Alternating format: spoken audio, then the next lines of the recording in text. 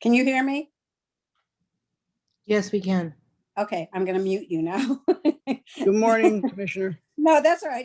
I just like, oh, okay, I want to be ready because I'm the oldest. All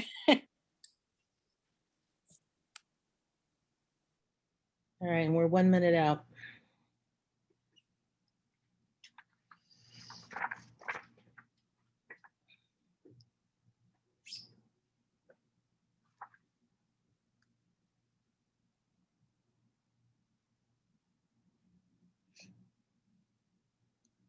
Oh, this is gonna get my.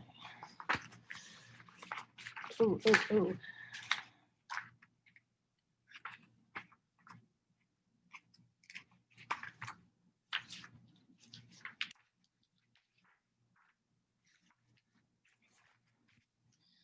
Okay, it's 10 o'clock sharp. Good morning, everyone. We went from 50 degrees to, looks like it's gonna be 80 degrees today, so we'll embrace whatever comes our way. I would like to call the meeting to order at 10 o'clock a.m.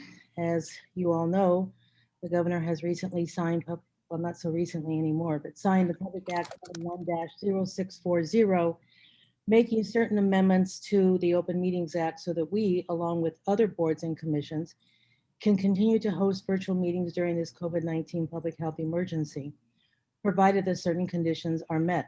One of those conditions is that I, as head of the Chicago Plan Commission, determine that an in-person meeting of the Chicago Plan Commission is not practical nor prudent.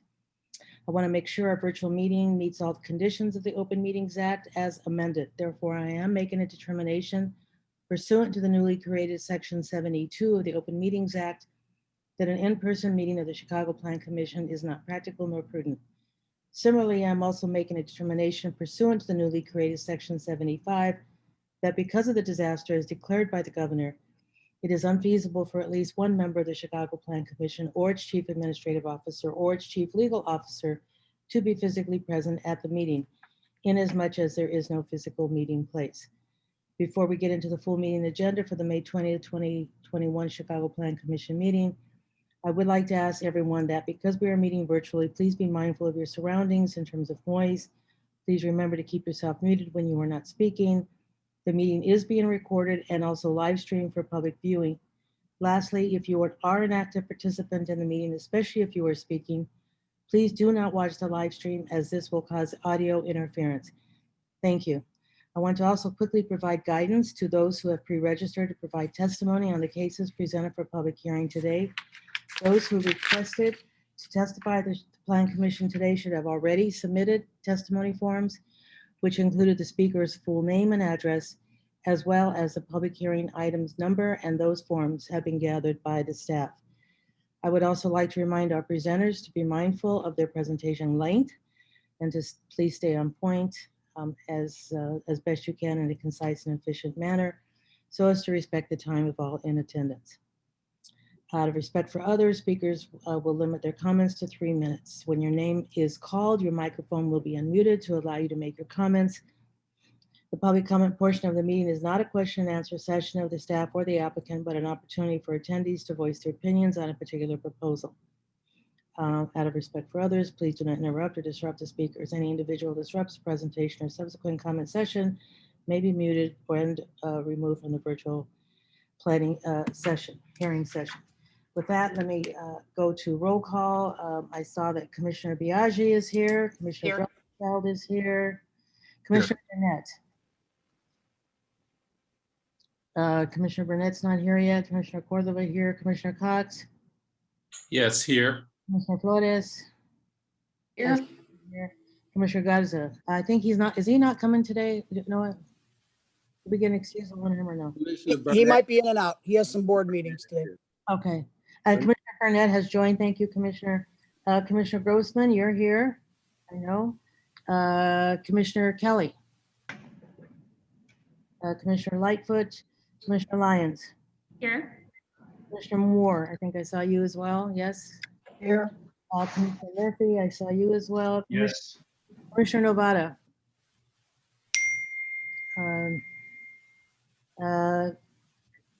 And then we need Commissioner Schad to be moved into as a panelist, please. Commissioner Osterman. Not here yet, nor is Nevada. They'll be here, I'm sure. Commissioner Reyes. Oh, there, Commissioner Nevada. There you are. I'm here. I just hadn't been made a presenter yet. Thank you. Okay, super. Thank you. Commissioner Reyes, I'm here. Commissioner Searle. Commissioner Shaw. I know she's waiting to get in, so I'm going to mark her present. I'm here. Oh, Yep. yeah, she made it. Yay. Okay. Thank you. Thanks, Noah. Commissioner Sposato. Commissioner Tunney. Commissioner Villegas and Commissioner Wagasbach. Here. Madam Chair, this is Commissioner Garza. I'm present. Nice, thank you. And Madam Chair, also Commissioner Kelly was just let in. Okay, fantastic. Got them both. All right. So we will now, Kelly's here. yeah, we got you, Kelly, Commissioner Kelly. Great. Thank you, appreciate it. Okay, with that, now we will move to approve the minutes from the April 15th, 2021 regularly scheduled Plan Commission meeting. Minutes were distributed prior to today's meeting. Do I have a motion to approve the minutes from the regularly scheduled meeting of the Chicago Plan Commission held on April 15th, 2021? So Moved moved. by Commissioner Shaw. Second by Garza. Seconded by Commissioner Garza. Once again, I must do roll call because we're not physically present there. Commissioner Biaggi, Yes. Commissioner Brumfeld, Yes. Commissioner Burnett, Commissioner Cordova is a yes, Commissioner Cox, Yes. Commissioner Flores, Yes. Commissioner Garza, Yes.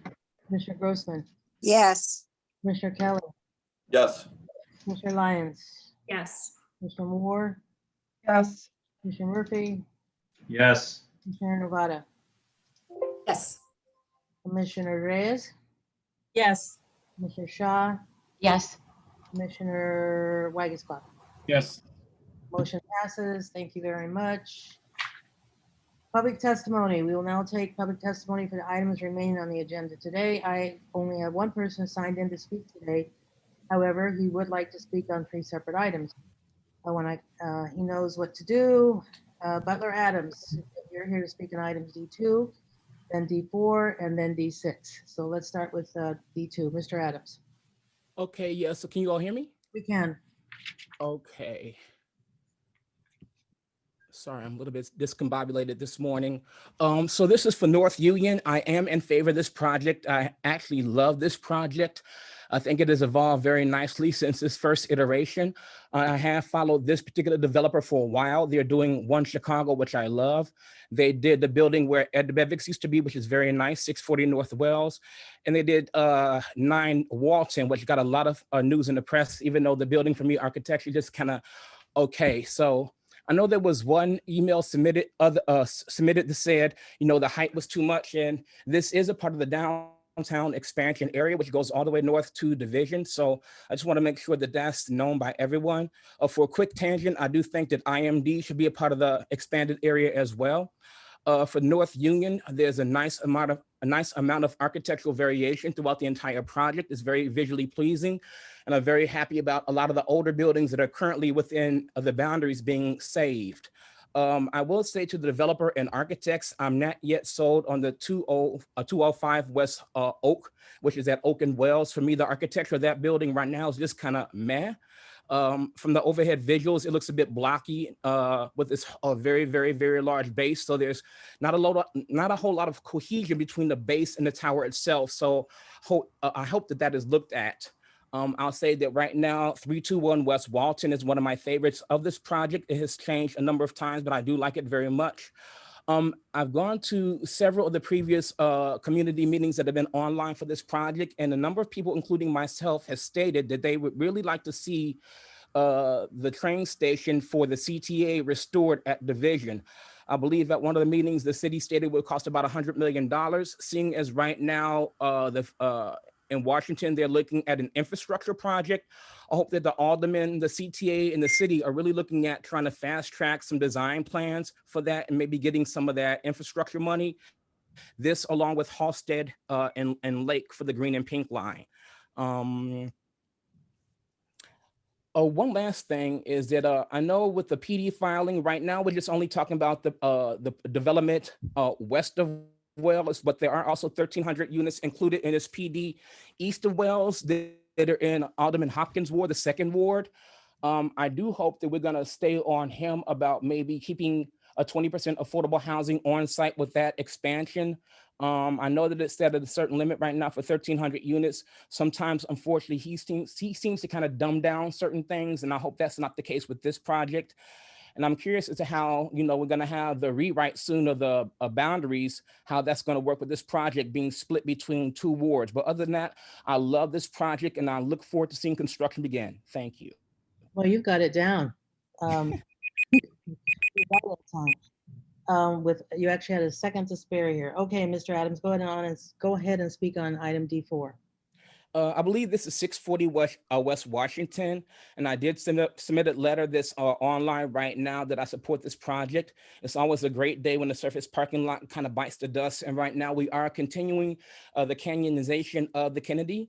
I have followed this developer as well, Crescent Heights. They did the lovely NEMA project in the South Loop, which is right now currently the tallest all residential building till One Chicago is completed, and they're doing a very nice project in LA as well, 1045 South Olive. I wish this project was as tall as that, but I'll take what I can get. I do hope that the city continues to looking at possibly capping the Kennedys. We have capping the Kennedy. We have all these potentials and all these lots along the Kennedy. I don't see why a special taxing district isn't created to help raise funds for the capping of the Kennedy. Also, in the email that I sent, I grabbed a screenshot of an expressway in Detroit. Commissioner Cox should know about this. It's Interstate 696, just north of the city. And near the Detroit Zoo, there are 2 locations that have decked over the interstate with parks. They're just block sections. And I think that's the way to keep the cost down here in Chicago to ever cap the Kennedy. It's just do every other block. And in my email, I sent an example of that. You know what? I have kind of grown to like 640 Washington. The brick detailing at the base is very, very nice, especially compared to the building just to its north, which I believe is called the Catalyst, which has no nice pedestrian experience. But otherwise, I think this is going to be a great addition to the city. I don't know what they're doing in terms of affordable housing, whether that's going to be on site or off site, but I do like this project and I look forward to it being approved. Thank you very much. Thank you. Did you say the canonization or the canyonization? Canyonization. Thank you, Mr. Butler. Item D6, go ahead and start. This is the last one. I believe this is in McKinley Park, and I'll be honest, I haven't followed this project as closely nor the meetings, but one of my very good friends who at one time interned at planning lives at McKinley Park Lost and has followed this project very, very closely. I know there's been some contention, especially because there's an asphalt plant very close, but this project has nothing to do with that, and I hope that's kind of disregarded in some of the comments. This is a chance to say some of the great historic architecture in Chicago in terms of our industrial architecture. Unfortunately, Chicago is not that great at preservation, I feel, especially of industrial architecture. A lot of great old warehouse and loft buildings have been torn down along Ashland and Pershing and Western as well. And this is a great chance to help preserve, restore, and even potentially landmark these 2 great buildings. I like the fact that I believe all of it will be affordable housing if I read the documents correct. So that's something certainly the city needs. It's in a very nice location. It's right across from the park. It's within walking distance of the Orange Line as well. So this is a great opportunity. And I hope that other buildings of this nature and vernacular are saved. If you all look at the renderings and diagrams, it's a very, very pretty old school Chicago building. It was industrial at one time. This whole area has been industrial for nearly 100 years. And this is a small change, and it's an opportunity to, again, preserve the structure as well as bringing more affordable housing to the city as a whole. So I support this project as well, and thank you so very much for your time. Thank you, Mr. Adams. Next on the agenda are matters submitted in accordance with the Interagency Planning Referral Act. Do I have a motion to approve items 1 through 6 under the disposition heading? Garza, I make the motion. Garza, first and second. Seconded by Commissioner Shaw. Thank you, commissioners. Commissioner Biaggi, Yes. Commissioner Brumfeld, Yes. Commissioner Burnett, Commissioner Cordova is a yes. Commissioner Cox, Yes. Commissioner Flores, Yes. Commissioner Garza, Yes. Commissioner Grossman, Yes. Commissioner Kelly. Yes. Commissioner Lyons is recusing herself. Commissioner Moore. And we've got Yes. Tom in place. Commissioner Murphy, Yes. Commissioner Nevada, Yes. Commissioner Reyes, Yes. Commissioner Shaw, Yes. Commissioner Villegas. Okay, motion passes. Next, Chairwoman, Commissioner Wagisbeck, I think you missed him. no, I said it. He just, I thought, at least I thought I heard myself say it. I'm a yes. Okay, thank you, Commissioner. Or am I just starting to talk to myself now? Okay, thank you very much. I appreciate that help, Noah. Motion passes. Let's see, where are we? All right, so now we will move to public hearing presentation portion for matters submitted in accordance with the Lake Michigan and Chicago Lakefront Protection Ordinance and/or Chicago zoning ordinance. First item on the agenda is D1, a proposed plan development submitted by Inglewood Phase 1 LLC for the property generally located at 6100-36. Oh, I see. Okay, thank you. No, I said, all right, thank you for that clarification. Thank you, I appreciate that. Okay, sorry. First item on agenda is D1, a proposed plan development submitted by Inglewood Phase 1 LLC for the property generally located at 6100-36 South Halsted Street and 801-11, just 11 West 61st Street. The applicant is proposing to rezone the property from B2-2 Neighborhood Mixed Use District to B2-3 Neighborhood Mixed Use District, and then to a residential business plan development with 2 sub areas to be constructed in 2 phases. On sub area A, the applicant will construct a 50-foot tall and 56-unit multi-family residential building with residential amenity and commercial uses on the ground floor. Residential uses on the upper floors, 22 accessory vehicular parking stalls, and 1 loading berth. This is in the 16th Ward. Luke Mitch will provide the context overview, and the applicant will present their proposal. Great. Thank you. Thank you, Madam Chair and Commissioners. For the record, my name is Luke Mish. I'm a Southeast Region Planner with the Department of Planning and Development. The proposed development before you today is generally located at 6100 South Halsted Street and is situated within the Inglewood community and also within the 16th Ward. The applicant, Inglewood Phase 1 LLC, and their development team appear here today for the purposes of establishing a residential business plan development to be constructed in 2 phases defined as sub areas A and B at the subject site.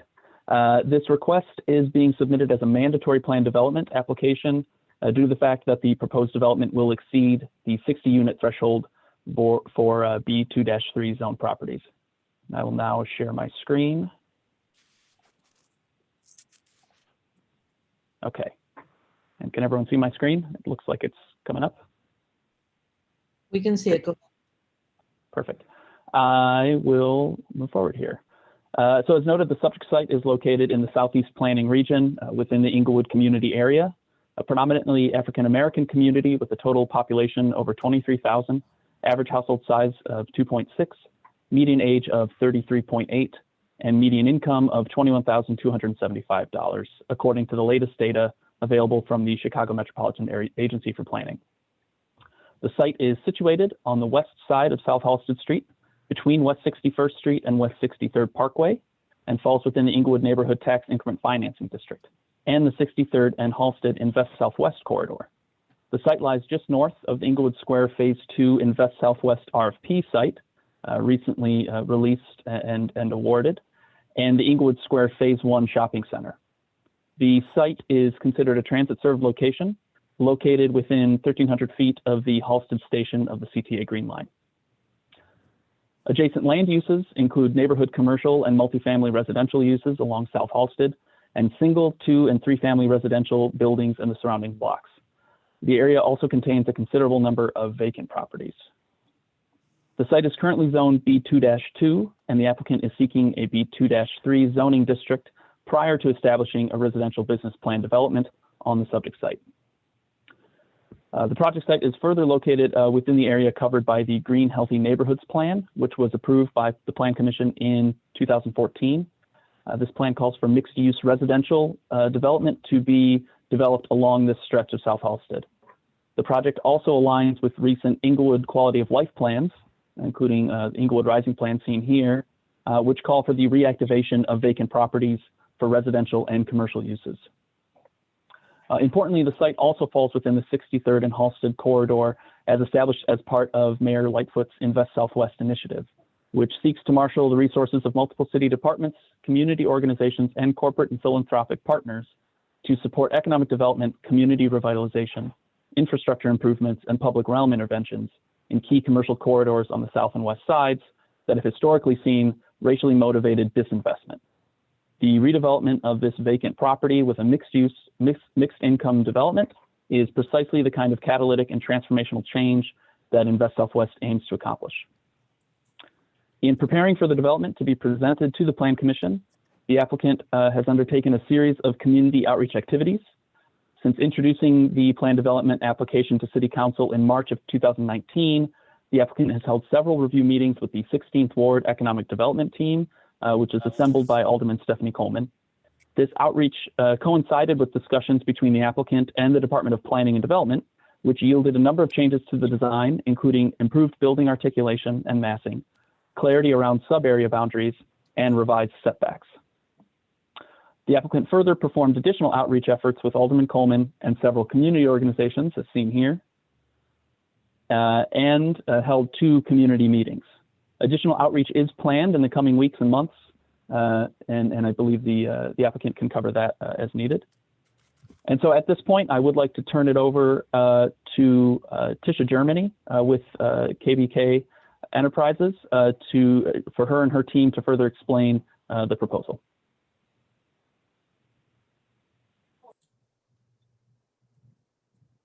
Myself off mute. Good morning, everyone. I'm Tisha Germany.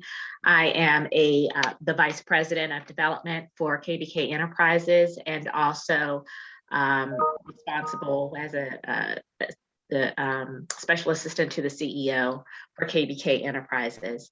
And we're happy to be here this morning. Thank you for having us. KBK Enterprises is a minority-owned firm, and we do business all across the country in cities like Pittsburgh, Compton, Philadelphia, Washington, D.C. So we're happy to be in Chicago at this time.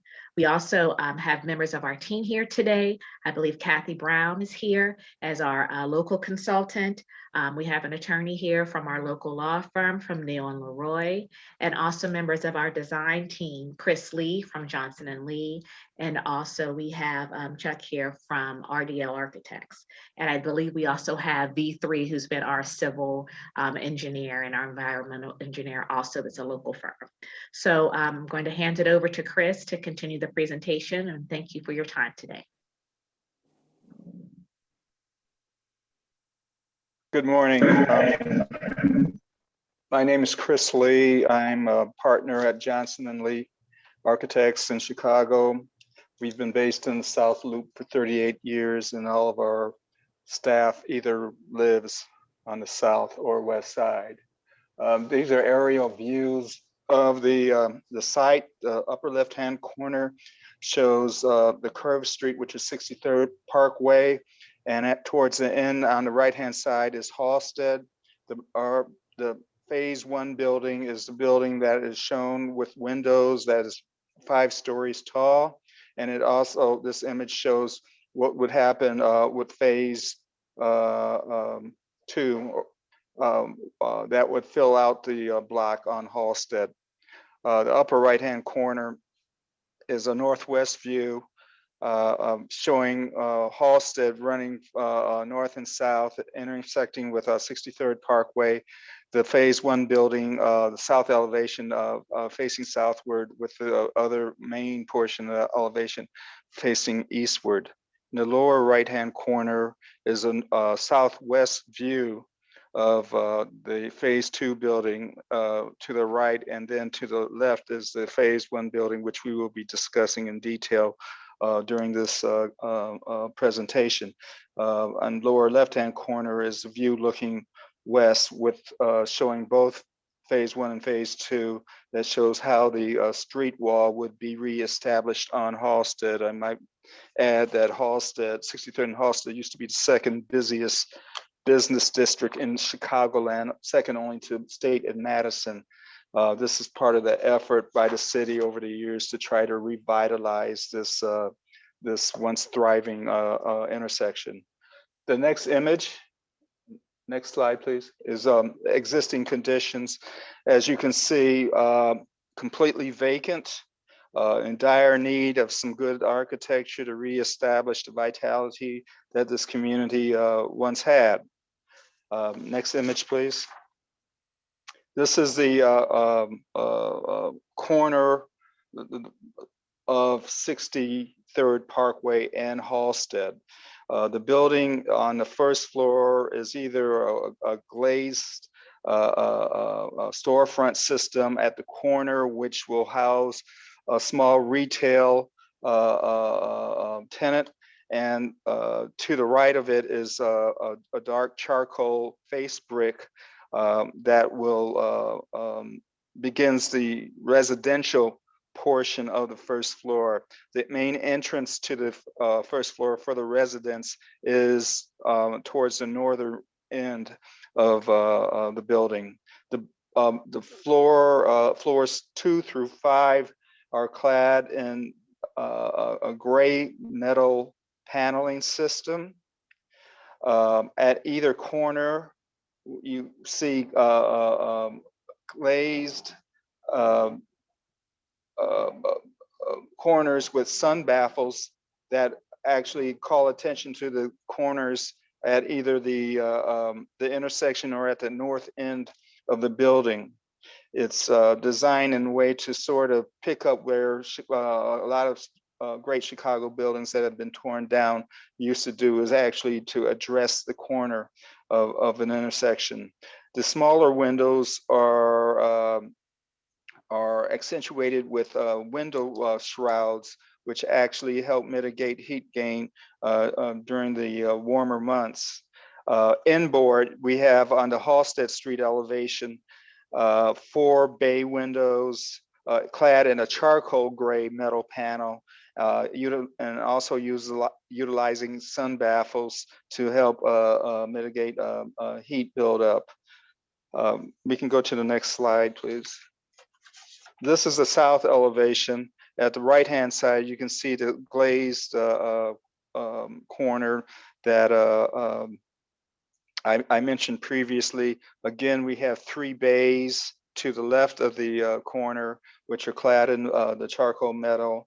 And you can see the punched windows are utilizing with the window shrouds. And on the first floor, you can see primarily that it is the charcoal gray face brick. And then towards Halsted Street, you can see where the elevation changes to a storefront system that is glazed, that will be used by the commercial tenant for the for that space. We also made a point of having a cornice line to make sure that we had some interplay with shade and shadow to define the termination of the building with the skyline. And we also accentuated the heights of the corner as well as the bay windows to provide some elevation of variety. Next slide, please. Yeah, hi, this is Chuck Tackett. I'm a senior project manager with RDL Architects out of Cleveland, Ohio, and we've worked extensively with KBK over the last 15 years. And thank you for the opportunity to work on this project here in Chicago. We're looking at a architectural site plan that kind of shows the basic layout of the building relative to the corner of Halsted and 63rd Parkway. It's a combination of a single loaded and double loaded corridor in an L shape, and with parking that's accessed from the alley. If you want to go to the next slide. This is the first floor, and as Mr. Lee was mentioning, on the corner of Halsted, we have a tenant space, which is a commercial, for commercial tenant that will be in the space, and then the remainder of the building is apartments and utility reference amenity space and offices. At the north end, you can see the residential lobby with the office, some amenity space there. Towards the back of the building are the utility spaces, elevators, stairs, And then at the very far back there is the maintenance and trash management area, which is accessed directly off the alley. If you want to go to the next slide. This is the typical floor plan, levels 2 through 5. It's a mix of 1 and 2 bedroom units, all kind of developed with universal design components. And we'll talk a little bit more about that in a second. This is a mixed building of market rate and affordable. And again, we will talk more about that later in the presentation, but wanted to point out that there is no design distinction between the market rate or the affordable units. They are all designed to the same standard. If you want to go to the next sheet, then these are the unit plans. On the top are the 2-bedroom unit types. There's 3 different variations of a 2-bedroom unit, you know, with fairly comfortable living areas, reasonably sized bedrooms. Again, all designed to universal design standards so that, you know, people can live here over a long period of time and age into the unit and don't have to worry about those sorts of modifications. On the lower level or the bottom run of plans are the 1-bedroom unit types down there. And if you want to go ahead to the next sheet. And on the roof, shows kind of a roof plan or a roof deck up at the northern end of the building. We have both elevator and stair access for that roof deck. And it's, you know, based on our, you know, sightline studies, you know, you should have a reasonably good view of the Chicago Loop and possibly, you know, of the skyline. If you want to go ahead to the next page. Mr. Lee presented a lot about the materials for the elevations. This is the Halsted elevation, again, showing the corner element at the left side, the retail space at the first floor left side, and then, you know, the residential portions throughout the rest with the lobby at the lobby entrance at the north side. If you want to go into the next one. On the left side here is the South 63rd Parkway south elevation, and again with at the corner there, showing the emphasized corner and the retail space on the first floor. The image on the right is the north elevation that faces the remainder of the block, which is currently vacant. Then if you go to the next slide, that is the view of the west elevation, which is facing the parking lot and the alleyway. If you want to go on to the next. I think Andrew Uton from V3 is going to take on from here.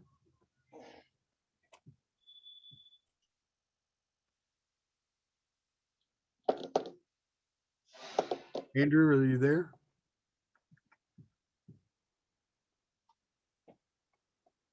Okay, well, I'll continue on. I mean, here we're looking at the traffic layout essentially. Oh, there's Andrew. I want to remind you of your time as well. Yes, thank you.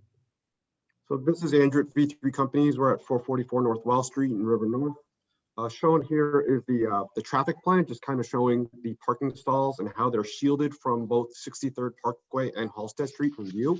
They're blocked by the building. The access to the parking lot will be only from the alley that connects 63rd Parkway and 61st Street. Next slide, please. The pedestrian circulation does go around the building. We are enhancing the street along both 63rd Parkway and Halsted Street. On the right side of the slide shows the distances from our lot to the CTA transit station, the Green Line at Halsted, and the 63rd Street bus routes to show that we comply with the transit served location ordinance stipulations. Next slide, please. This is our landscaping plan, which we have preliminarily gotten the okay from Ron Day, meets City of Chicago ordinance requirements for landscaping. Along 63rd Parkway, we're showing planter box, and along Halsted Street, we're showing tree grapes to comply with the streetscape frontage stipulations of the ordinance. Next slide, please, is going to be Chris continuing to discuss the building materials from Johnson and the Architects. The panels, as we discussed, the building from the from the second to fourth floor are clad in metal panels. Number one is a panel that has a stone, is called Stonewood panel. It has a stone-like appearance, but it's actually a metal panel. The bays are clad in the ingot gray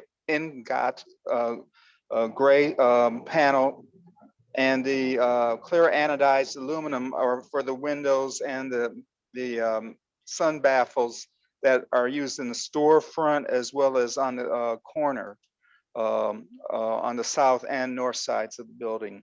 The brick is the charcoal gray Glengarry Black Hill smooth brick, and that will be found at the first floor. Next slide, please. Okay, I'm back with the civil plan here. So all I really wanted to make note of this, since we've already discussed parking circulation, is that the site is going to be surrounded by fencing on all sides or the building to keep it internal to the residents for the most part. The design does comply with, oh, sorry, Luke, can you go back, please?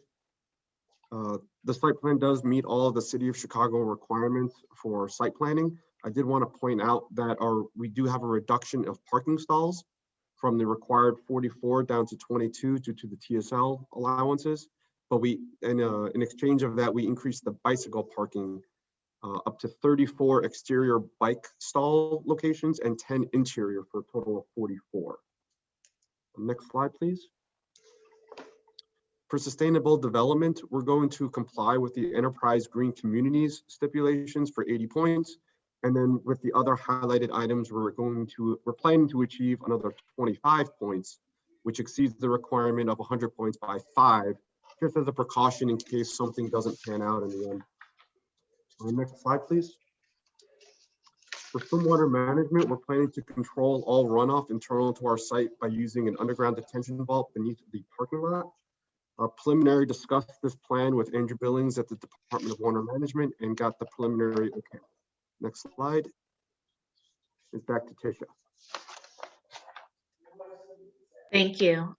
Just to go over the affordability requirements, out of the 56 units, 40 of these units will be affordable. As you can see, there will be a various set-asides at AMI. These will be tax credit units. And then as it is a true mixed income development, as 16 of them will be set aside as market rate. Next slide. We're planning on hiring as many local hires as possible on this site.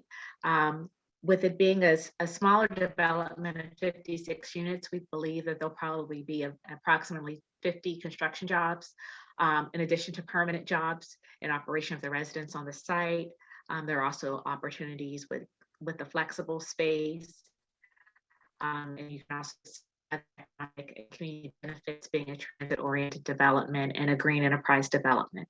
This total development cost is about $20 million, with about $15 to $60 million in construction costs. We also are vetting multiple MBE general contractors at this moment to be a part of this project. Great.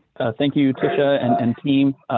Just to close this out here, I'll just note that the Department of Planning has reviewed the materials submitted by the applicant, and we have concluded that the proposed development would be appropriate for the following reasons. The proposed plan development is in compliance with the plan development standards and guidelines 17-8-0900 and 17-13-0609-A. The proposed underlying zoning, B2-3, is consistent with the other zoning districts, both adjacent to the site and in the immediate area. The project promotes economically beneficial development patterns that are compatible with the character of existing neighborhoods. The project promotes safe and efficient circulation of pedestrians, cyclists, and motor vehicles. The proposed development is compatible with the character of the surrounding area in terms of uses, density, and building scale. And finally, the proposed development aligns with the mission and goals of the Invest Southwest initiative within the 63rd and Halsted Invest Southwest corridor. I just ask that you please refer to my staff report for further details regarding this project and the plans identified here today. Based on the foregoing, it is the recommendation of the zoning administrator of the Department of Planning and Development that this application to establish a residential business plan development be approved and forwarded to the City Council Committee on Zoning, Landmarks, and Building Standards. Thank you. Commissioner Tunney. Thank you, Chairwoman. I just want to be recognized in attendance for the I, meeting. I saw you and I did put you down as here. Thank you so much, Commissioner. And I would be remiss if I didn't congratulate the Alderwoman Coleman. And I'm sorry I was late, but I did see the majority of the presentation. Thank you. Thank you, Commissioner. Commissioner Lyons. Thanks. Thanks for the presentation. I and forgive me for if folks already know this, but in terms of affordability, when you say based on AMI, that's, I guess my concern is when we say affordable, the AMI is based on the area median income of the whole city. Is that correct? Yes, that's correct. Okay. And so Actually, it's like Madam Chair, I'm sorry, actually, go ahead, Marissa. This is Marisa Novara. The area median income is the metropolitan statistical area, so it's not the city. It encompasses a much wider area. Geography, right? And so it is 30% of the area median of the Chicago metropolitan area. Mm-hmm. And that is set because these are tax credits. That determination is set by the IRS, by the federal government in issuing the tax credits. It's not something we have control over locally. Understood. I guess I know this sort of speaks to maybe, a broader issue, but it just seems a little strange to me in looking at the first slide of the presentation that shows the median income for the area at $20,000. And just looking at the chart of area median income limits, the 30% there is about $20,000 for a household of one. So I'm just curious about why we're calling 40 units affordable if in fact, only 9 of those are actually going to be affordable to folks who make the area median income. Who's going to take that question? Someone on the team? I can start off. I think the saying that it's affordable is the language that's used, and when it's affordable, it just means kind of that it's the opposite of it being set aside as a market rate. So those 40 units will not be set at the market. That's able to be received as market rate units.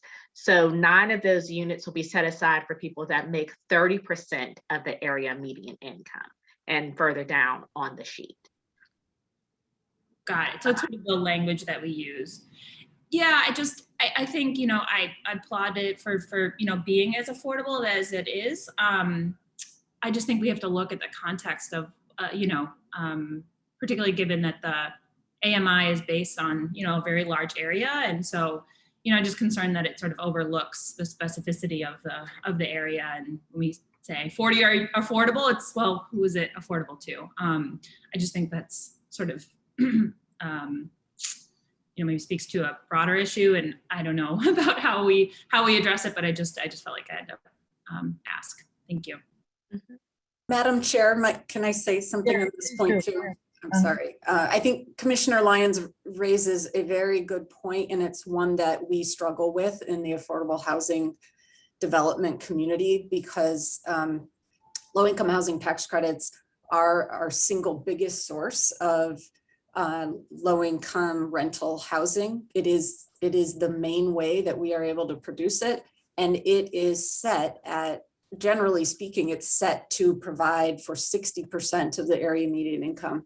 And for big parts of the city of Chicago, that is far more money than most people in communities make. So it's a real problem. It is a structural problem with the way that this country has chosen not to make housing that people can afford an entitlement.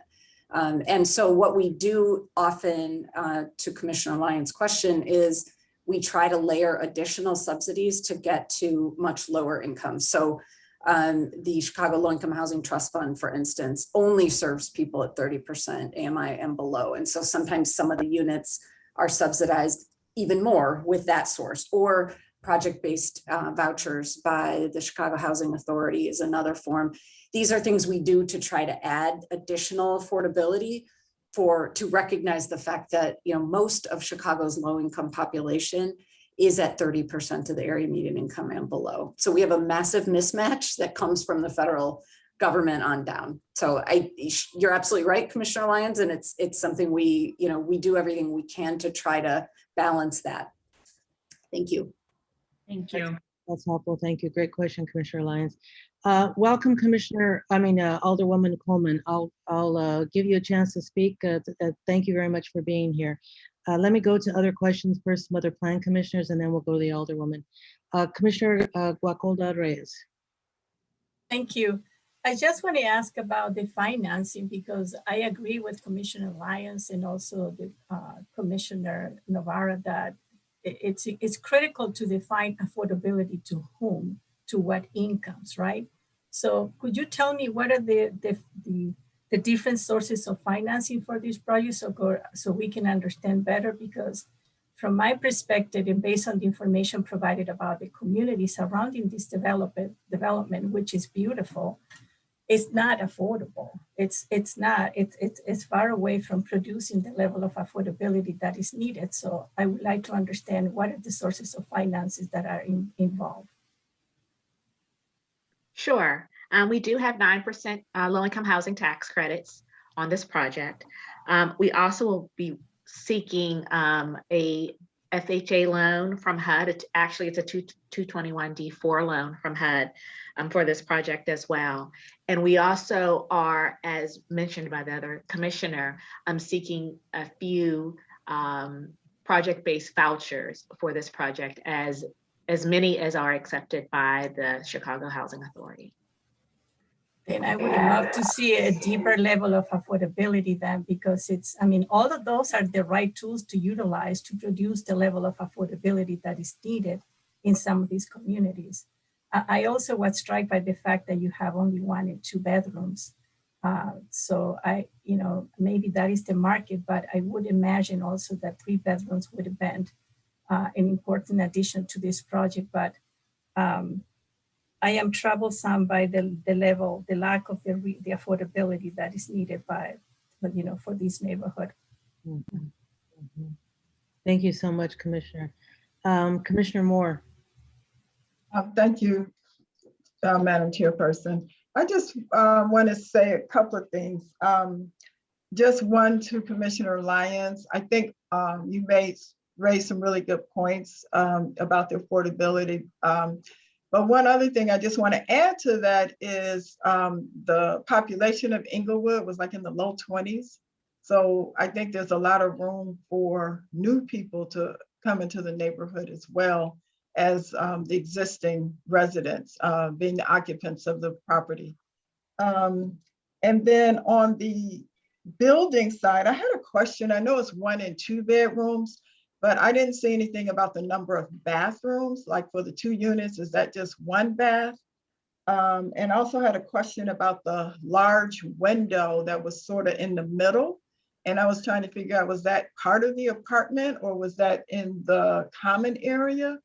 The larger windows, it was labeled C on the materials list. This is Chuck Tackett from RDL. All of the apartment units have a single full bathroom, so it's all 1 or 2 bedroom, 1 bath. The large window that's the living room of the apartments. Okay. I wasn't sure if that was a stairwell. I didn't know if that was in the apartment or not. So thank you for that clarification. Those are my questions for right now. Thank you. So I guess I want to get clarification too from the folks who've been asking questions about the affordability. Is part of the concern that it's being presented as affordable, but it may not be in fact for this area, and then also it may not be providing family opportunities here? Is that the concerns that's being raised? And if those are the concerns, what if anything might the developer do to address that? And I don't know if this is question for the developer, Noah, if this is a question for us. But it seems like some really important questions were raised here. And I don't want to just sort of hear them and move on, but what, if anything, can we do to, or what might the developer do to address these? I'm sorry, could you specify that one more time, Chairwoman? Well, You asked if the, It's sort of a vague question, and I just don't want to, because questions raised by, or issues raised by Commissioner Lyons and Commissioner Reyes and Commissioner Novara and to some extent Commissioner Moore are really about the actual affordability of So- these and their well, so I think we have an answer to that. I mean, a lot of it is unfortunately following the rules that are set in place. And so a project that has a certain mix of units is then required to provide affordability based on those mix of units to the ARO ordinance that's in place. It does not mandate that a building of a certain mix has to add larger units, although obviously that is something that's a goal. You know, when the projects come in, they all go through a Department of Housing review to make sure that the affordability is meeting the code. And that's something that the DOH staff works with the developers on. In terms of a mandate, there is not a specified mandate that says this area has to have these types of units in it. That's sort of a market demand. So that is up to the development team comes in and provides their market analysis and their studies to show what sells and what doesn't sell, or what's needed or what's deficient in an area. Okay. I hope that answers part of the question. Yeah, it does. And I think the question, and I know this is something that Commissioner Novara has been, working on tirelessly, right? And how to actually make sure that we're providing that affordable housing and what we're calling affordable is really affordable to the area, right? And I think, so it's an ongoing question. And so I appreciate commissioners raising it. I have other questions, but I'm gonna go to Commissioner Burnett. Thank you, Commissioner, and members of the committee. Thank you, Madam President. I just want to, first of all, commend my colleague, Stephanie Coleman. I want to commend her for allowing for an affordable project to be built in her ward. Some of you may or may not know, but some of the other colleagues on the South Side and some of the other colleagues on the South Side don't want affordable housing built in their areas because their communities don't want more affordable housing because they have a lot of affordable housing, right? This is an area that has a lot of affordable housing, but at the same time, what I try to express to my colleagues is sometimes you need affordable development to happen in order to bring in order to prime a community for more development to come. Because most developers don't look at what's affordable, they look at where people are developing at. So, I'm very pro-affordable, but I'm also pro-mixed income in a community. And I'm sure that Alderman Coleman probably have a lot of constituents in her community that prefer to have more of a market in that neighborhood, but at the same time, she's getting affordable. And sometimes in these communities, the only thing that you can get built in these neighborhoods, because it's not a high market community, is affordable, right? And I think this is where maybe one of the instances here with Alderman Coleman is that she's getting this built affordable, and I would venture to say that this area probably have more Section 8 than most other communities in the city. So you need a mix of income in order to be able to attract other amenities to the community. Because when the big store chains and all of the big corporations, in order to bring them to a community, they want to look at the demographics, and they look for a diversity of incomes before they bring their businesses to a community. So I'm not pro all affordable anywhere. I'm pro affordable everywhere, but I'm not pro all affordable in one place. I'm pro diversity because that's the only way that we're going to get the jobs, we're going to get the amenities that a community needs, is that we have a mixed community. I think this building has a great mix, considering the fact that they have a lot of other affordable things and low income properties in this community. And I think it's a great project. I think it's a nice mix. And I understand that when you get money from the state, you get money from IDA, you get money from HUD, you get money from tax credits from the city, that you have a certain type of income that you have to have. So it depends on where your money come from. When you get your money, that sort of dictates what the rent's going to be. And quite honestly, a lot of these projects would not get built if they did not have those subsidies to build them, because the market in these communities don't drive the money that you need in order to build these buildings. So I just want to ask, do we know what the market is in this area? What is the market rate rent in this community? What are they getting for rents in this neighborhood? I want to ask that question. I'm assuming that in their market analysis, they've got the answer to that. Ms. Germany? Yes, if you give me 1 minute, I can pull that up.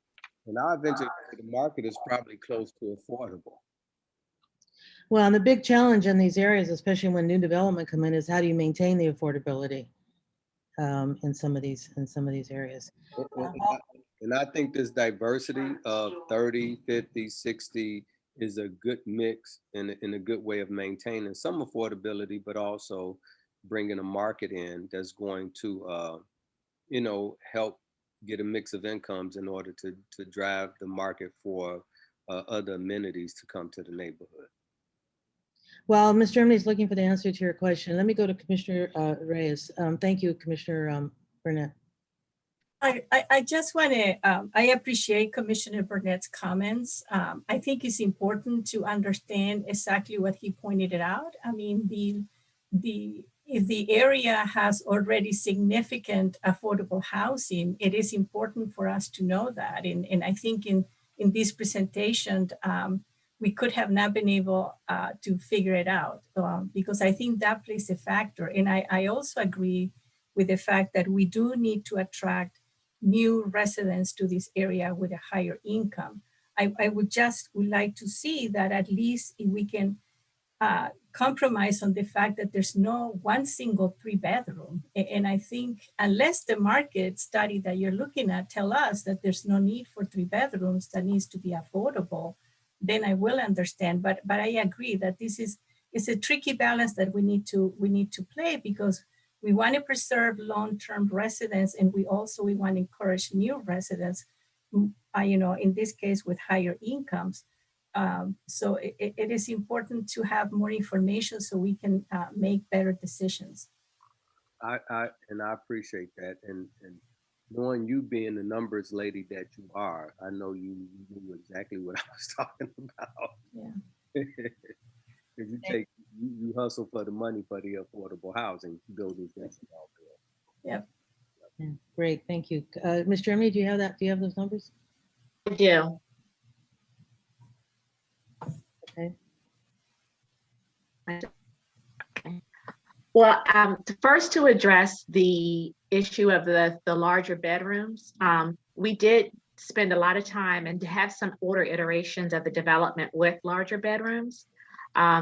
We took those bedrooms out because within the market study, there are 3 bedrooms in the area, but there wasn't a demand for them. There weren't waiting lists in a lot of the areas for 3 bedrooms. So while they were existing, there weren't a lot of evidence that there was a lot of people looking for 3 bedrooms in the area. Okay. So that's why we did. We're not opposed to 3 bedrooms, and we would definitely look at that again in the future. But that was the reason why we made that decision. What list did you look at to determine that there wasn't a market for 3 bedrooms? I'm sorry. I wasn't clear. Maybe I missed it with the interference. How did you determine there was no market for 3 bedrooms? So in our market study, it was difficult, I will say, because of COVID, in the middle of COVID, but we looked at an older market study and a more recent one. And there are 3 bedrooms, affordable and market rate in the area that our market study showed. However, there wasn't a demand, meaning that there weren't long waiting lists, and there weren't, when they were calling the existing apartments, there weren't a lot of evidence that there were a lot of people looking for 3 bedrooms in the area. Let So me- that's why we did that. That's just from the market study. Yeah, let me go to, go ahead, Commissioner. Oh, I'm not sure that Ms. Sherman was done. She was going to note what the market rate units rented for, I believe. Yes. I'm sorry. Go ahead. So the market rate units in the area are renting for about $1,200. And the 2-bedroom market rates are renting for about $1,400. That's market, that's not subsidized.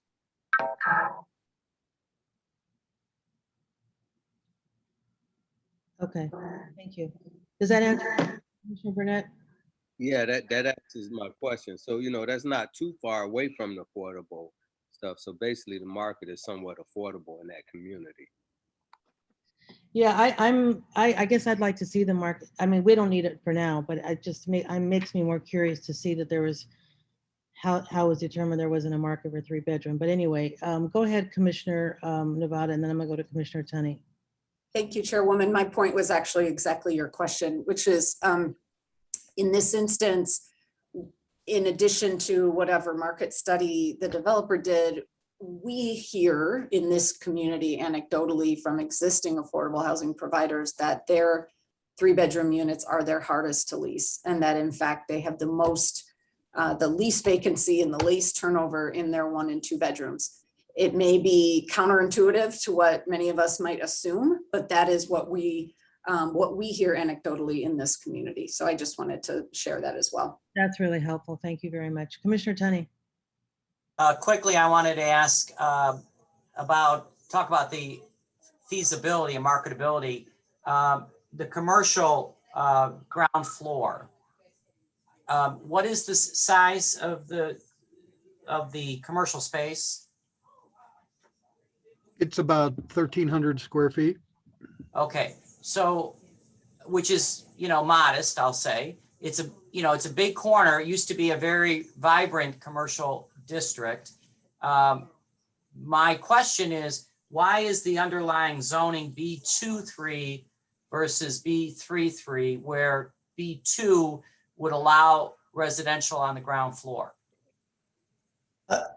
Alderman Tunney, this is Scott Borstein from Neal and Leroy, counsel for the developer. The B23 was chosen because it allows ground floor residential, and we have ground floor residential in the building. So that's why we had to have the B23 here. Mm-hmm. And then, as I said, 1,300 is pretty modest. What is the ground floor square footage in its entirety? It's about 13,000. All right, thank you. So I have a question. It's a bit of a minor question, but for me, it kind of presented a bit of a red flag. Looking at this particular rendering here, and I think it's the same rendering that you had on your slide that said design context. I'm wondering about your choice to place this rendering. I mean, if this is supposed to be context, as it's presented on that slide and labeled on that slide, I'm wondering about your choice to have it be something other than what is there. I mean, if it's supposed to give us context, I'm wondering, for example, like the placement of the median, the placement of the lampposts, the trees at the end of Halsted. I mean, I go down to this intersection relatively frequently, so this rendering doesn't really represent what's there. And so I'm wondering, are you going to build that median? Because there is a median, but it's further down. Are you going to build that one with all the plants in the middle? Are you going to be changing the lights out? Also in your presentation, you said the area is going to be fenced. I don't see a fence there. So I'm just wondering about your choices, why you made a choice to sort of present something that is sort of out of, if it's meant to convey context, actually misrepresents context. And then I'd ask about the fence. And then also as a follow-up question to that too, the way you have the windows, the sort of the overhangs on those windows, I'm not sure what the correct term on those. do we have guarantees, and this I guess might be a question for you, Noah, that those will actually get built as presented, that there won't be a change out later on, but, and I don't know if Commissioner Cox, you had a follow-up question to mine along the same lines, or, but I can come to you in a minute if you want. I don't know if you want to piggyback on my question or let them answer it, but. Chairwoman, let's have Commissioner Cox speak, and then I'll respond to the line work question if it's not on the same wavelength. And then I want the developers to explain their choice in this rendering that is meant to provide context, but actually misrepresents the context. Go ahead. So Chairwoman Cordova, thank you, because yes, I have some similar questions. I believe in truth in advertising. There is no median at this point, and I think it's a fair question to ask the developer, are they planning to contribute a median in front of their building? And if not, then it shouldn't be in the drawing, in the rendering. Additionally, to your point about context, I don't mean to be disparaging, but there is very little context here. This whole area has been cleared mostly, and so we have no immediate context. So the building, we have vacant lots on every side of this building. So this building, in many ways, will establish a new context. And that's partly why the planning department had worked so aggressively with the design team to make sure that the context that they are anticipating is urban. And I do think that they've gotten to a place where we can anticipate what might happen on the opposite corner of this development that would really make this building a bit of a gateway going south along Halsted. So in fairness, I guess, to the architect, there is no context. Even if they zoomed out a little further, they would not hit any buildings because the building, the parcel that they're working on is surrounded by vacant lots. I will say that the planning department encouraged the developers to move to this site because it was much further away from transit. It was much further away from people being able to walk to the supermarket. So this is an appropriate site to establish what the future context of Halsted will be.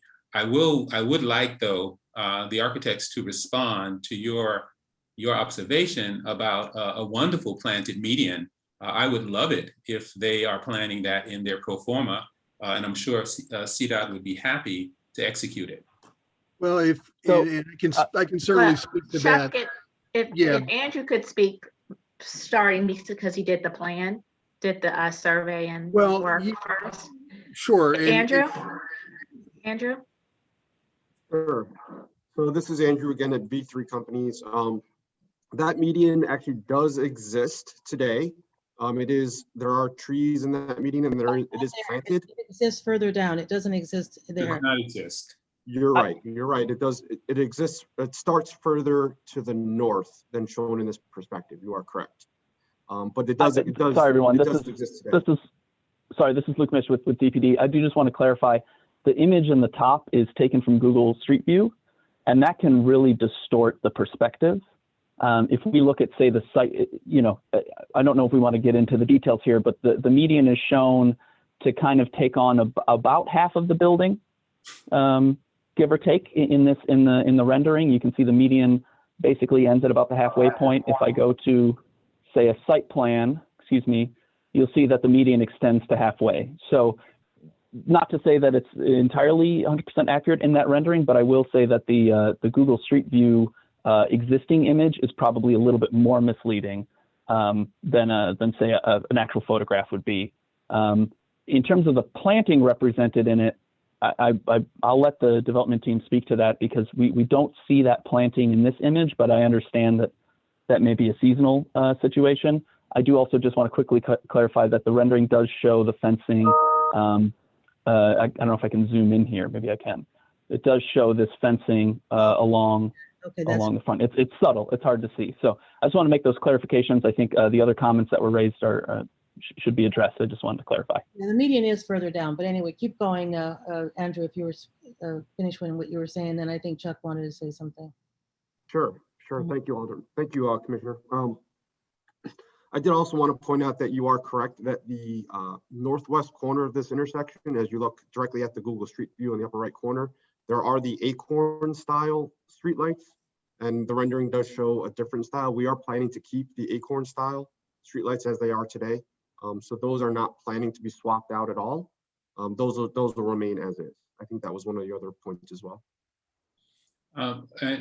Chairwoman, my last point was on as we're talking about the architectural rendering, the window shrouds, I think, that are highlighted here, which are quite effective in giving the building, the facade, some depth, some shadow.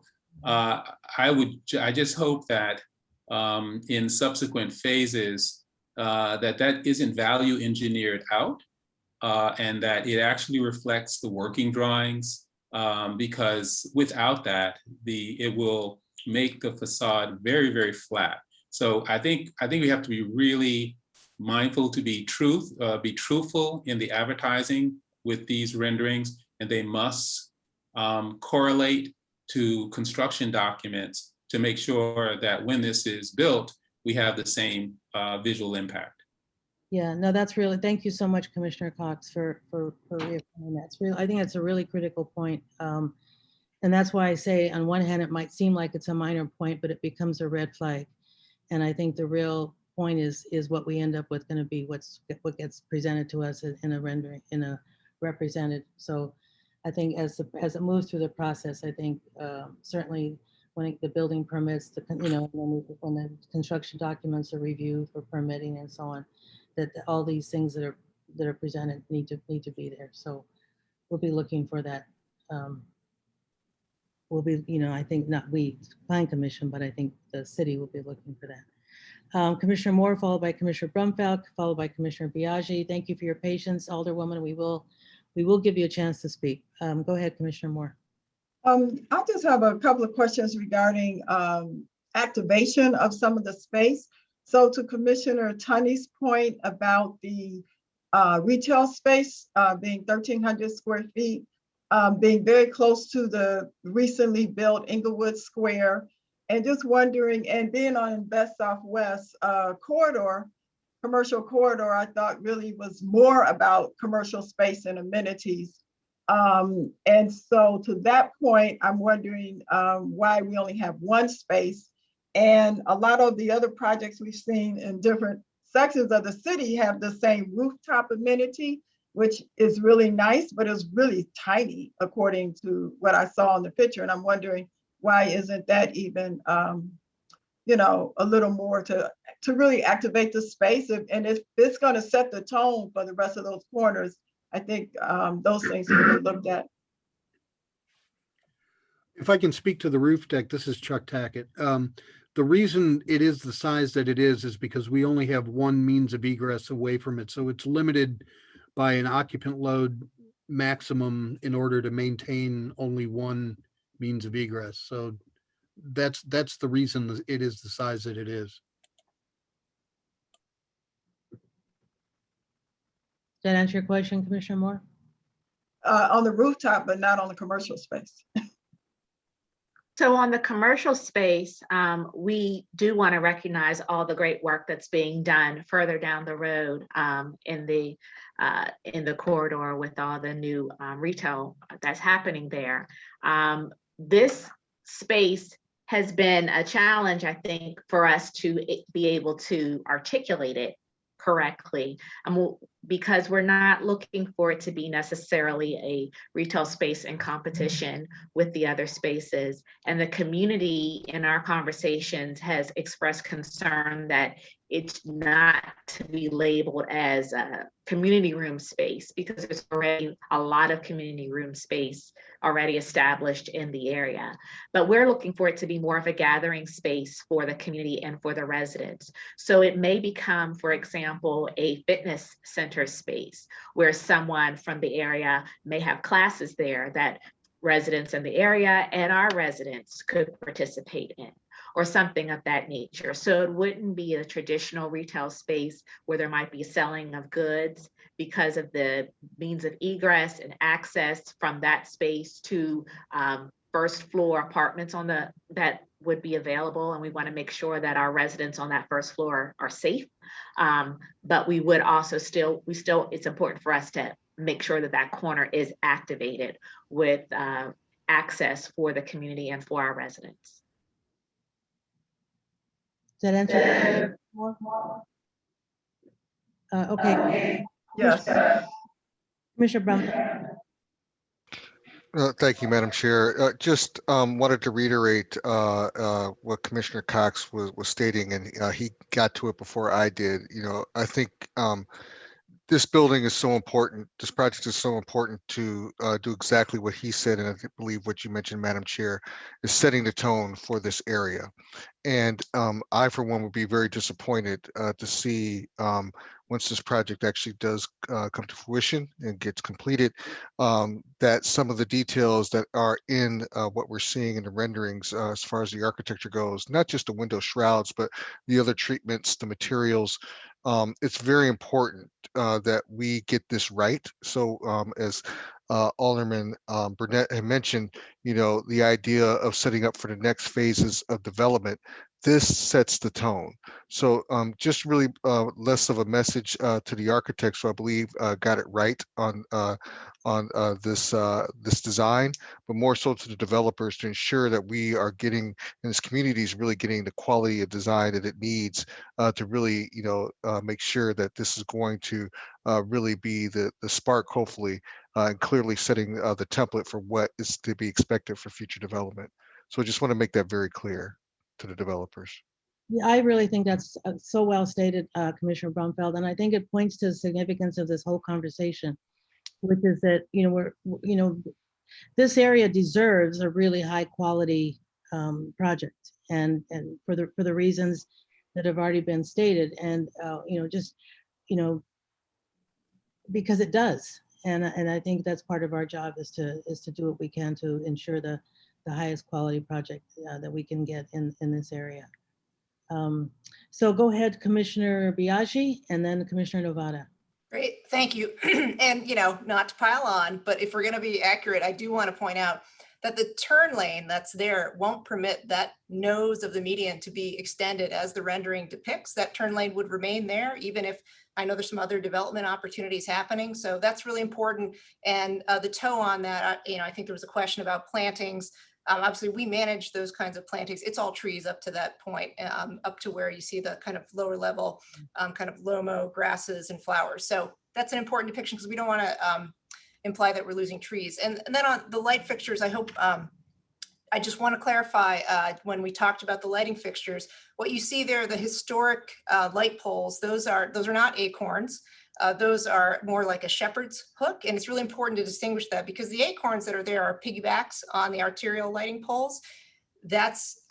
We will keep those, but I want to also make sure that the developer and everyone understands we are keeping the historic shepherd's arm features as well. And those should be depicted in the renderings, right? Not, we have a couple of different variations here. And again, not to pick at it, but it is important because this is picking up on the historic character, right? It's part of that context. And so I appreciate that your willingness to update the drawings, hopefully in that regard. So thank you.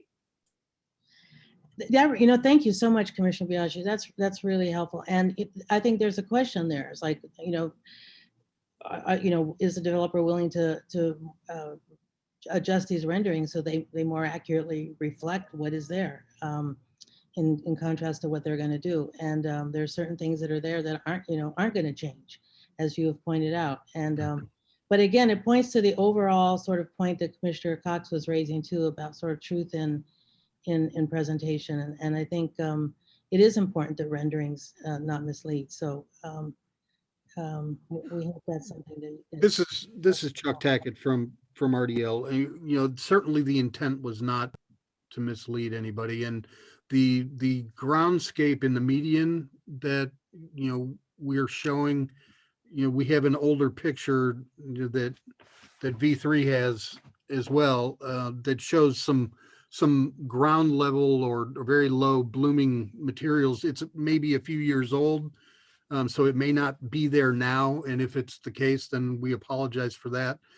The light poles, we did originally have the correct light poles in there, and then in a recent change, somehow it got changed over to these light poles, and I apologize for that. So we will update that and make those corrections.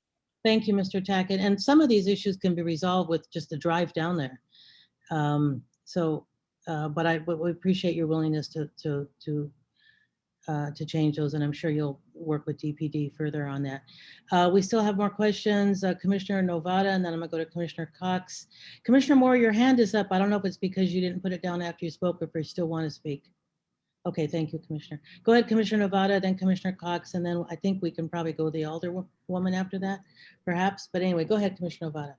Yes, super briefly, just to respond to one question from Commissioner Moore, where she was asking about this development tying in with Invest Southwest. And I just wanted to note that the decision to fund this development was made about 2 years before this administration. So there was no Invest Southwest, and the conversation about sort of designing this to fit with what Invest Southwest might be just was not a thing.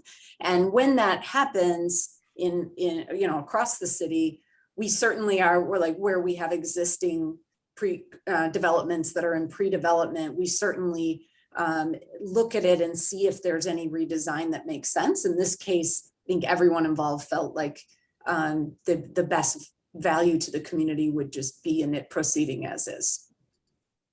Thank you. That was very helpful. Commissioner Cox.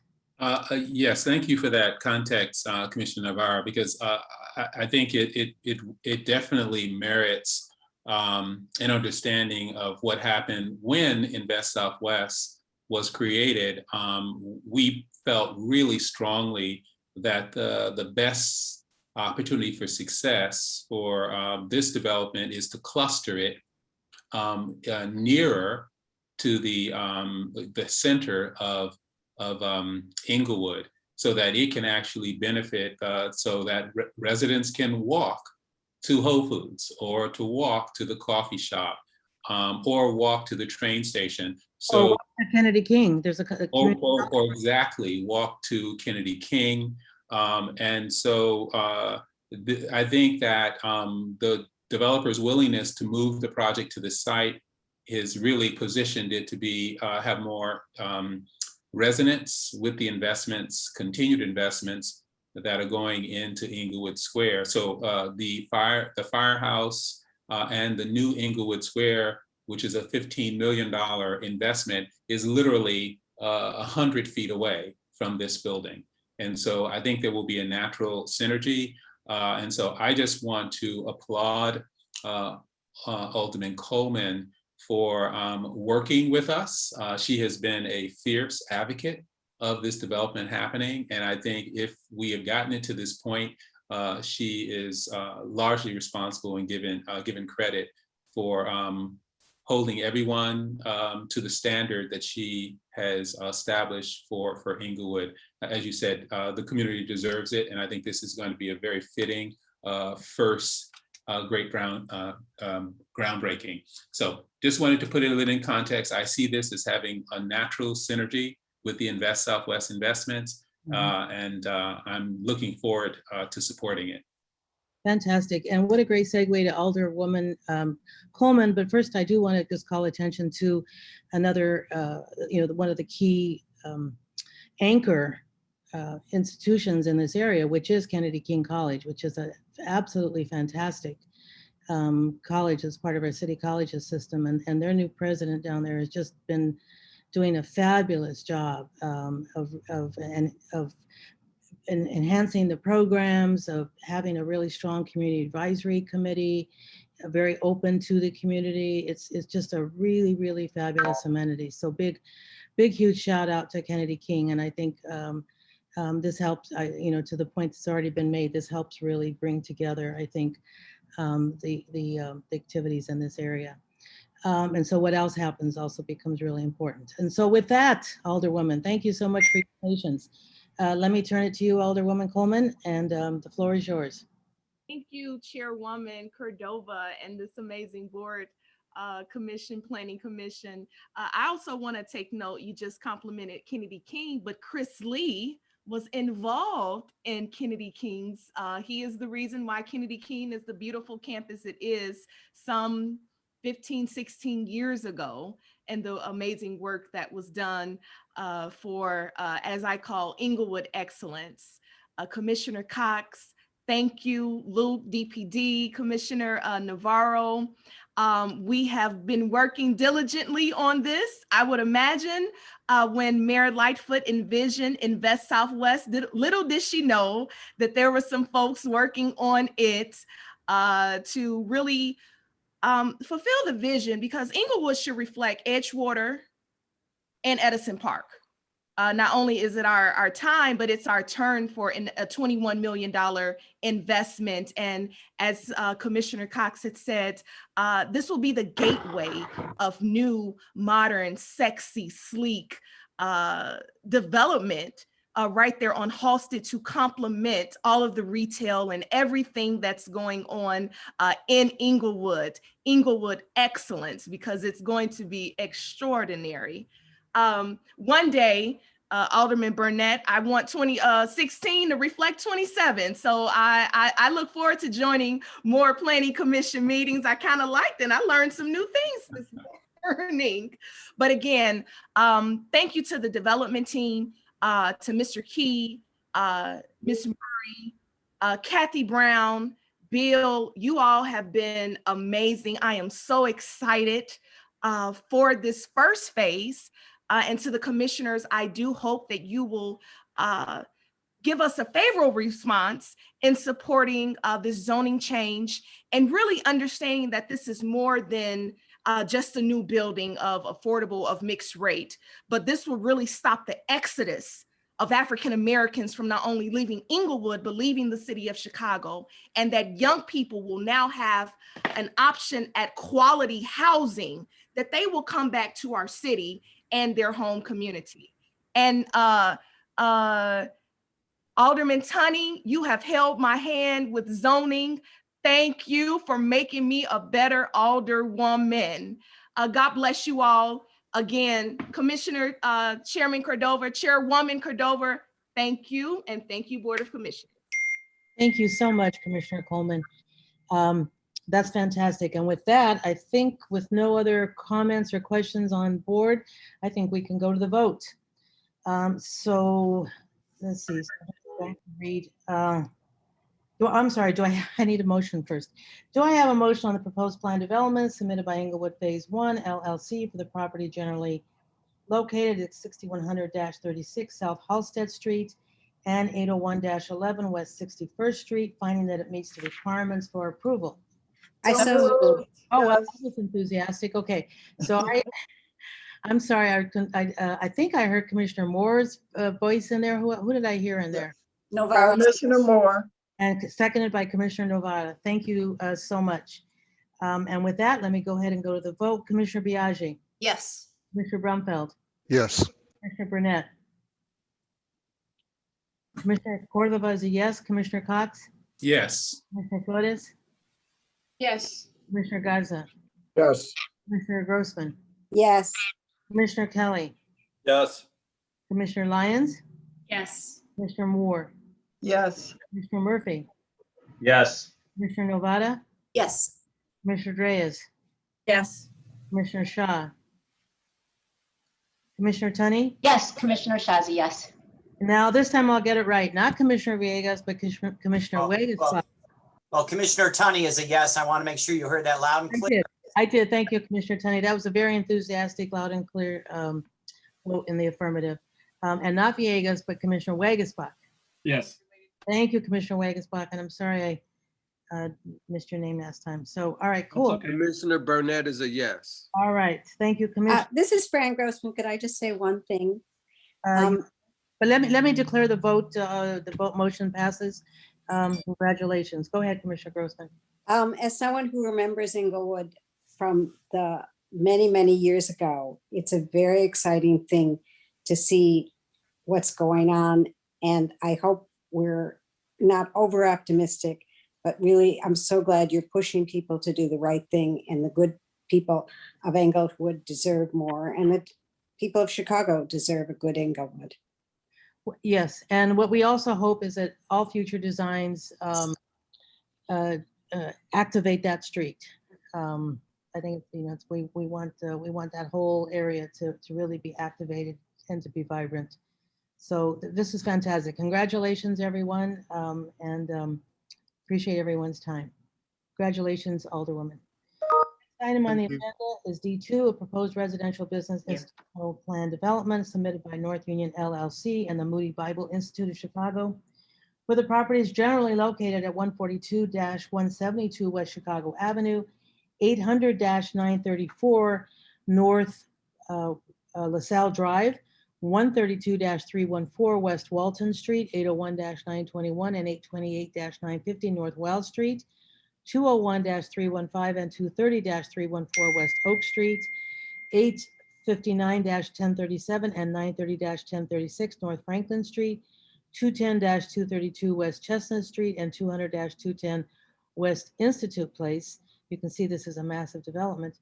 The applicants are proposing to rezone the site from institutional plan development number 477 and C1-3, which is neighborhood commercial district, to DX-5 downtown mixed use district, and then to a residential business institutional plan development to permit the continued institutional use of the Moody Bible Institute and the future development up to 1,372 dwelling units on the Moody site, sub-areas A and D, and two, the construction of a multi-building plan development consisting of 2,656 dwelling units and approximately one parking space per two residential units. A 0.57 floor area ratio bonus will be taken, and the overall FAR of the plan development will be 5.57. This is in both the 2nd and the 27th wards. Emily Thrun will provide the context overview, and the applicant will present their proposal. Ms. Thrun, thank you so much. Thank you. For the record, my name is Emily Thrun with the Department of Planning and Development. The applicants propose to rezone the site from DX-5 and then to a residential business institutional plan development to permit the continued institutional use of the Moody Bible Institute and future development up to 1,372 dwelling units on the Moody site, and the construction of a multi-building plan development consisting of 2,656 dwelling units on the JDL site. The subject site is located in the near north side community area. The surrounding land uses in the immediate area of the project include business, commercial, residential, and institutional. This slide shows the land uses within a 1 mile radius of the site. The predominant land use is multifamily residential. Most block groups within the proposed site have no population. The white population has the highest concentrations in block groups generally northeast, south, and east of the subject property. The black population is concentrated immediately west and north of the subject property. The median household income in the near north side community area is over $99,000. Generally, higher income areas are concentrated in certain blocks north of the division, east of state, and certain points along the Chicago River. The irregularly shaped site, shaded in purple and yellow, is generally bounded by the CTA brown and purple line tracks to the west, West Oak Street to the north, North LaSalle Street to the east, and West Chicago Avenue and West Chestnut to the south. JDL Development is proposing to purchase and redevelop 8.1 acres of land from the Moody Bible Institute, which would continue to own and operate an educational institution and media ministry on its remaining 9.4 acres. JDL's portion of the development is shaded in purple, while Moody's is shaded in yellow. JDL's site currently contains a combination of 1 to 2 story commercial and institutional buildings. parking lots, tennis courts, and an athletic field, while Moody's site contains institutional uses and parking lots.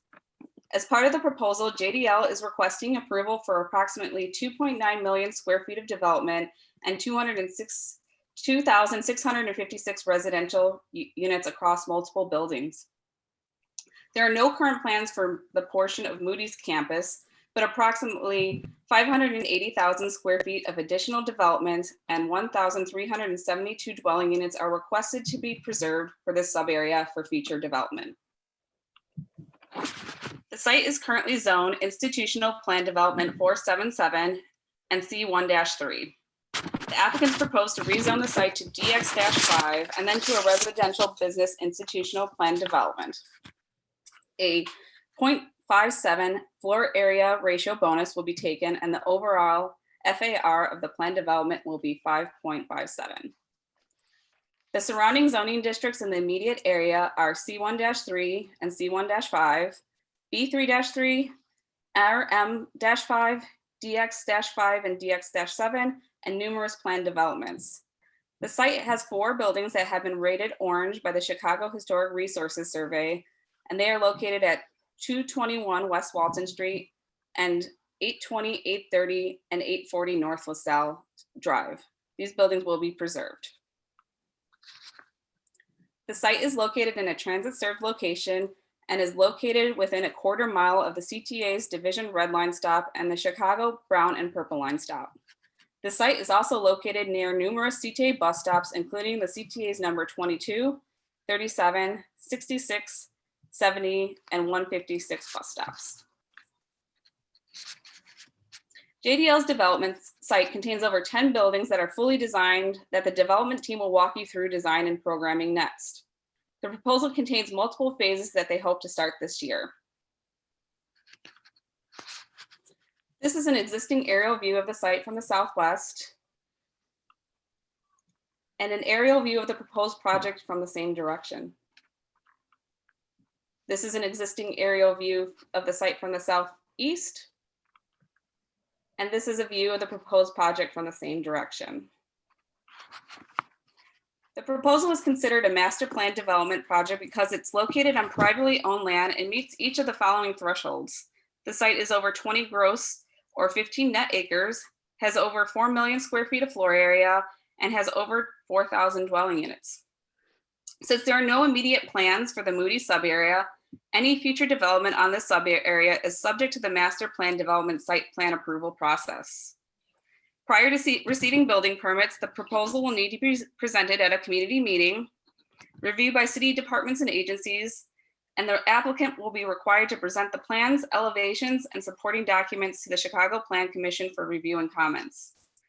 The zoning administrator will consider the Plan Commission's recommendations as part of the final review and approval of the site plan request. The project is also subject to the Central Area Plan and Central Area Action Plan.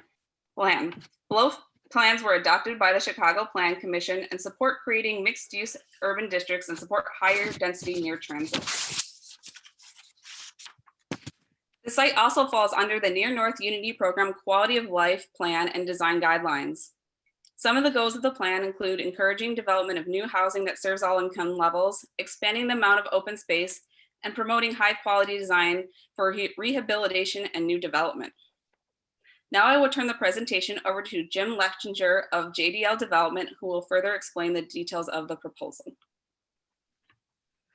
Thank you, Emily. Can you hear me? Yep. Excellent. Okay. So first of all, I do need to take a moment and just thank everybody who's been involved in this. We began this process, as you can see, almost 2 years ago when we started working on it. And it's been over 15 months since we met with Alderman Burnett to discuss the viability of building here. Recently, right after that meeting, I think we had possibly the last in-person meeting with the Department of Planning at City Hall right before COVID led us to losing the last 15 months. In spite of that, we have had incredible opportunity to cooperate with DPD. I want to thank their entire staff. This has been an unbelievably cooperative effort, and resulting in something that I think hopefully the city can be very proud of. I know we are. As you can see, we've had a tremendous number of meetings with the community, with immediate neighbors. There are 2 community groups involved regularly with the aldermen, and we actually had weekly or bi-weekly meetings with the Department of Planning all the way up until this date.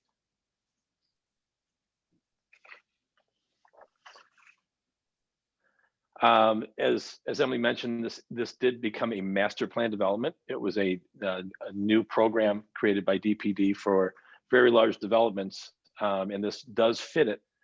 We have done something a little unusual in that we actually have determined that we wanted to design the entire project, which was a daunting task for both us and for DPD. However, we've gotten to the end and we've actually done so. Along the way, we've increased public space between Walton and Oak Street. We have increased the public open space north of West Oak Street. We've done all kinds of studies, relocating loading and parking entry, eliminated 3 curb cuts, increased public alley widths, and relocated podium parking to underground, which I'll show you later. One thing I do want to make clear is that some of these renderings that you will see in my presentation will be superseded by those shown by our architect. The collaboration with the city has led to a lot of changes in design, and actually the massing model hasn't picked up all of it. However, the individual building designs will now be shown. So I don't want to mislead you. The placement and the scale is similar, but the designs are quite different, and that's really been due to the cooperation of the city and our team. And it's something we should all be very, very proud of. You'll see, and you can see some of the things that have been changed along the way. They've been identified here. And one of the things that was new in this master plan development was a wind tunnel study, where we could study the effects of the new buildings on the street and on pedestrians. And that led us to making a number of changes, which are also reflected in the new renderings you will see. And here you can see, obviously very small because it's a large site, but the green certainly stands out. You can see a tremendous amount of open space. We're very excited to deliver over 2.5 acres of new open space to this neighborhood. One of the things we always do when we develop something is focus on ingress and egress, traffic, our neighbors, how does it impact everybody else for blocks around.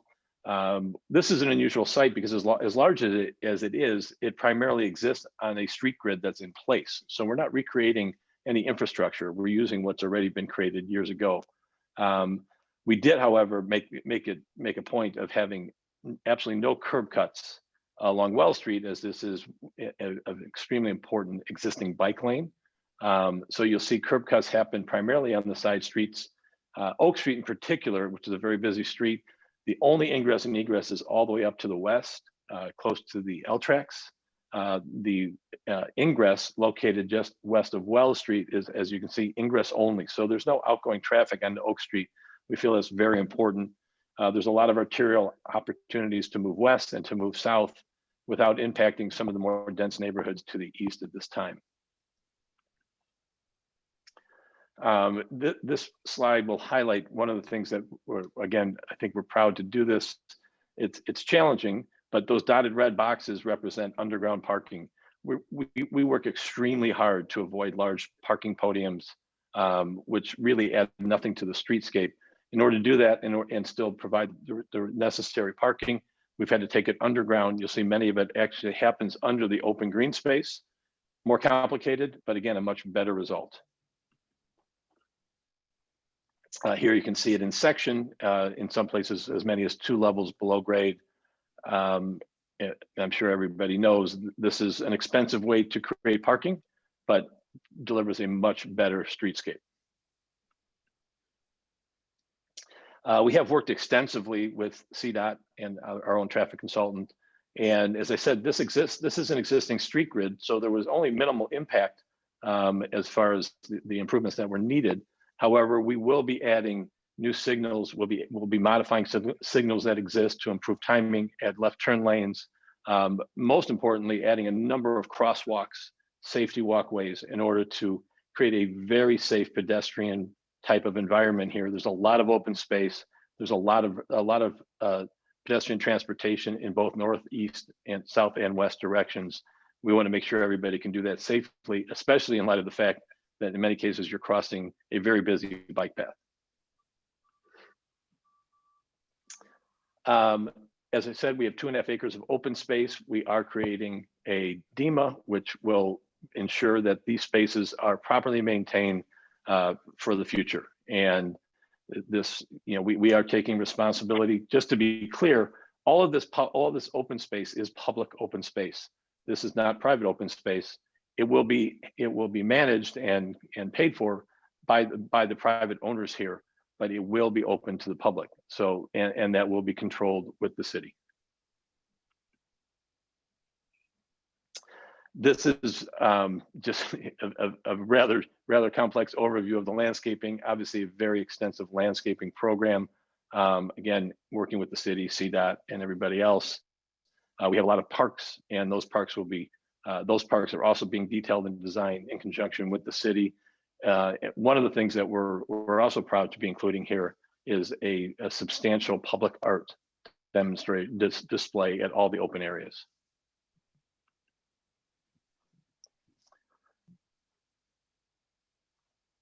I think Sophie's going to take over from here.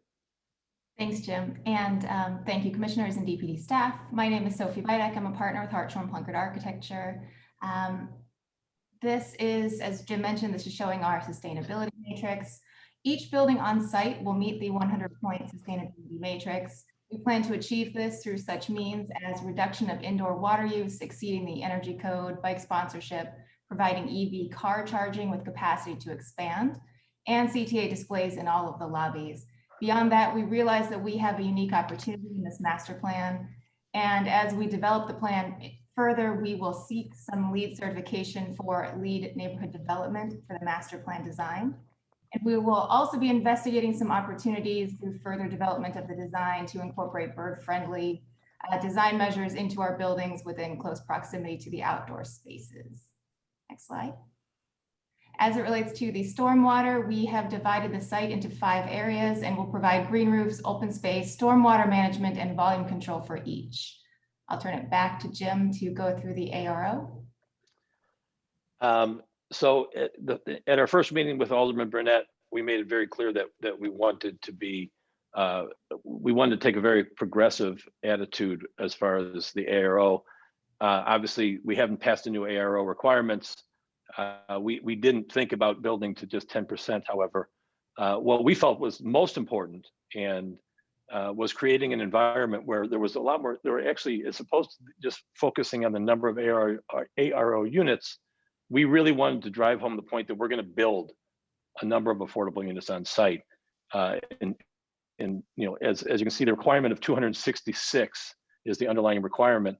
We are actually going to build 236 units on site. These will be blended amongst each building. These are not standalone buildings. They are cohesive. They're all part of the same community. And additionally, we will either be building offsite or contributing to the Affordable Housing Trust Fund in lieu for another 118 units. 20% of those affordable units will be accessible, and the preference in leasing or selling such units to people, we'll give preference in leasing or selling such units to people with disabilities. We're also working with the Department of Housing on a program where we might deliver a few less units, but a high majority of 3-bedroom units. This neighborhood obviously is one of the higher end neighborhoods. However, our ability to deliver affordable units here that can fit the 60% AMI, and especially for those people that need them to live with families, we feel is extremely important. And so that's one of the programs that we are still working out with the city. North Union has been developed to enhance the pedestrian experience. The site is a series of public open spaces, as Jim mentioned earlier, and these spaces are connected by buildings that feature street level spaces at the sidewalk intended to accommodate active uses. Next. The building entrances have been designed as significant feature elements with identity and presence. The majority of the site's parking has been located underground or screened behind active building uses to ensure activity towards the street. In the case of our Wells Street corridors, you can see at the bottom of the screen, our buildings have been set back at ground level to allow ample pedestrian space, interior active uses, and outdoor retail area. Next. So knowing full well that I could talk everyone's ear off about these buildings, I'm going to try to buzz through them as quickly as I can. First up, we have 878 North Wells. This building has 428 residential units and 5,600 square feet of retail. This is the gateway to North Union Development traveling north along Wells. The east facade is angled in plan away from Wells to create a sculptural street wall in conjunction with our 920 and 205 Wells buildings that you can see to the north in this rendering. Next slide. Here you can see that angle at the first floor. Retail fronts Chestnut to the right of the page, Locust to the left, Wells at the bottom of the page, and our public open space to the top of the page. Next. The angled east facade carries up the building, as you can see here in the typical plan. Next. The building features a series of setbacks at the north facade that you can see at the top right here. Next. And you can see it here at the north facade itself. Next. The south and north facades feature corner glass inset terraces, while the entire building is unified by a rhythm of projected alternating mullions that are divided by a heavier horizontal band every 3 floors. Base is inset to allow ample sidewalk width and for pedestrians along Wells, and the building is capped with a projected overhanging cornice. Next one. 232 Chestnut has 35 units and is located at the northeast corner of Franklin and Chestnut. Next. As you can see here, this is the ground floor plan. The building is surrounded by our small pocket park to the west, which is at the left of the page here, and a larger park to the north, which is the top of the page. Next. The building will feature larger units with corner terraces, as you can see here. And the building is 6 stories high, with the top floor being set back away from the building itself to minimize the impact on the street. And here you can see that again. Next up. The lower scale building is planned as a mass timber structure, which is reminiscent of River North's Gallery Loft District buildings. The building's facade is designed to echo the structure of the Chicago L and is comprised of rolled steel members and industrial bay windows. Next one. Here is 878 North Franklin. This is an existing building on site that will be rehabilitated with a 1-story addition, and this building will consist of 23 units. Next. The building was originally built in 1922 and is designed by Fugard and Knapt. The building was formerly the home of the Neely Printing Company, who printed the original Chicago World's Fair posters. Next up, the building is masonry and limestone, and it will be adaptively reused. The new construction glass addition will be set back on 3 sides from the original parapet, and the eastern facade will be reclad to match, and that will serve as a backdrop to the large open space at the center of this block, which you can see in the next slide. And then we will be retaining the original brick, and then here you can see the rendering that shows that new construction piece. Next up, we have 920 North Wells. This houses 233 units and 3,000 square feet of retail. Next. 920 Wells is the center of those 3 Wells Street corridor buildings, and similar to its counterparts, 878 Wells, which we just talked about, and 205 to the north, the building angles back away from the street in order to continue that subtle undulating street wall. Next. And you can see that here in the typical plan. Next. The north and south facades feature bands of horizontal recessed terraces, which you can start to see at both ends of the building here. And those terraces start to alternate every 3 floors to relate to 878 to the south. Next. The building's east facade has a subtle change in projection distance of a heavier horizontal band, creating more shadows as the building angles away from Wells to create varying shadow and reflection. 216 West Locust Street is a replacement athletic facility for the exclusive use of Moody Bible Institute, housing their athletic training facility and basketball court. Next. The replacement athletic facility is clad in a series of transparent and frit glass panels. As this is the only building in the development that is new construction non-residential, the building serves as a focal point on center with the public park that faces Locust Street, and this building will transform from day to night as light is transmitted from within. Next. This is the rear elevation. Next. 909 North Wells has 100 units and is meant to be a nod to the historic Gallery Loft buildings of River North. Next, and here you can see the ground floor plan. One thing to note is that we are setting the building back 6 feet off of the public alley, which is to the bottom of the page here, because that is a current substandard 10-foot public alley. Next. The residential units will feature corner terraces, as you can see here, and next. As the building starts to move up, those corner terraces become larger and the building footprint begins to erode. Next. You can see that happening here as well. Next. 909 North Franklin's mass and window bay design will implement the historic design proportions of those nearby loft buildings, while the building materials are a more contemporary interpretation of terracotta. And this building will help to transition the heavier clad buildings that we just showed you, such as 232 Chestnut, and move towards the lighter and airier buildings that you'll see coming up to the north. 215 West Walton is a 10-story residential building with parking against the alley to the south and east. Next. And this one is located adjacent to one of our 3 adaptive reuse buildings and is located within the North Union development. 215 West Walton's massing is intended to remain low and respond to the adjacent lower scale historic buildings. Clad in brick and rolled metal, the materials are meant to emulate the industrial character of the previous buildings that were in this area. This on screen here is 221 West Walton. It is an existing building that will be developed into a single family home. Next. This is a former firehouse and it's currently an orange rated building. It's one of the orange rated buildings that Emily mentioned. This is the only orange rated one on our site, the North Union site. And it has character defining features that will be restored, such as the cast iron lintels with rosettes over the first floor, between full height brick pilasters, and regularly spaced windows with arched headers on the second floor. Side elevation. Next one is the last of our 3 existing buildings. This is 919 North Franklin. Next. This building is 2 stories. It will be roughly 11,000 square feet of retail, as you saw on the ground floor, and office, as you see here. And this is sited directly across the street from our largest park in the development. It's an existing 2-story structure that will be rehabilitated with the existing brick detailing remaining and the building windows being updated and replaced to reflect the industrial sash windows that were previously there. And that is the Walton Street side. We only have 5 more buildings to go.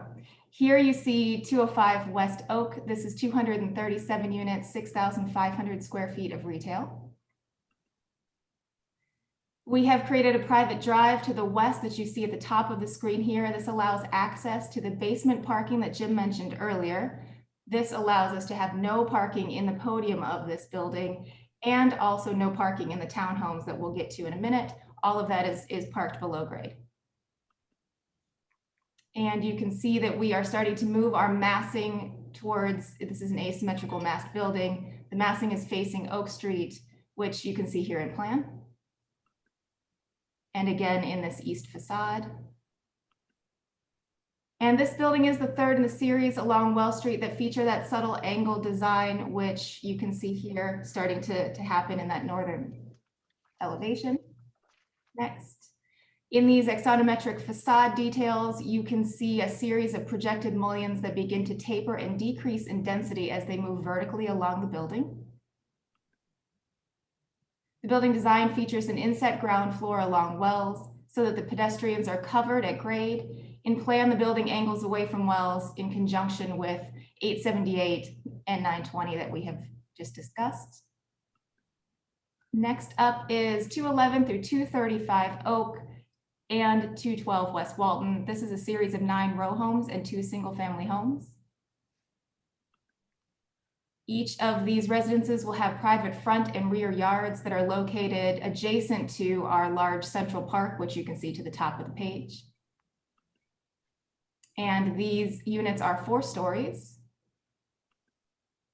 with the upper floor being set significantly back from the front face.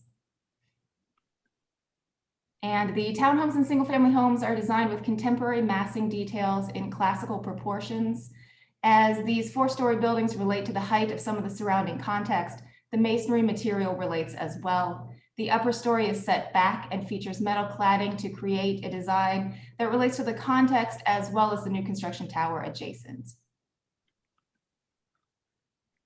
312 West Walton is up next. This features 379 units and is my personal favorite in case anyone's curious. Next up.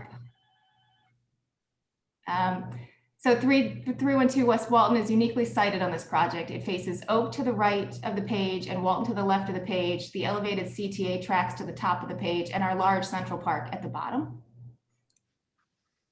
The parking has all been located adjacent to the CTA tracks and is screened with residential units on both of the streets as well as the park side. And as the building grows taller with a symmetrical form that starts to get smaller as it gets taller. The building also features inset floors that help to reduce the downdraft winds and increase pedestrian comfort at the sidewalks. So that was the impetus for those inset floors and the larger one above the parking podium.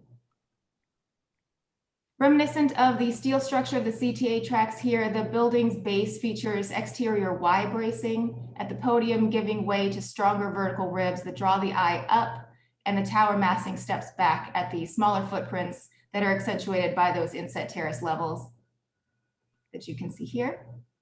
Okay, last but not least, our two tallest towers, they're located at the northwest of the development. This is 300 and 310 West Oak.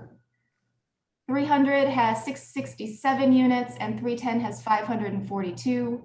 These are two towers and they're sited adjacent to the CTA tracks and surrounded by a dog park that will be created by us. It's over 1/2 acre in size. And you can also see here, there is a central exterior auto court that allows for resident pickup drop off to occur off of Oak Street. These two towers also share a common parking podium, similarly screened from the street. You can go to the next one, that's okay.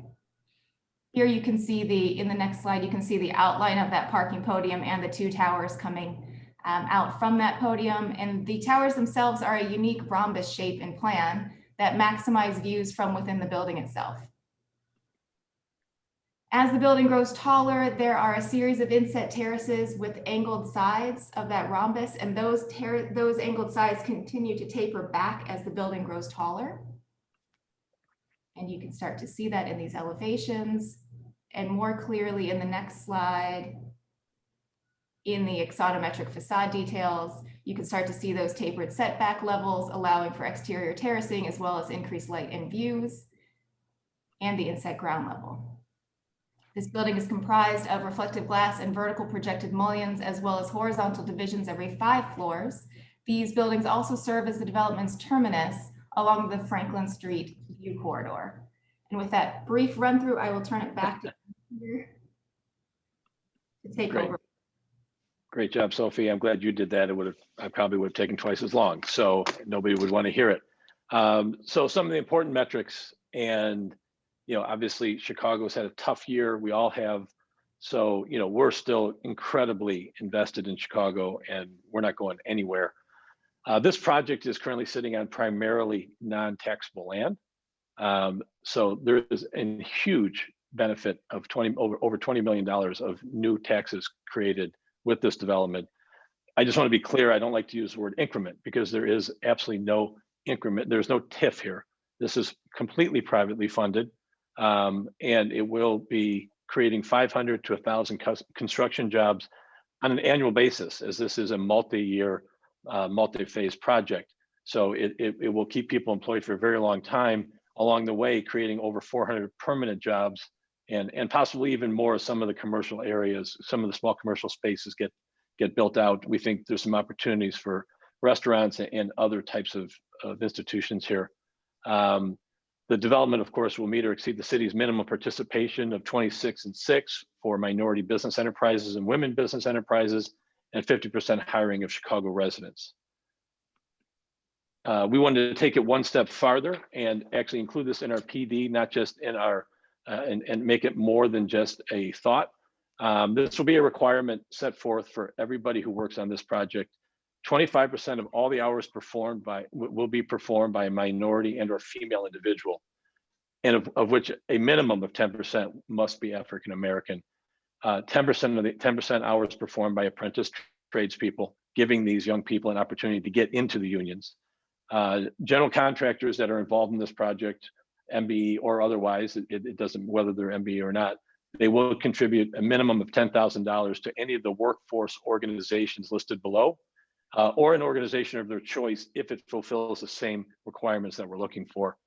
Subcontractors will also be required to contribute a minimum of $5,000 in the same way. And then the developer, speaking for myself, for every 100,000 square feet that we permit and build, we will contribute a minimum of $5,000 to these organizations. And to clarify, all the organizations you see listed here work with young people in neighborhoods to help them pass the test, to become part of the union, to get these really great paying jobs that currently are not available to them.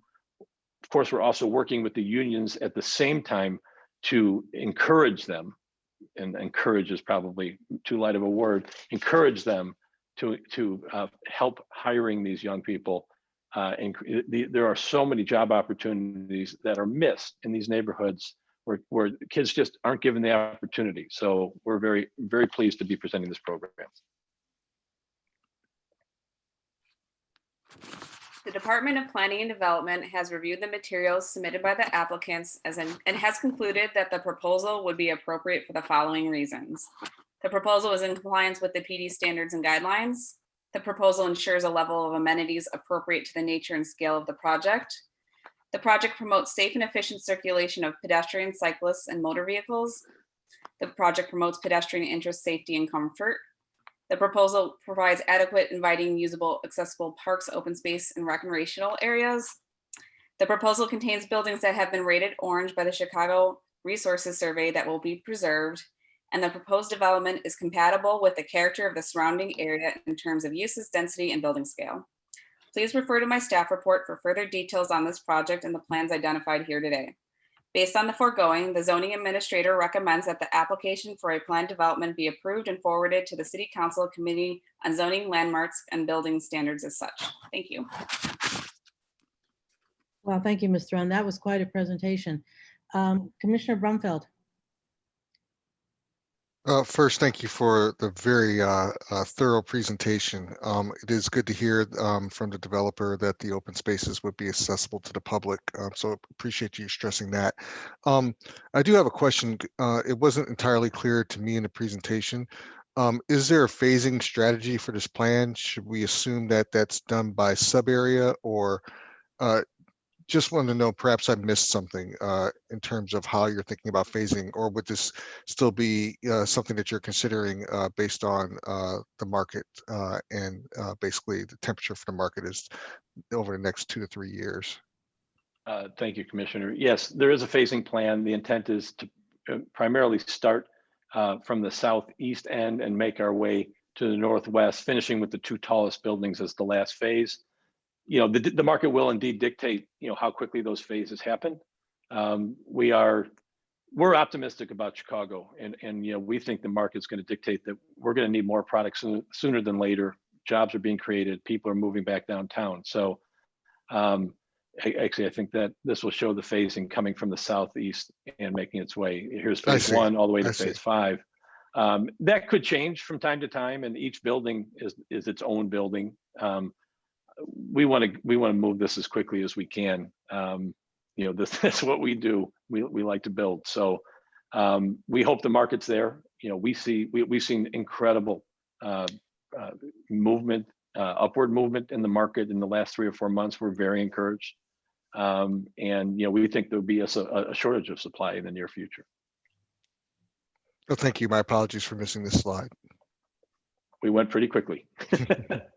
There's a lot there. It was really, really an interesting presentation. Alderman Burnett, would you like to comment on this? Yeah, so this is a very interesting plan development. As you know, and I'm sure Commissioner Cox is going to speak, this went through the new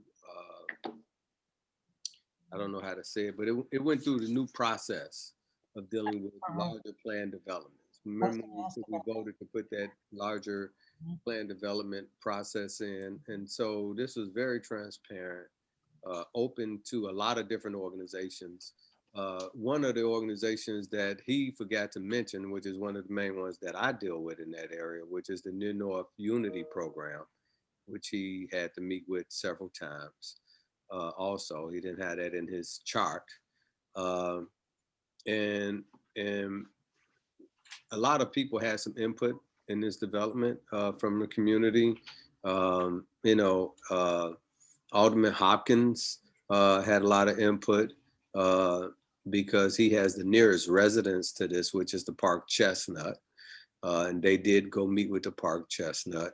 They did their due diligence in meeting with a lot of community people, got a lot of folks involved. They being very holistic and working on the minority hiring, the affordable housing, the green space, all of the above. Hopefully from this, we can put an L stop over in this area on Division Street, because we're getting all this new density coming to the community over on Division in Orleans, because it's just so many people moving to this area. But they even met with the school, so they did everything that they needed to do in order to get this going. And we left a open invitation for people in the community with comments from myself and Alderman Hopkins, and also with the Department of Planning. And it seemed as though most folks were okay. You're never going to get people to be 100% satisfied. I grew up in this area not too far, over in the Cabrini Green area. And Moody Bible has been when no one else wanted to come to this area, Moody Bible did. And they sustained this area and contributed a lot to the community, in particular in the Cabrini Green area.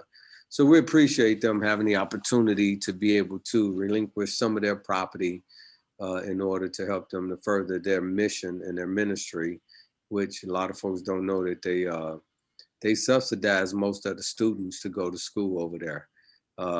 Although I took a couple of classes at Moody, they didn't subsidize me, but they do subsidize a lot of churches whose members can't afford to go to school from around the country, I think even around the world. So there's a lot of good Christian folks that does that. And so I think this is a great project. This is really going to bring a lot of economic development to the city, a lot of jobs, a lot of opportunities for minorities to get employment and to get apprenticeships and get in the unions. They really went far and beyond what usually developers don't do. They really touched a lot of things that I didn't even encourage them to do. They did it on their own. So I appreciate their initiative. I think this is great. I support it 100%. The rest of, as far as I know, the rest of my community does also. So I ask for the committee support. Thank you. Great, thank you. Since I started down the path of asking the alderman, we've since had two hands of commissioners, but is Alderman Hopkins here since I started down that path, or do we have a letter from him? I don't have a letter from him. Go ahead, Mr. Chairwoman, I don't see him on the call, but he did provide his verbal support for the project on many occasions. Okay, Commissioner Reyes, followed by Commissioner Flores. Yes, thank you. Happy to hear that 10% of the units, 266, are going to be on site. And I need just that clarification because it seems too good to me. So that's maybe I misunderstood. So I just want to be clear. And then that the incomes, I didn't hear, I think I heard 60% AMI. So it would be great if somebody can confirm that. And I also appreciate offering 3 bedrooms because this is a great opportunity for, low-income families to take advantage of this great location. Just to confirm, it's 236 units that we're building on site. 266 was the overall requirement at the 10%. It is not too good to be true. We are doing it. It was in our very first meeting with the alderman, he suggested that we try to do this, and we went, and at one point in time, we were even going to build a separate building, but we felt that was not the right way to do it. So these will be spread into, incrementally within each building. And yes, that is the number that we have created. But it's going to be at 60%? Yes, it will. Thank you. I really appreciate it. I commend you for that. It can be Thank you. done. See, it can be done. Yeah, this is great. Commissioner Floyd, followed by Commissioner Novata. Thank you for that presentation. What a great project and exciting for the city to see this all come together. I do have one question for the development team. I appreciate your slide on the commitment for the minority participation. I know you're saying that there's a further commitment of 25 hours or 25% of the hours worked by MBEs and WBEs. Can you mention how you're meeting that thus far? If part of your team is currently meeting those requirements? I know sometimes we don't get into those details of who's working on this. And since the size of the project, I would want to, find out if there's already participation from those groups. Yes, there is. And that is a good question. We're actually, it's a little tricky because it is a very large project and it's all being done by one architect. However, we have brought in many other groups, both MBE and WBE groups, to participate in the design at all aspects of the design. So we are starting from the beginning. And just to be clear, this, the MBE WBE portion of this is going further. This is not just for the hiring of those companies. This 25% of the hours is actually for individuals on the site, not just for the owners of the companies to get credit. Correct. Are there any teams that you can mention? Sure. Just for the record? Sophie, go ahead. I can jump in here. So as of right now, in this preliminary stage of the project, there are 3 firms involved: Hartshorn Plunkard, Omni Ecosystems, and Leighton Design. So of those 3 companies, 2 of them are completely WBE, and one of them is W and MBE certified. So currently 2/3 of our design team is WBE or MBE professionals. Thank you for that. You're welcome. That's great. And while we're on that topic, I'm sure you all will do this, but I want to make sure that I get this in there, because we'll hear later on when we get our report back from Ms. Radovich that we have a hard time getting the developers sometimes to give us the data or the reporting. So I just want to remind you again, I'm sure we can get a commitment from you that when we ask for those numbers, that you'll get them to us. You will, and I think we have a track record of doing so. So we will continue. We will continue. Thank you so much. I very much appreciate that, and I'm sure you understand why. Of course. I continue to bring that up. Commissioner Novata, followed by Commissioner Lyons. Thank you, Chairwoman. I wanted to note a little further on Commissioner Reyes's questions on affordability. Due to the unusual scale of this development and its proximity to CBD and anticipated impact on surrounding neighborhoods, we did work with the alderman and the development team on a higher affordability level than they were mandated to per the ARO. So we appreciate that on the part of the developer very much. The other thing I wanted to note, and this kind of goes back to what we talked about with the development in Englewood, is we are strongly encouraging the development team to do income averaging on their affordable units. And what that means is that rather than doing all of them at affordable to a household of 60% of the area median income, instead the weighted average would be 60%, but in fact you would go lower than that and higher. And so you do create a much broader spectrum of incomes in this community and in the units that we consider affordable. And that is really important. As you know very well, Commissioner Reyes, the 60% is just a very arbitrary and narrow band. And so it is, one of our policy goals is to continue to broaden that out and serve as big of a range of incomes within the low income spectrum that we can. I appreciate that clarification. Thank you. Fantastic. Commissioner Lyons. Yes, thank you for the presentation. Clearly very thoughtful project. And I just wanted to, in terms of the hiring goals and commitments, just want to say, appreciate the, being explicit about the community organizations that you're working with. In fact, Hire 360, I know, does tremendous work to connect folks in underserved communities to training and pathway to really high quality careers in trades and hospitality. And so just helpful, really. I thought this was a great example. Appreciate this slide as well. And you're sort of highlighting that in your presentation. Thank you. I have a question for Mr. Letchinger. Oh, I'm sorry, before I ask my question. Go ahead, Commissioner Shaw. Thanks, Chairman. I just wanted to comment. Having been on Plan Commission for a few years, I really appreciated how you put this together. It's not often we get such a big development where actually all of the parcels have been planned out and drawn out and thought out so we can see it and the intention with which you're going forward. Also the clarity on the environmental considerations, MWB participation.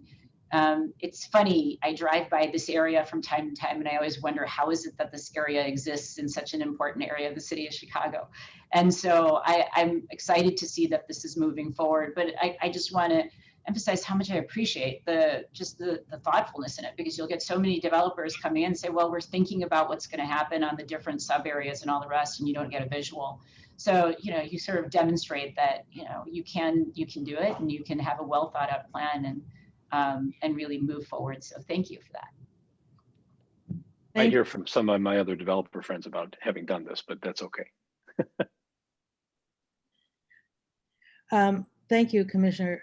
And I want to echo all the comments that folks have made. This really is it's an exciting project for all the reasons that have already been stated and that were even stated in the presentation. Something else that Alderman Burnett said I wanted to bring forward, which is, and this was a question that I had, did the way in which you proceeded, did it follow some of the new procedures that we put into place to enhance the community participation? And so he pointed out that yes, it did, right? And I'm always really struck by the quality of a product as a reflection of a process. And so this clearly had a really robust process, an expansive process. It included a lot of voices, and you ended up with an excellent product. And we saw that another instance, I think, in the Michael Reese property, right, that used some of the same expectations that we set up in our new procedures, and it was reflected in the quality of the product that was brought before us. And so I'm wondering, because several commissioners made the statement, Commissioner Reyes being one, it's like, it can be done. And I think Commissioner Shaw just said it can be done. And so I'm wondering, Mr. Letchinger, if you could just speak to that process and how it went and any thoughts you have about it, because because one of the things I guess I've always said is that, developers too want to have a good quality product, and if things are laid out clearly for them beforehand of what the expectations are, they'll go with it. So just like to hear your thoughts on it, your comments. Sure. Well, I appreciate your comments. And, when it was brought to us to do this as a master plan development, we questioned it. We weren't sure it really made sense. Actually, we were the ones that went to the city and said, we want to develop all of these drawings. Because it hadn't been done before, it was questioned. Are you really going to design every building? I think it protects us and it protects the city. It took longer. I will say, when you talk about the input from the community, we've always done our developments this way. And I have never had a community meeting that did not result in an improved product. For all those that come out just to complain, there are those that have comments that really help. Additionally, this was, and I said this earlier on, this was one of the most uniquely collaborative efforts I've ever seen between the city and a private developer. We had, one of the things I asked early on was, if we're going to get design input, can we have meetings? Can we do it? Don't go behind a closed door. Let's do it together. And, things were said that could be hurtful, but they weren't taken that way. They were taken as productive. And as I mentioned, the early context renderings don't represent the final design because it evolves so quickly. And, I want to commend the city. Emily ushered this through in the toughest of times, where everything was done virtually. Meetings were tough. People were working, from home. And, we got to a finished product that I'm thrilled to hear that the commissioners appear to be very pleased with it. We're extremely pleased with it. We don't put our name on anything in this city. And this is my city. I've lived here my entire life. I've actually lived only a few blocks. I grew up just a few blocks from this area. When walking down Division Street, I used to walk down to visit with Alderman Burnett. He wouldn't give me the time of day back then. But this area's changed, and we're part of that change. And that's, we're not going to do it any other way, but do it the right way, and it can be done. And the city was very much a part of that. And so, I cannot commend DPD enough on how they ran this process. I've been doing this a long time, and I've seen all different processes. And does it put, a little burden on the developer? Maybe, but it did not us, because that's how we do it. And our team responded in kind. They were tremendous, and working together. It's been great. Awesome. Thank you so much for those comments. Before I ask for a motion, let me go to Commissioner Tunney. Thank you, Chairwoman. I have a question for Emily from the department. Emily, in your criterion, you talked about the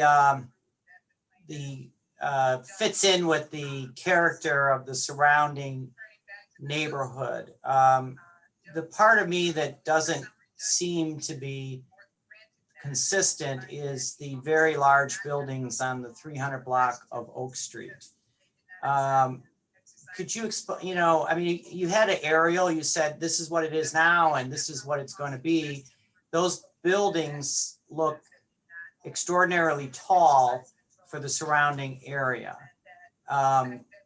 Is that because we're visioning a much taller westbound development of the central business district? How do you explain that this is contextual?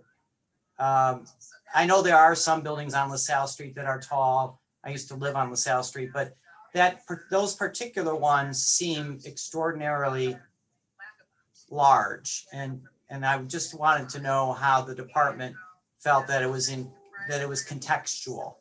Sure, yeah. So the development team met with us really early in the process.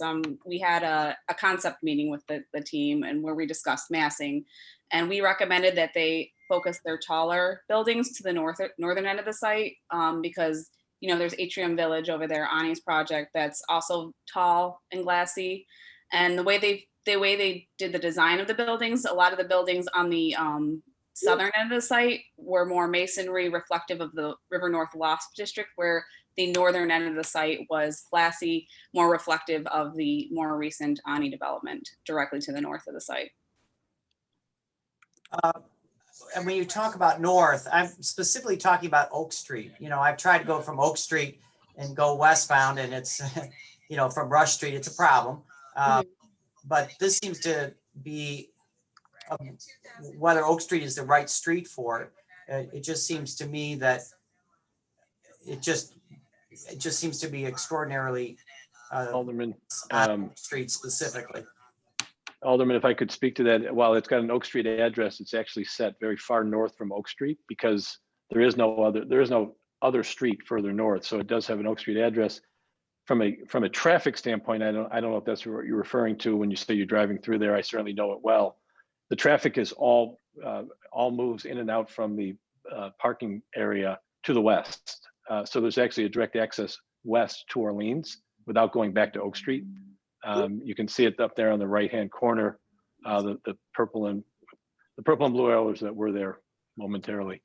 So we did take that into consideration. We're very sensitive to the traffic along Oak Street and want to make sure that traffic coming in and out of that building, other than drop off and pickup, was all directed straight west with no reason to utilize Oak Street as an artery.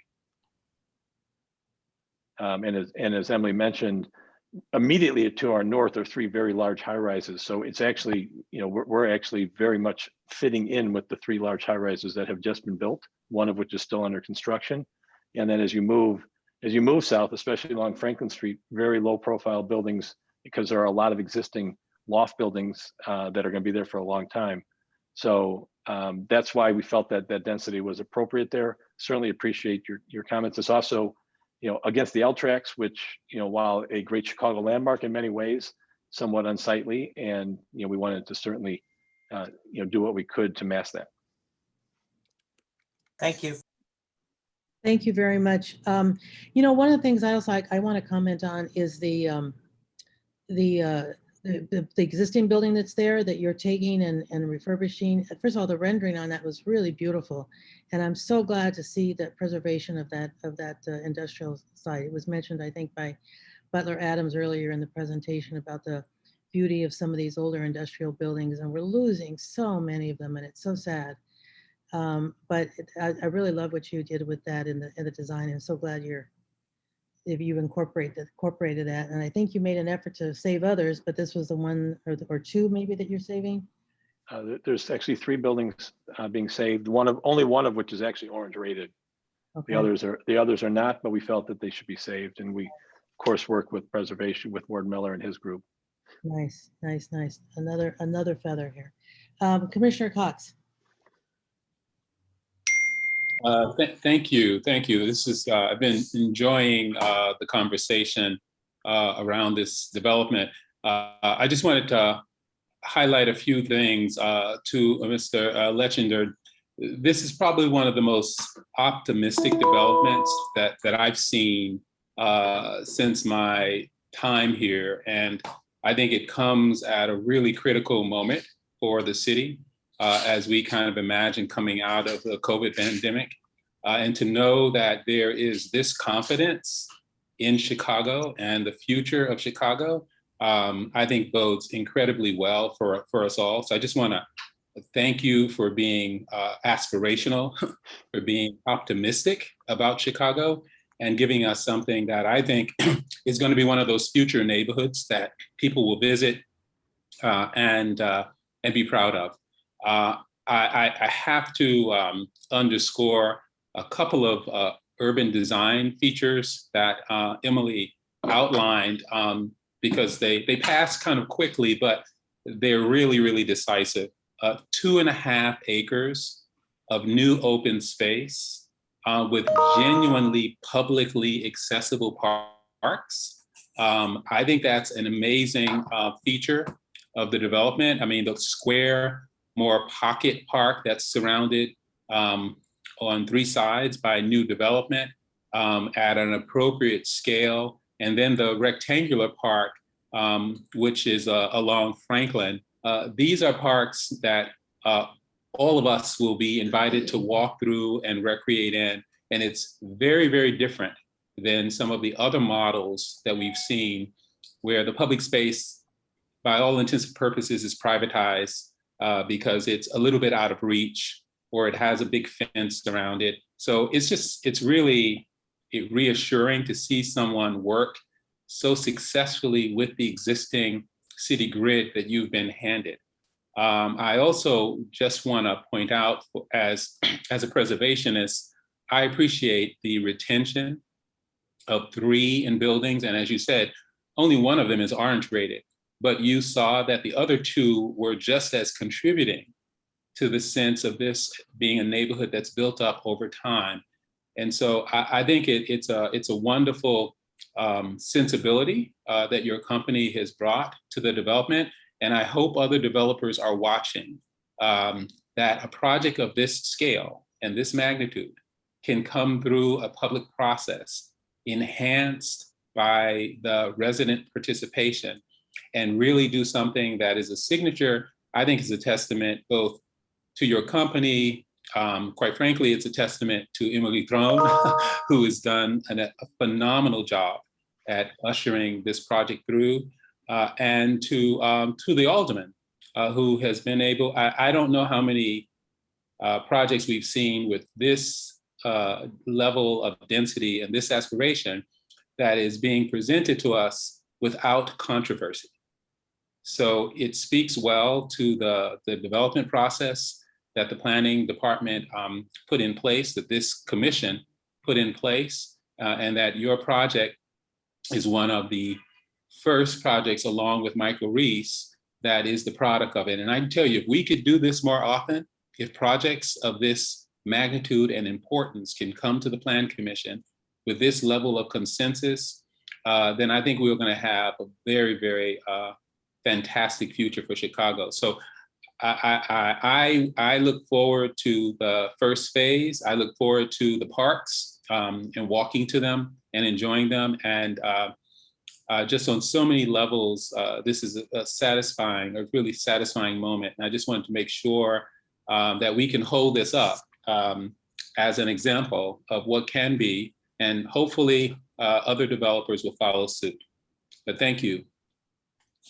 With that, do I have a motion on the proposed residential business institutional plan development submitted by North Union LLC and the Moody Bible Institute of Chicago for the property generally located at 142-172 West Chicago Avenue, 800-934 North LaSalle Drive, 132-314 West Walton Street, 801-921 and 828-950 North Wells Street, 201-315.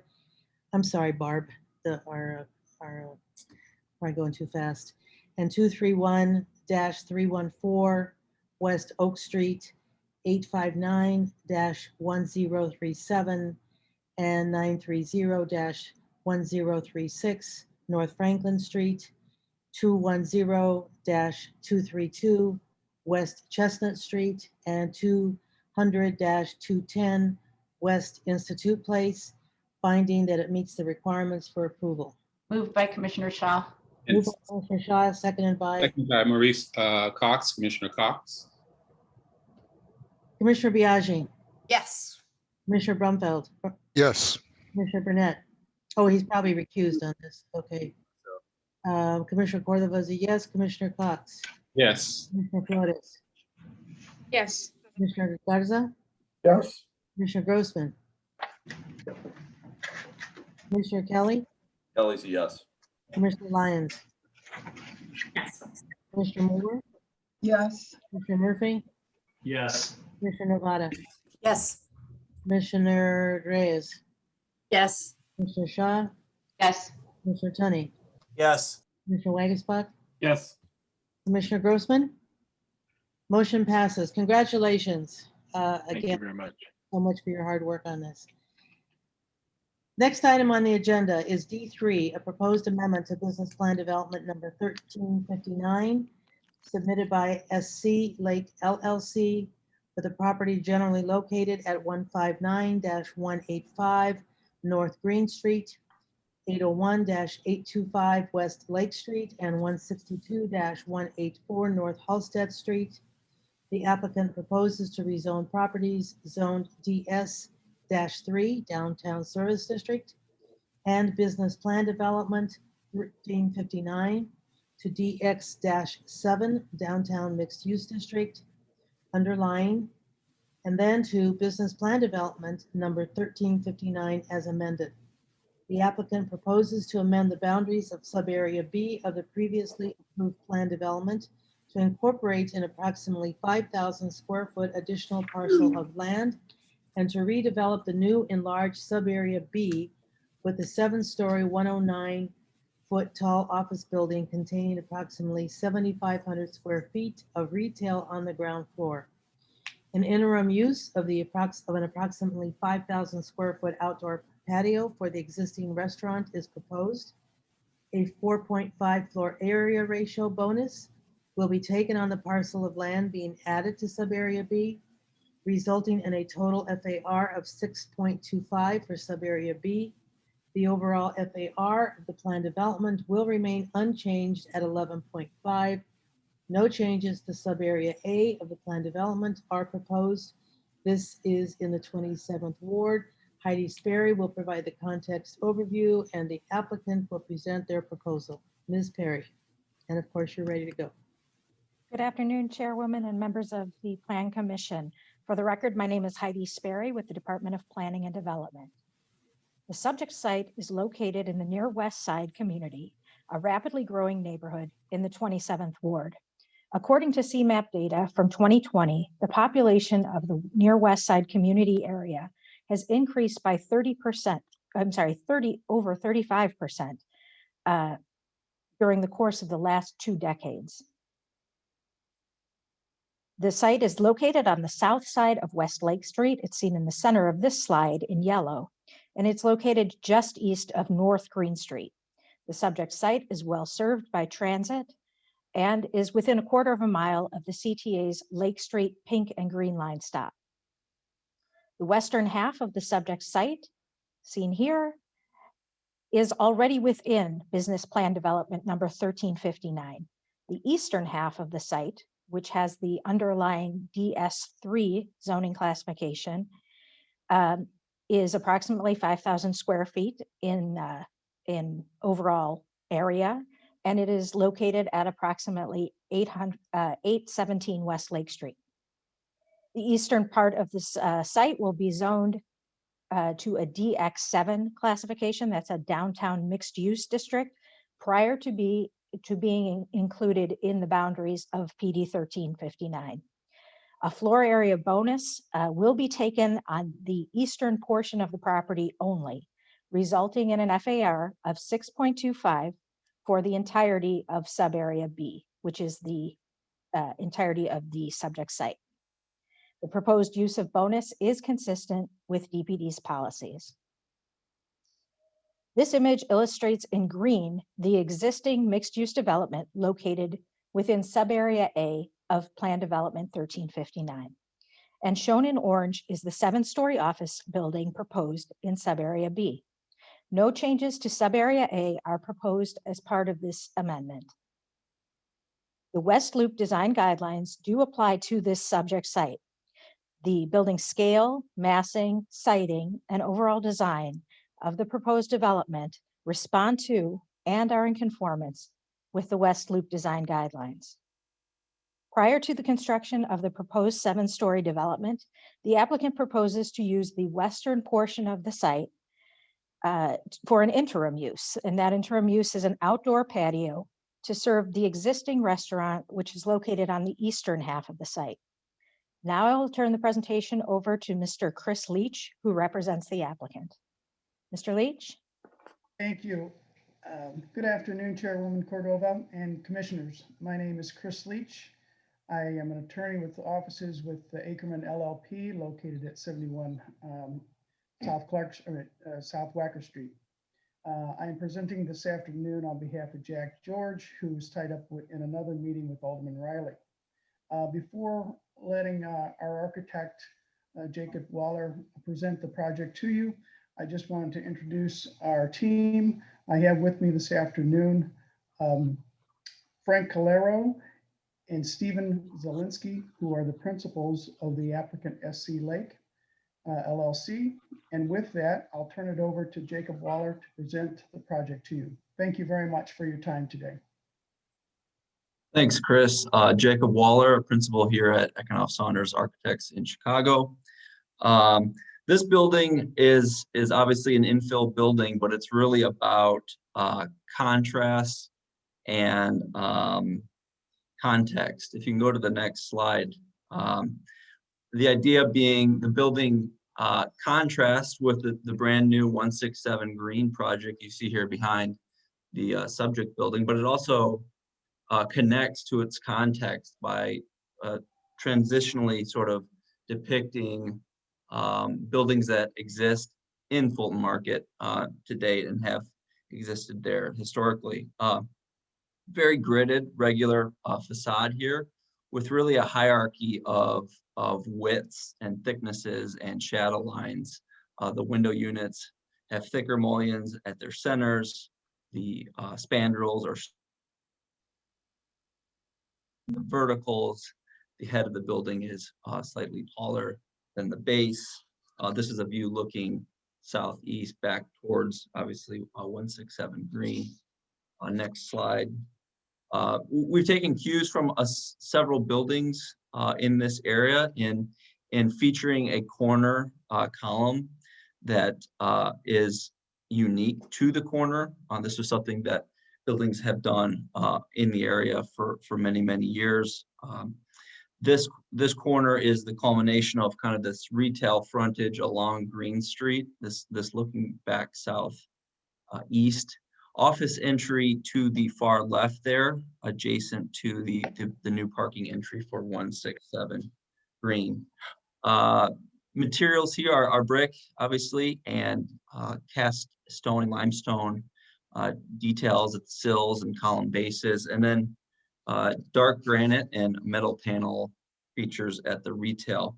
The building's kind of unique, and you'll see this in the floor plans. It is a corner building, but we're proposing that 3 sides of the building do have glass windows for office tenants. This is a view looking almost directly east down the existing 16-foot alley. So there's a lot of space there that provides what we think would be an ample amount of ambient light to office or any tenant on these elevated floors. Again, this is that view looking from Bridgeford Foods across the street to a retail that is darkened and made unique, something that is also consistent with the context and the historical nature of retail on buildings that don't necessarily have a really distinct podium, but change materiality to express the different use on the street level. Can you hear me? Yes, we can. Okay. Moving on to the first plan here.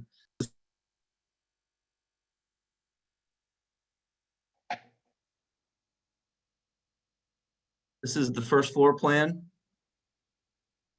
Almost 8,000 square feet of retail with frontages along Lake and Green. We've located the building cores to the adjacent shared property line to the east with ComEd vault, bike room, trash on the alley to the south. Moving up the building to a typical tenant floor, about 7,800 square feet of leasable space, obviously bathrooms here, elevators. We recognize that windows are not easy to do on shared property lines, which is why we've loaded a lot of these back of house features to that east side. The rooftop, we are proposing a small amenity area for tenants, lots of outdoor space, shielding sound from the train and offering some privacy from direct views to the south. But a lot of green roof here, a real valuable asset to the building. The north elevation is the next exhibit, I believe.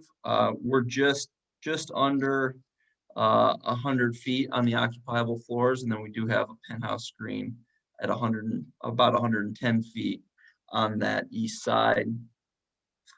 The west elevation does have, again, the darkened materials, metal panel, and granite at the base, very regular grid above that. Again, this is probably the best articulation of that hierarchy of widths and of thicknesses. We are ventilating a lot of our back of house areas onto the alley. You'll see that on the south elevation. A little less glass here as there are back of house functions along that alley. And then the elevation facing east towards the 167 Green building. Again, here's a section through the building. Very common, tall, first floor, 15 feet with 13.5 foot floors elevated above that. We are proposing at this time a basement. And then we've broken out different portions of the facade, showing the detailing of the different materials with depths, brick reveals, and contrast in materials at the various heights of the building. We feel like the building is a really, you know, considerate infill project. We are proposing, you know, the streetscape be improved on the two street sides along Green and Lake, bike racks and a divvy station along Lake, and then bike racks along Green. These will all be flush tree graded trees, so expanded pedestrian walkway there as the trees are currently in pits, somewhat disrepair.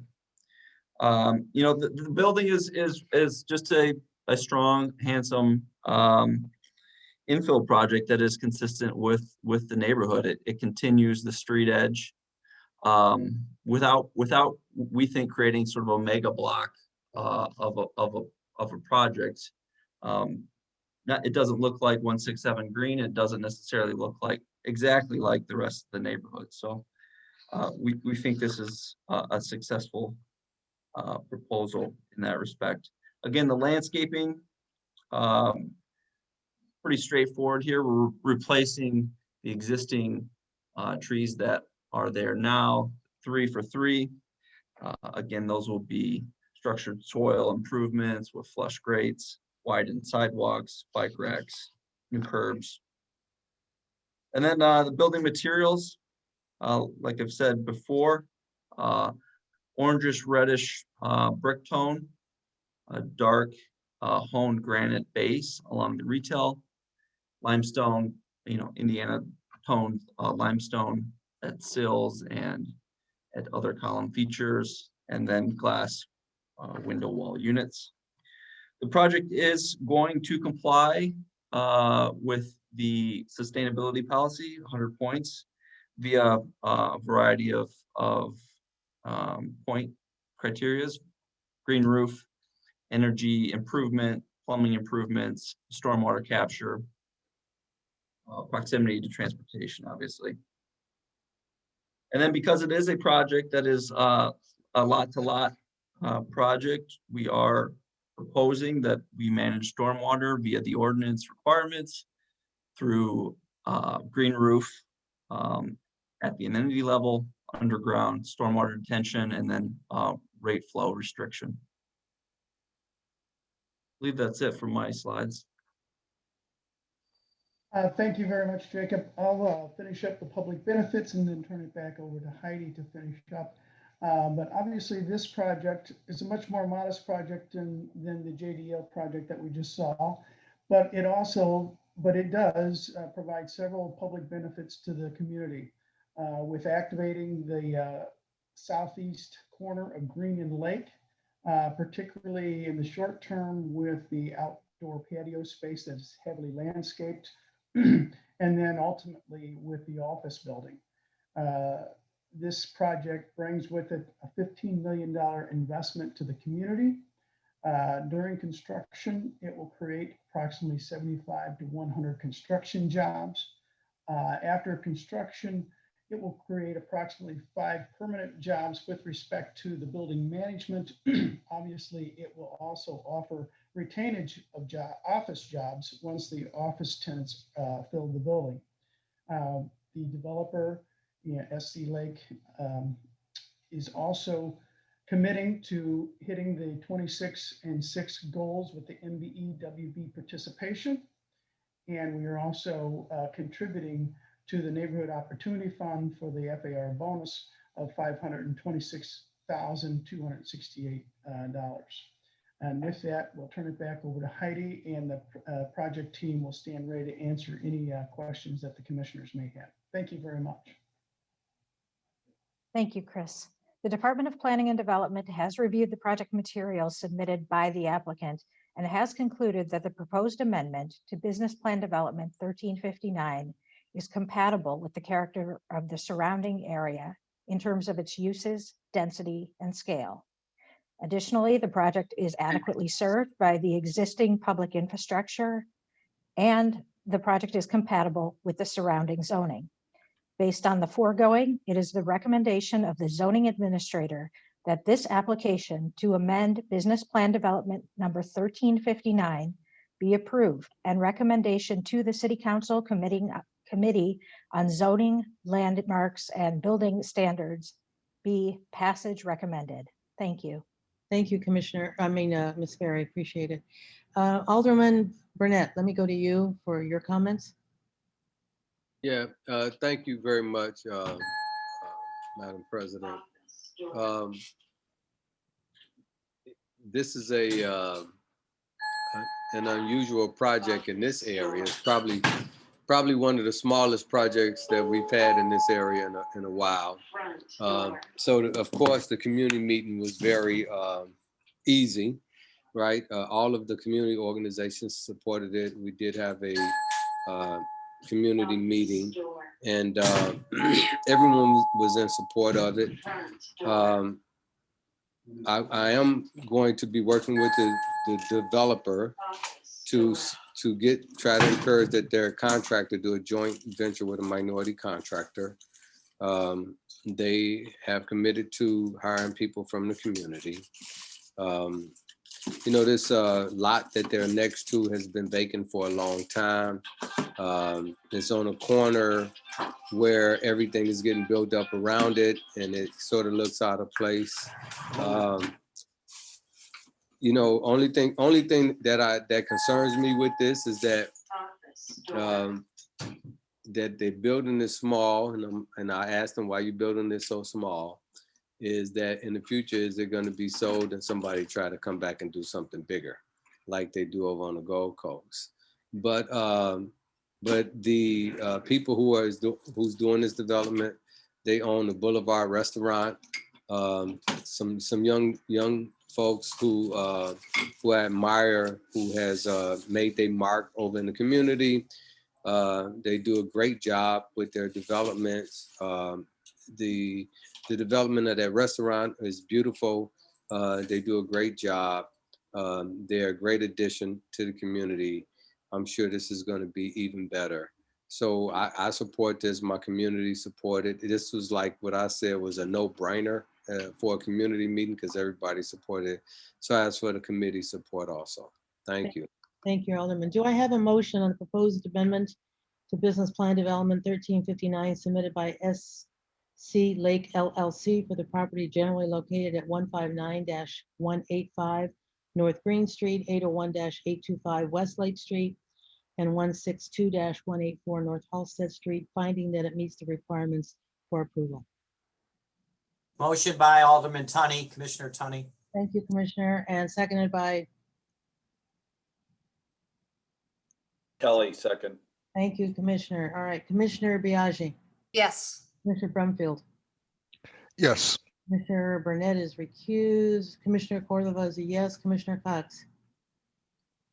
Commissioner Flores. Commissioner Garza. Commissioner Kelly. Yes. Commissioner Lyons.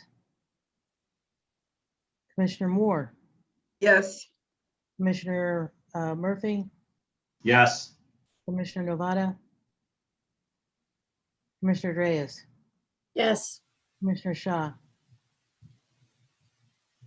Commissioner Tunney.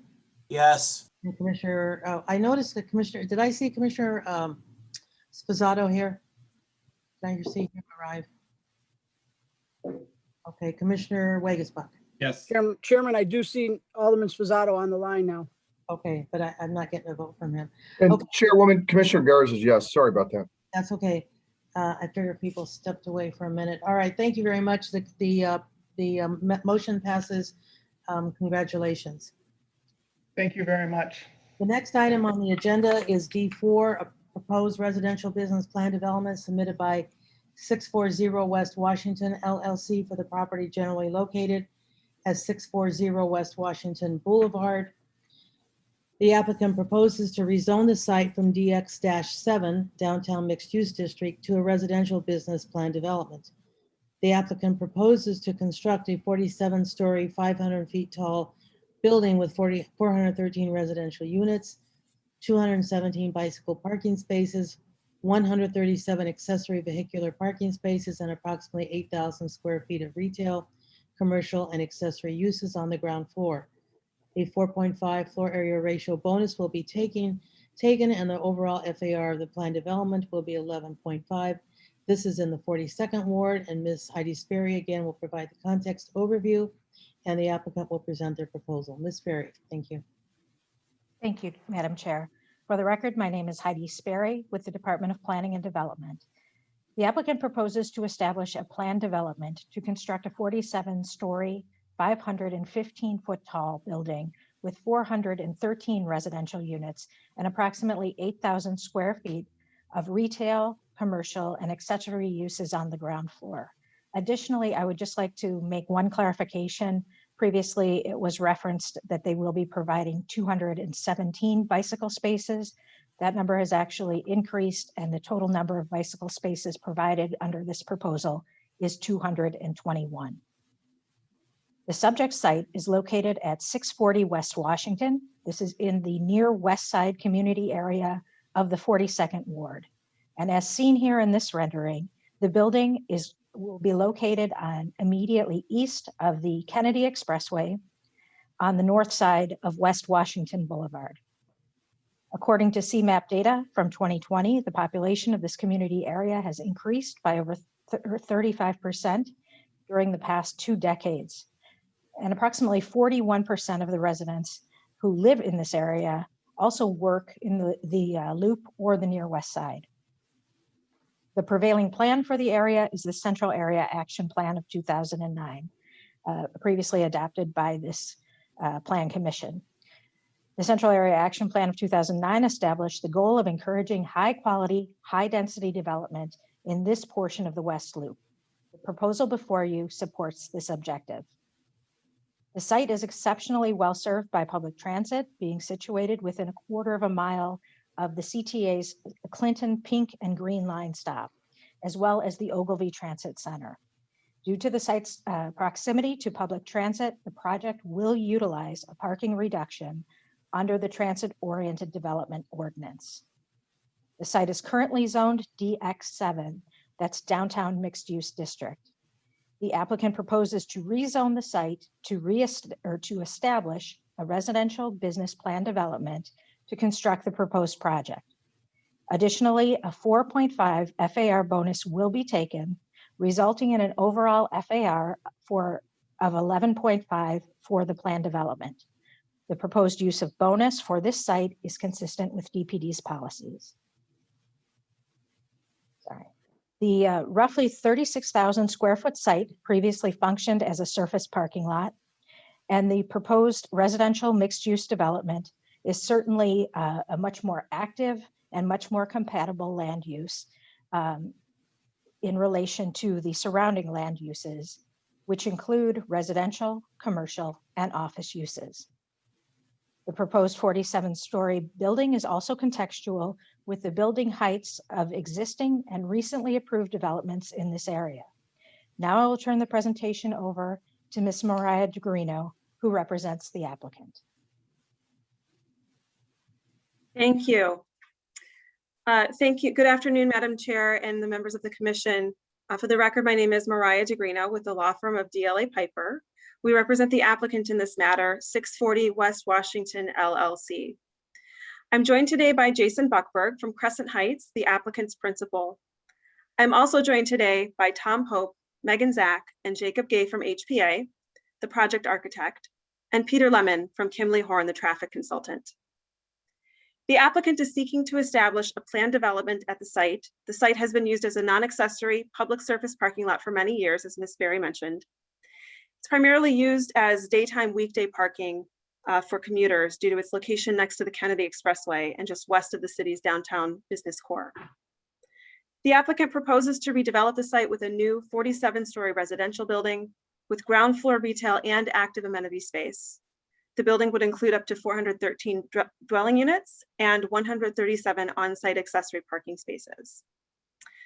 The applicant has been working on this for over the past year and during COVID included. So working with neighboring condo buildings, community organizations, as well as the Alderman's office in the Department of Planning and Department of Housing to refine the plans, resulting in the project we're presenting today.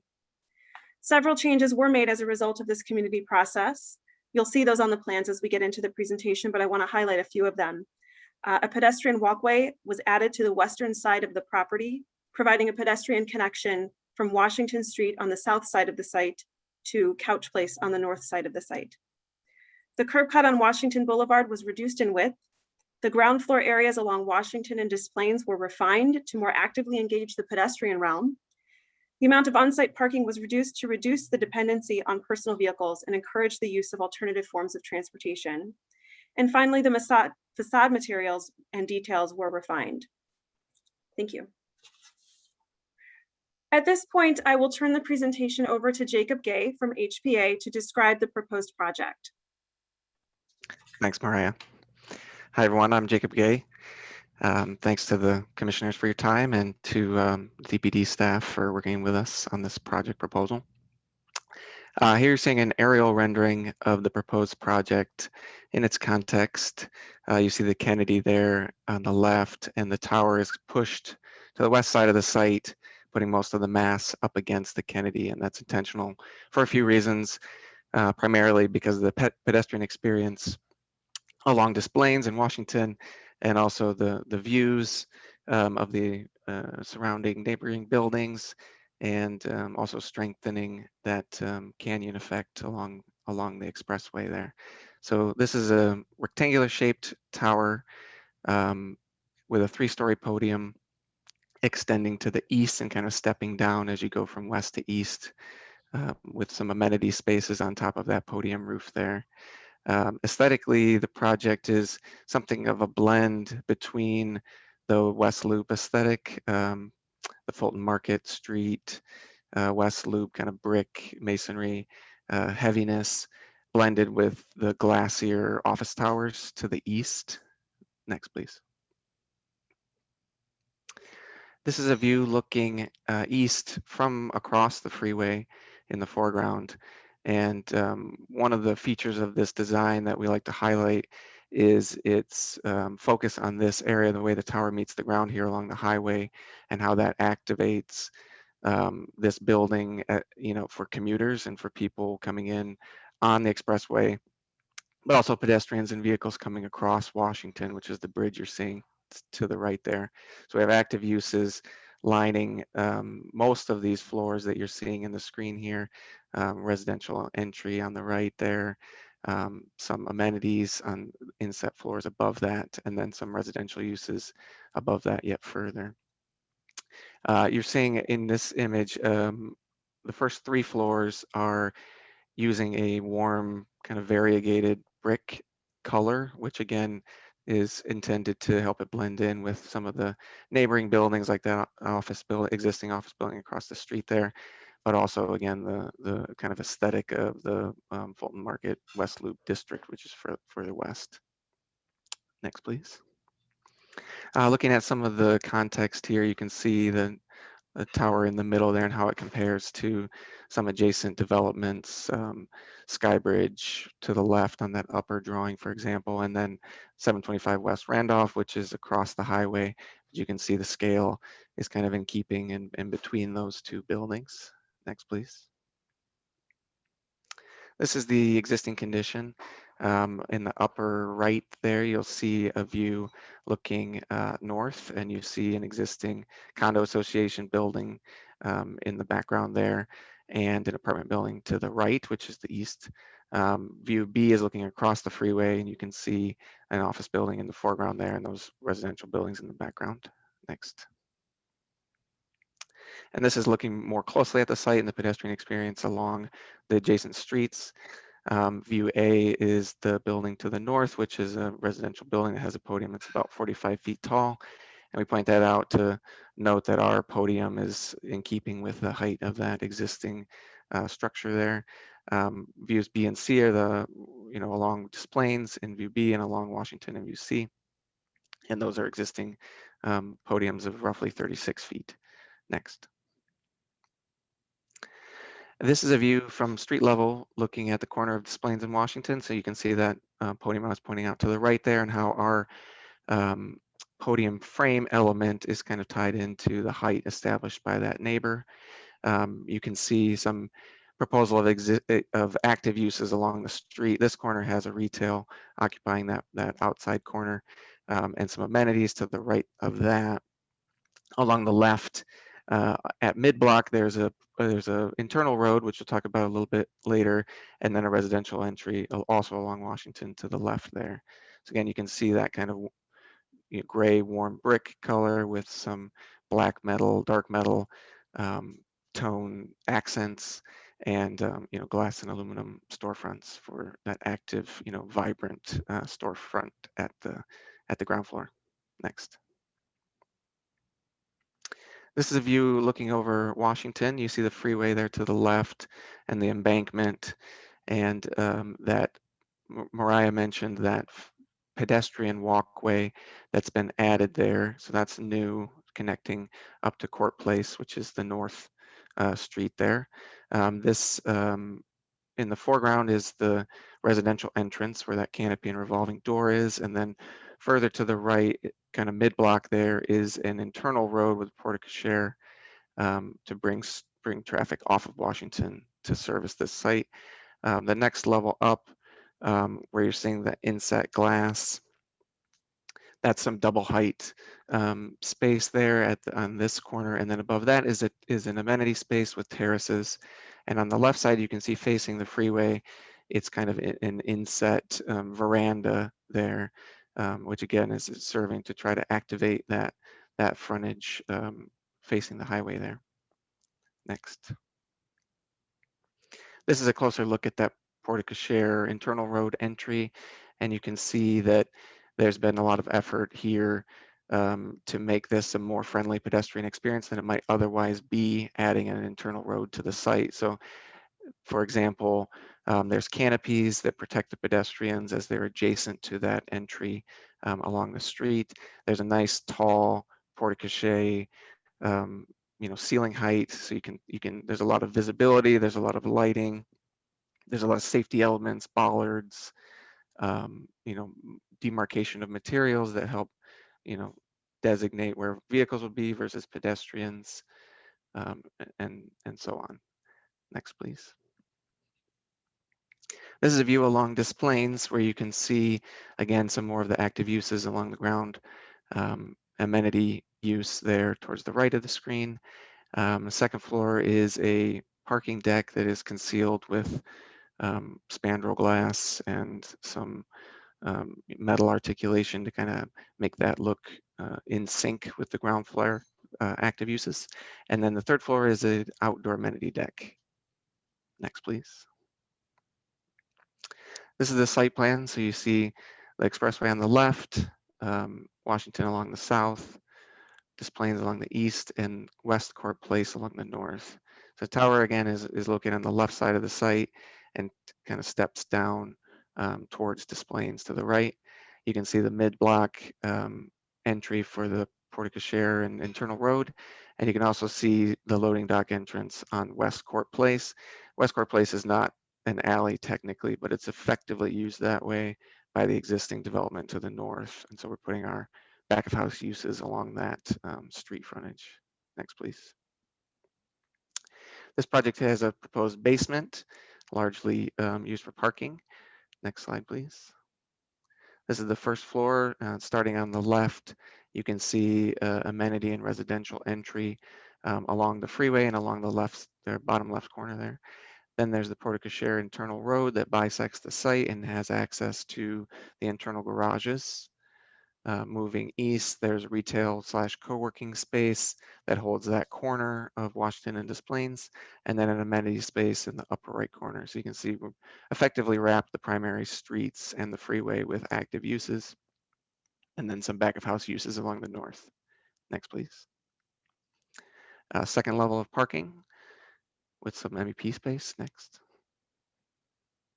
This is the amenity deck. You can see it's quite substantial. This developer, Crescent Heights, who, as introduced, has done a fantastic building in the South Loop called NEMA, has extensive amenity spaces, and that's part of their brand and what they bring to these projects. And this project is no different. It has a big amenity deck in the exterior and an internal interior amenity deck for the residents as well. And here you can also see that veranda that faces the freeway on the left. Next, please. Typical tower floor plans here. You can see the way the facade changes as you go up the building. So there's some articulation to the facade and to the massing that kind of designates as these amenity or as these different residential zones kind of change. There's also a kind of reflection of that in the facade. Next, please. And then up at the top of the building, there's some more amenity space, mechanical wells that are screened in, that sort of thing. Next, please. These are the elevations illustrating the kind of explicit designation of what the materials are. The building's kind of built, designed in the round, so the materials are being used consistently throughout all four sides. On the left is the Washington Street elevation. On the right is the highway elevation, the west elevation. Next, please. On the left is the Court Place elevation, which is, as I mentioned, a sort of effective alley. So there's some back of house uses there. And then on the right is the Des Plaines elevation, which is similar to the highway elevation. Next, please. This is a stacking section that shows the way the different uses are arrayed throughout the tower. We've gone through this, so we can skip this one. Next, please. This is, making explicit what the various materials that we've designated for the tower, and this is something that we did pay close attention to feedback from DPD on ensuring that the materials that we're using, particularly at the base of the building, are engaging at the human scale and at the scale of people on the street. So using real brick for at least the first 3 floors, using metal and glass to create nice open storefronts, etc. Next, please. This is a diagram that illustrates the way the traffic is being intended to flow on this site. So on the left, you see, on the bottom left, you see the kind of road directions. So there's 2 one-way streets, both Washington and Des Plaines are one-way. And you can see in the right how we're accessing that internal road in red. And you can also see some lay-by zone that is in the porte cochere. So the idea is to bring traffic off of Washington for a few reasons. One, it's just more pleasant from a pedestrian experience to not have so much standing parking like you get with these type of developments, with the rise of ride sharing and food delivery and all that kind of thing. So we're trying to stay that a little bit by adding this internal road and adding some lay-by standing internal to the site, bring that traffic off of Washington and bring it internal to the site, and also have the main garage accesses internal to the site and not off of any streets. One thing to also point out here along Des Plaines is there was an existing curb cut there going into what is, or there is an existing curb cut there going into the existing parking, surface parking that's there today. And that curb cut's being removed in the proposal, which allows that bike lane to be continuous and provides a safer experience for bikers along Des Plaines. Next, please. There's more detail here about the porte cochere. You can see some of the sizes of the sidewalks. There's like 15 feet of a sidewalk there where the mouse is currently. And you can see that it's 2 ways and that there's a lay-by there and, designation for pedestrian walkways, bollards, benches. So the idea is to really enliven the pedestrian experience here and not detract from it. Next, please. A traffic study was conducted. This proposal is providing fewer parking stalls than what is currently on this site for a commuter lot. So the traffic study, found that the, adjacent roads, there's not a significant impact regarding the adjacent intersections. Next, please.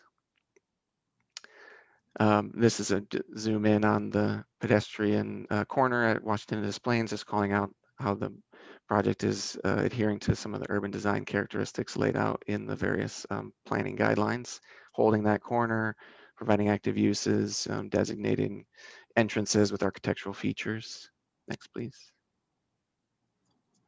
The streetscape is intended to be compliant with the landscape ordinance. You can see the street trees, planters, continuous planters along this plains. Next, please. This is the palette of materials expected to be used on the exterior. I want to point out in particular what's labeled as K, the warm gray podium brick, so you can see what I was mentioning about the kind of variegated color and texture of that material will produce a nice effect at the human scale. A is the precast material that is intended to be used with an integral color for the tower. So in the zones where you're looking a little further away, you're not touching and feeling that brick, but you're looking up at it, and it's has a similar look to the podium brick, but again, it's much further away. Next, please. From the sustainable development point of view, we'll be selecting from the matrix to reach the 100 points required through a variety of ad hoc methods. Next, please. And the project intends to be in compliance with stormwater, of course. There's intended to be a detention vault and some green roof elements. And with that, I'll turn it back over to Mariah. Thank you. Thank you, Jacob. Are you going to be wrapping up soon? Yes, we are. I promise. Based on the number of dwelling units proposed, the project is required to provide 41 affordable units. The project will provide 10 on-site units throughout the building and pay a fee in lieu of just over $5.8 million. Next slide, please. The project is anticipated to produce 815 temporary construction jobs and 30 permanent jobs. As I mentioned before, we've got a new pedestrian walkway. The curb cut on Des Plaines is going away. And in addition, a new curb and sidewalk on Court Place, which does not exist today. In addition, the developer will be paying over $3.7 million to the Neighborhood Opportunity Fund on account of the bonus FAR, 10% of which would be available for improvements in the neighborhood, 10% for the Adopt a Landmark program, and the remaining 80% for the Neighborhood Opportunity Fund. The developer does have participation goals of 26 and 6% and 50% residency hiring as well. At this point, I will turn it back to Ms. Sperry to provide the department's recommendations. Our team is available to answer any questions. Thank you. Thank you.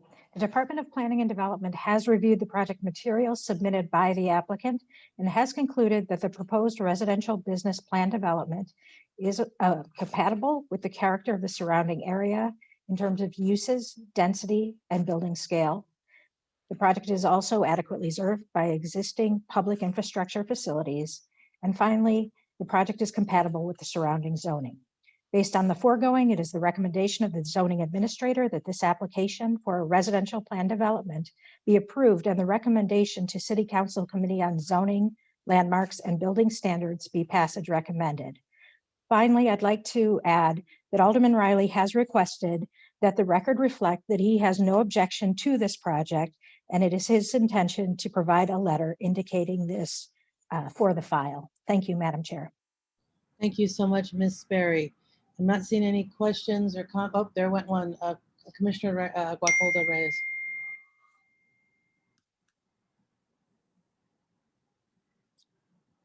Commissioner Reyes. Sorry, my apologies. That's okay. What's the total number of unit? I saw one slide 515, and then I believe you mentioned 413.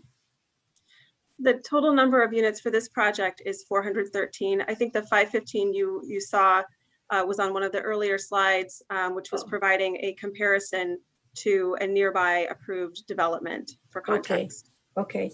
And then I appreciate the 41 units, and I understand that 10 of those are going to be on site. Can you please tell us the unit type and at what incomes? The units will be available to at the 60% AMI level. The unit mix is a mix of studios, 1 bedrooms, and 2 bedrooms. If I pull out my sheet here, we have 4 studios, 3 1 beds, and 3 2 beds. Okay, so throughout the development, there are no 3 bedrooms. Correct. Okay. I appreciate the 10 units on site at 60% AMI. Also, I really appreciate the way you dealt with the drive, what they call it, drive portal in there, because there's a lot of traffic on Washington Avenue. I think without that, it would make this project a lot more difficult to support. I think that's a big deal. Okay, so I'm not seeing any other comments, so I will request a motion on the proposed residential business plan development submitted by 640 West Washington LLC for the property generally located as 640 West Washington Boulevard, finding that it meets the requirements for approval. I'll make the motion, Commissioner Garza. Thank you, Commissioner Garza, seconded by. Second by Commissioner Shaw. Thank you, Commissioner Shaw. Roll call vote, Commissioner Biaggi, Yes. Commissioner Brumfield, Yes. Commissioner Burnett, Commissioner Cordova is a yes, Commissioner Cox. Burnett votes yes. Thank you, Commissioner Cox, Commissioner Flores, Commissioner Garza, Yes. Commissioner Grossman, Commissioner Kelly, Commissioner Lyons, Yes. Commissioner Moore, Yes. Commissioner Murphy, Yes. Commissioner Novata, Yes. Commissioner Reyes, Yes. Commissioner Shaw, Yes. Commissioner Spizzato, Commissioner Wagasbuck. Yes. Motion passes. Congratulations. Commissioner Tunney is a yes. Oh, to Commissioner Tunney, I'm so sorry. I didn't call No you. problem. Forgive me. Commissioner Tunney is a yes. Thank you very much for catching that. Motion passes. Congratulations. Thank you. Thank you, everyone. Next item on the agenda is D5, a proposed amendment to business plan development number 376 submitted by Amtrak for the properties generally located at 210 South Canal, 307-09 South Clinton, and 310 South Canal Streets. The applicant is proposing to amend business plan development number 376, specifically statement 16, to allow for a minor change to transfer 417,344 square feet of FAR building area from sub-area B to sub-area A, and to transfer 7,868 square feet of FAR building area from sub-area C to A prior to establishing business plan development number 376 as amended. There are no proposed changes to the property. This is in the 42nd Ward. Emily Thrun will provide the context overview and the applicant will present the proposal. And of course, Emily Thrun is up and ready to go. Ms. Thrun. Thank you. For the record, my name is Emily Thrun with the Department of Planning and Development.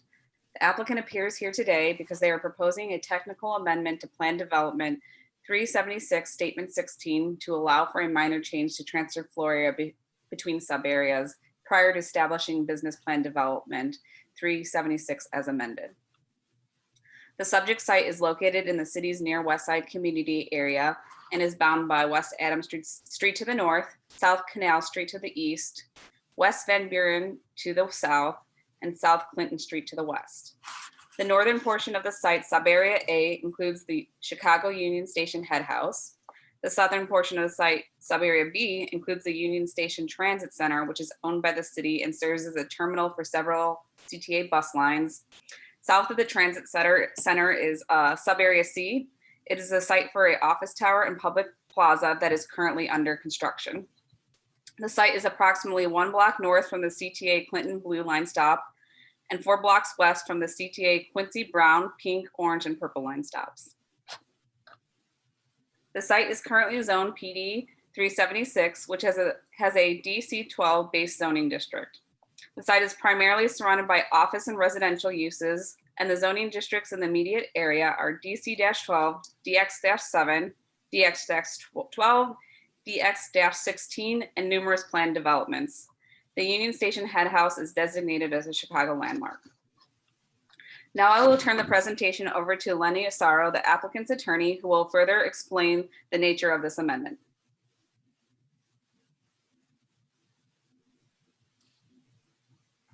Thank you, Emily. Thank you, commissioners. My name is Lenny Asaro. I'm a partner at Faegre Drinker, and we represent Amtrak, the applicant with respect to this application for an amendment to the existing PD 376.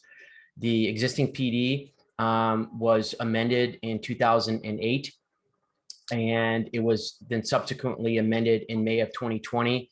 The applicant with respect to those amendments was Riverside Development. And the original amendment in 2018 involved sub-area A as well as sub-area C. And then the 2020 amendment just involved sub-area C. The current proposed amendment was filed April 21st, 2021. We engaged with Alderman Riley, notified him of the proposed amendment, which from our perspective is a technical amendment because it only seeks to amend statement 16 in the plan, within the plan development statements. And the purpose of this plan development is to actually rework the procedure in statement 16 by which floor area ratio would be transferred from sub area B and C over to sub area A. So in the PD that was approved in 2018, the city of Chicago and Amtrak had agreed to certain conditions with respect to development of the head house, the station itself, and the transfer of air rights based on a prior agreement that the city and Amtrak had entered into years ago, which was known as a right of first offer agreement. Subsequent to that time, the parties have continued to move forward to fulfill their objectives under that agreement and a separate MOU that would allow for Amtrak to make improvements to the head house, to spend a threshold minimum of $14.1 million, and to be able to receive reimbursement for that. In exchange, the city had asked for reimbursement of amount spent for infrastructure improvements that would be located adjacent to the head house. So based on the parties' prior agreement and just the reworking of the process of that agreement, the parties proposed to amend PD 16 to allow for still the transfer of FAR building area, but just in a different procedure. And so that is what is spelled out. So the only change is to certain language within PD statement number 16. And it's important to point out that PD statement 16 does not seek to increase the building height maximum that was already approved in 2018 and then subsequently reapproved in 2020. There's no plan to change the plan that was approved with respect to sub area A. So everything stays the same.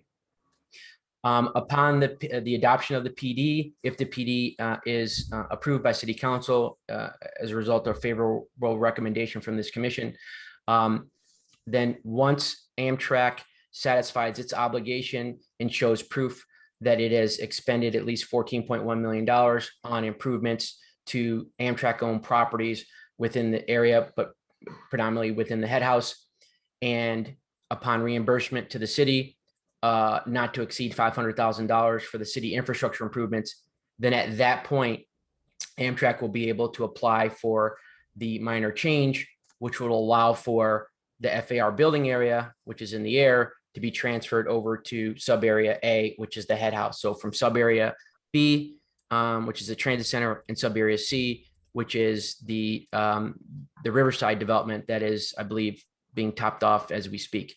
And so that's what the minor change would involve. But again, only once certain conditions are met. Thank you, Lenny. The Department of Planning and Development has reviewed the materials submitted by the applicant and has concluded that the proposal would be appropriate for the following reasons. The proposal is in compliance with the PD standards and guidelines, encourages unified planning and development, promotes economically beneficial development patterns, and is compatible with the character of the surrounding area. Please refer to my staff report for further details on the project identified here today. Based on the foregoing, the zoning administrator recommends that the application for a plan development amendment be approved and forwarded to the City Council Committee on Zoning, Landmarks, and Building Standards as such. Thank you. Thank you, Ms. Thrun. Great, thank you. And I'm not seeing any comments or questions, but this is, it's great to, it seems like a really great example of the kind of part of a really quality partnership here. And I'm really thrilled that Amtrak has followed through. So this is great stuff.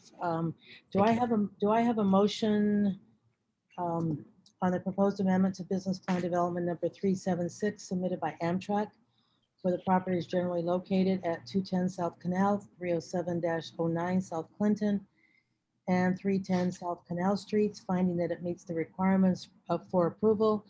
And on the day that Amtrak announces that it's restoring much of, I guess, if not all of its lines that it had, or trains that it had down during COVID. So that's also much welcomed news. Do I have such? Moved by Commissioner Shaw. Seconded by? Commissioner Navarro. Thank you, commissioners. All right, with no discussion, let me go to the vote. Commissioner Biaggi, Yes. Commissioner Brumfield, Commissioner Burnett, Yes. Commissioner Cordova is a yes, Commissioner Cox, Commissioner Flores, Commissioner Garza, Yes. Commissioner Grossman, Commissioner Kelly, Commissioner Lyons, Commissioner Moore, Yes. Commissioner Murphy, Yes. Commissioner Novata, Yes. Commissioner Reyes, Yes. Commissioner Shaw. Commissioner- Yes. All right, Commissioner Tunney, Yes. got you that time. Commissioner Wagasback. Yes. Motion passes. Congratulations and thank you so much. Thank you very much. The last item on the agenda is D6, a proposed plan development submitted by Code RE Partners Incorporated for the property generally located at 2139 West Pershing Road and 2159 West Pershing Road. The applicant is proposing to rezone the subject property from M2-3 Light Industry District to B2-3 Neighborhood Mixed Use District and then to a residential business plan development. The applicant proposes the redevelopment and adaptive reuse of two existing former industrial buildings into 120 units of housing at 2159 West Pershing Road and 39 units of housing and commercial or office space at 2139 West Pershing Road. The applicant will also construct 141 parking spaces and a shared amenity space between the buildings. This is in the 12th Ward. Nolan Zaroff will provide the context overview and the applicant will present their proposal. Great, thank you. Can everyone hear me and see my screen? We can. Okay. Good afternoon, Madam Chair, members of the commission. Again, for the record, my name is Nolan Zaroff with the Department of Planning and Development. Again, the item before you this afternoon is the proposed plan development for Parkview Lofts and Commerce located at 2139 and 2159 West Pershing Road in the 12th Ward. The applicant is Code RE Partners Incorporated in partnership with Hispanic Housing Development Corporation. The applicant appears here today because they are proposing the redevelopment and adaptive reuse of two existing former industrial buildings into 120 units of housing at 2159 West Pershing Road and 39 units of housing and commercial or office space at 2139 West Pershing Road. The applicant will also construct 141 parking spaces and a shared amenity space between the buildings. The applicant is required to rezone to a residential business plan development due to the number of housing units they are proposing for the site. The subject property is located in the Southwest Planning Region in the New City community area. However, it is directly across Pershing Road from the McKinley Park community area, and due to a large rail yard directly to its south, it is much more connected to McKinley Park than it is to New City, so the demographics provided here are for McKinley Park. According to CMAP, there are around 16,000 residents in the community area, 56.4% of which are Hispanic or Latino. Around 25% are Asian, 17% white, and around 2% are some other race. The median household income is just over $43,000 per year. The subject property includes two 6-story former Central Manufacturing District industrial buildings that are orange rated and on the National Register of Historic Places. Here, the image on the left shows 2159 West Pershing Road looking to the southeast, and the image on the right shows 2139 West Pershing Road looking to the southwest. These images show the north facades of both buildings with 2139 West Pershing Road on the left and 2159 West Pershing Road on the right. These facades face McKinley Park. And here you can see the broader context for the subject property, which is indicated in red on the map. Both buildings are located within the historic Central Manufacturing District, bounded by the yellow dashed line on the map, and are directly south of McKinley Park. The McKinley Park and Brighton Park neighborhoods are located to the northeast and the west of the site, and directly to the south is PMD 8, the Stockyards Planned Manufacturing District. Here is a closer look at the land use context. Again, the subject property is indicated in red on the map, bounded on the north by West Pershing Road, on the west by South Levitt Street, and on the east by South Hamilton Avenue, and on the south by Planned Manufacturing District 8. Several of the nearby buildings have been converted in recent years to residential and other non-industrial uses. These include a market rate housing development, a charter school, and then to the east of the site, an institution and another former industrial building that is under renovation. Further east, some light industrial uses remain, and to the south, heavier industrial uses are present, as well as an active rail yard. The subject property, again indicated in red, is currently zoned M2-3, Light Industry District, and the applicant proposes rezoning the property to B2-3, Neighborhood Mixed Use District, and then to a residential business plan development. Adjacent zoning includes a plan development for a residential housing development, RT-4 that includes a charter school, and C1-2, which includes a building under renovation. To the north is McKinley Park. And the subject property is located in the Central Manufacturing District, as I mentioned, which is on the National Register of Historic Places. And it is also located within the City of Chicago's Park Boulevard System Historic District.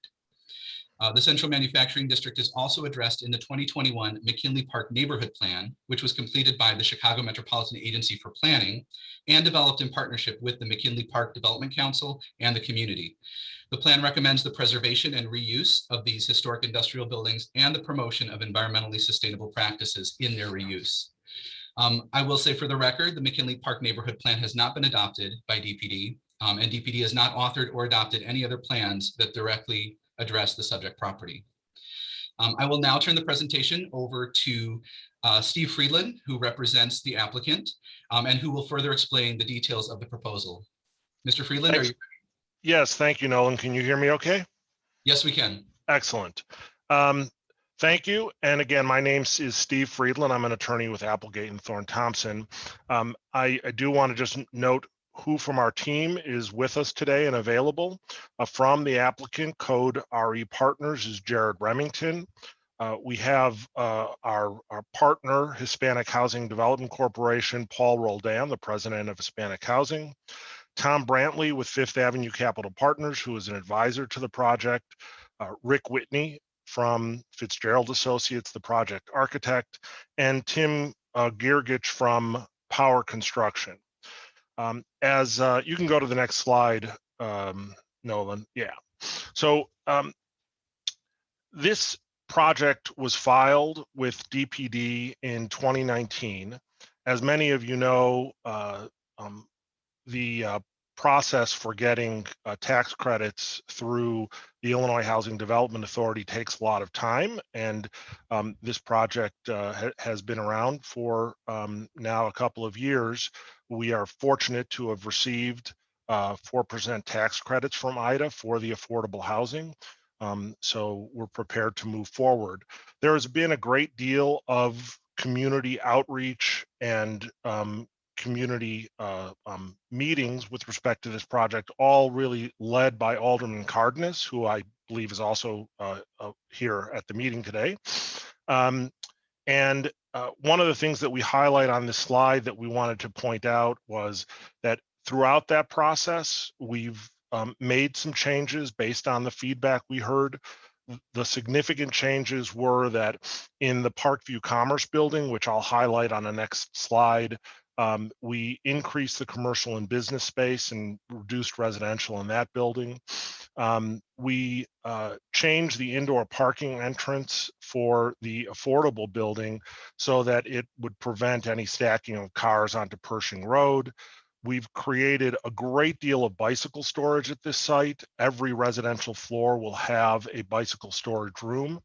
And we also increased the number of 2- and 3-bedroom units from the original plan. You can go to the next slide.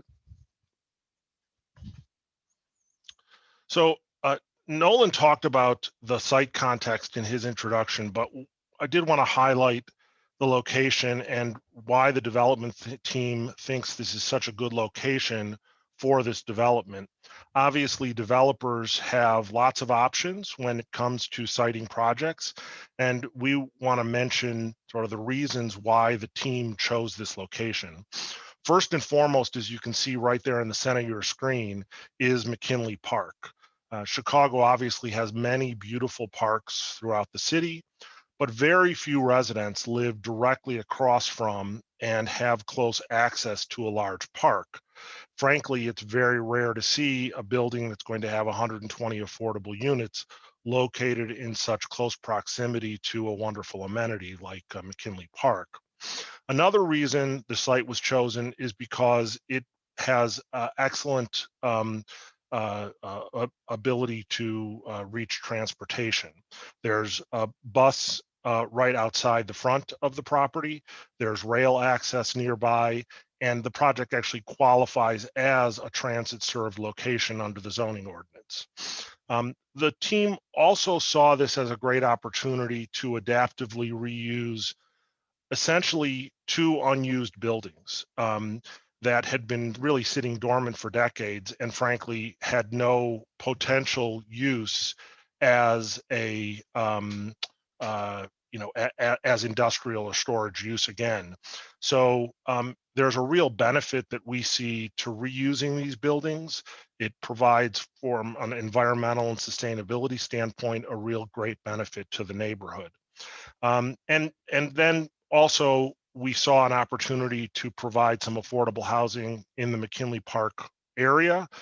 There's certainly a shortage of affordable housing within the neighborhood, and we know that the alderman had long expressed a desire and a need to see that additional housing.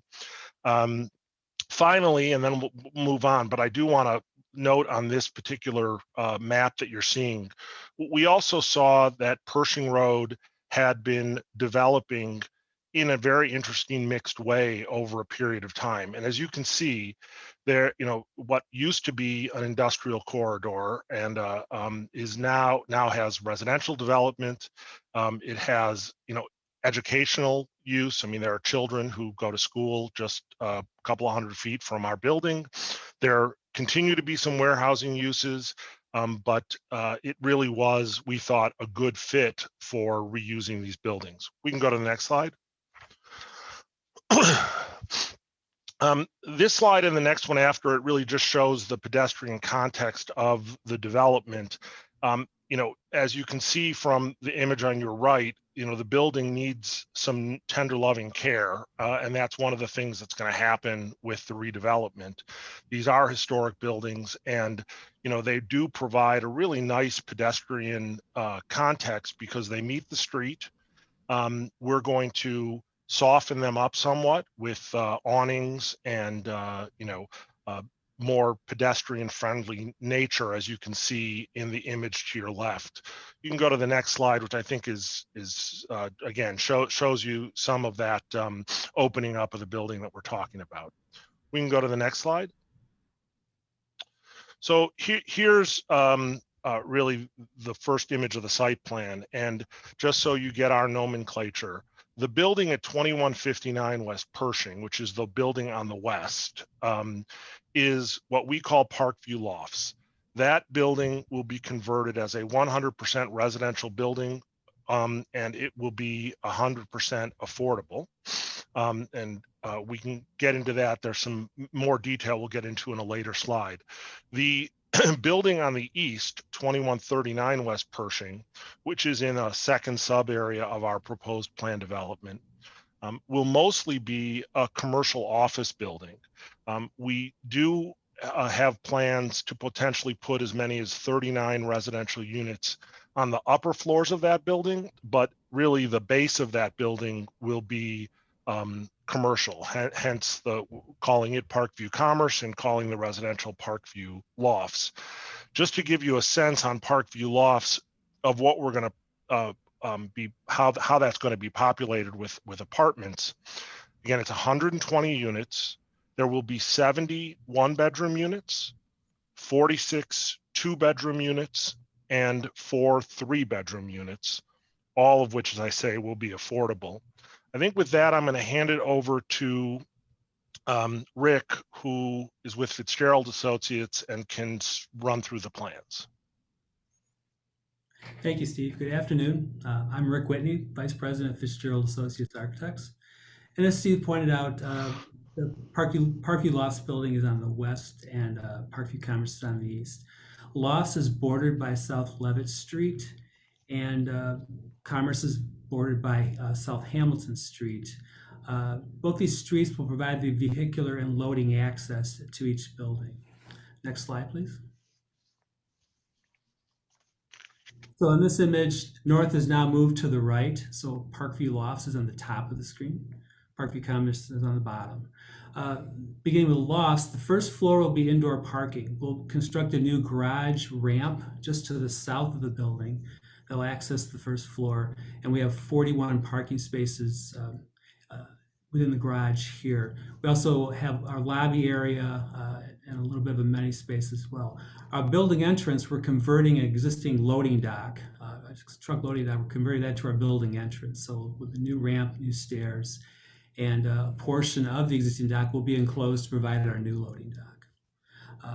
Going to Commerce is primarily office space on the first floor, with a little bit of residential lobby here, and also the building entrance will be achieved through converting existing truck loading into the entrance.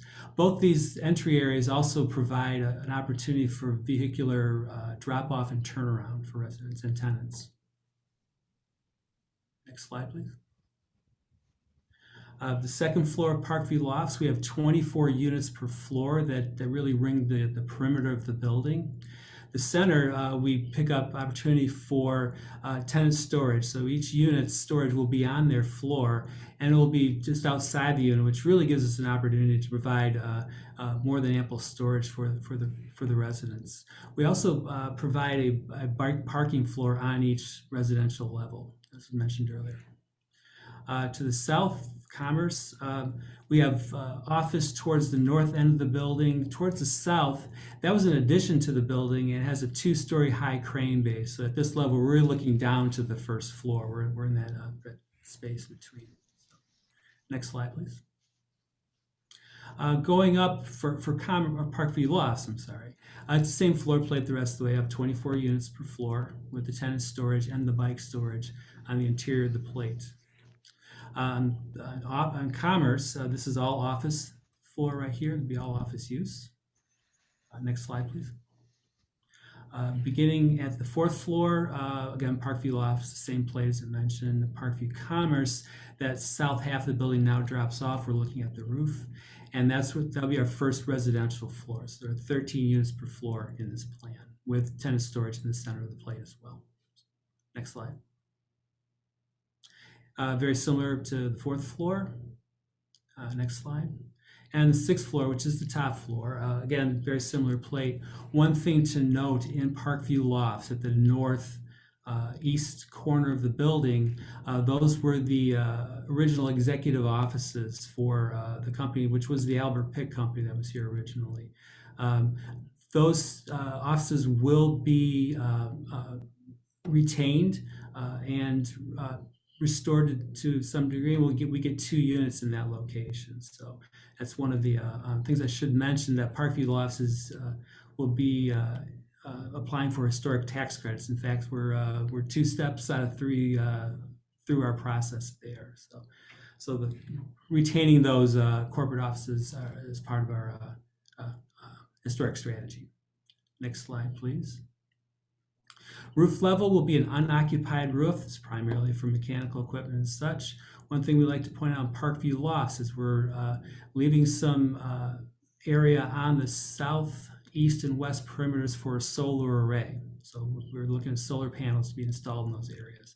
So we are providing some on-site power generation at this location. Next slide, please. Our elevations, essentially, we are repairing and restoring what is there. That's our goal here for both buildings. This is the Parkview Lofts building.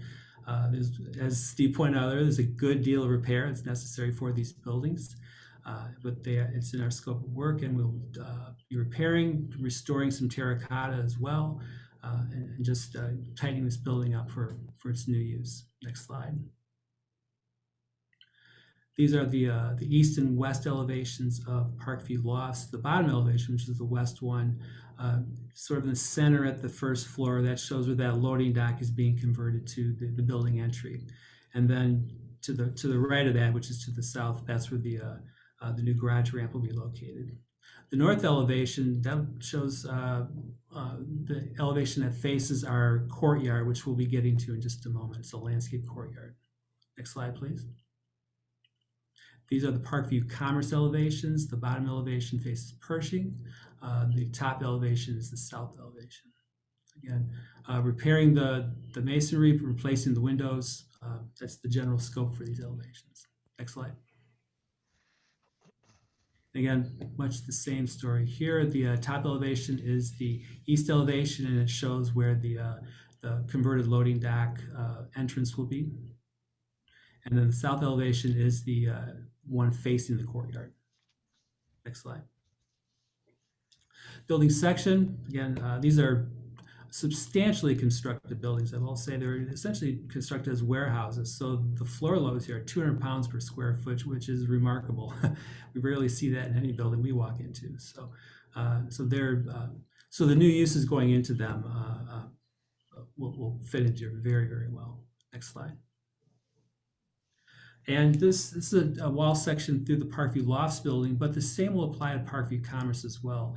Again, we're maintaining what is there. We're repairing the exterior and restoring where we can. The existing steel sash windows will be replaced with new aluminum frame windows with insulating glass, and they will be designed to closely match the appearance of the original windows, which have what's called a floating vent or an operable portion right in the middle of the window. We'll be getting that exact same look in these windows.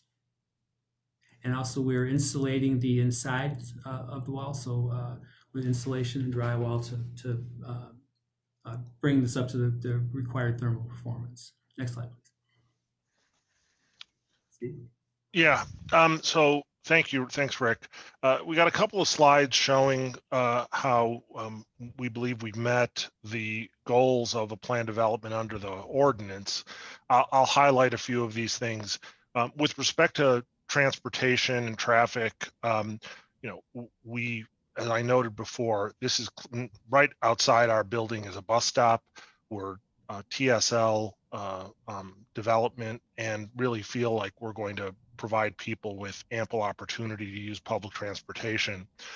We also have, again, wonderful access to bikes with all of the bike racks and other items that are in the building.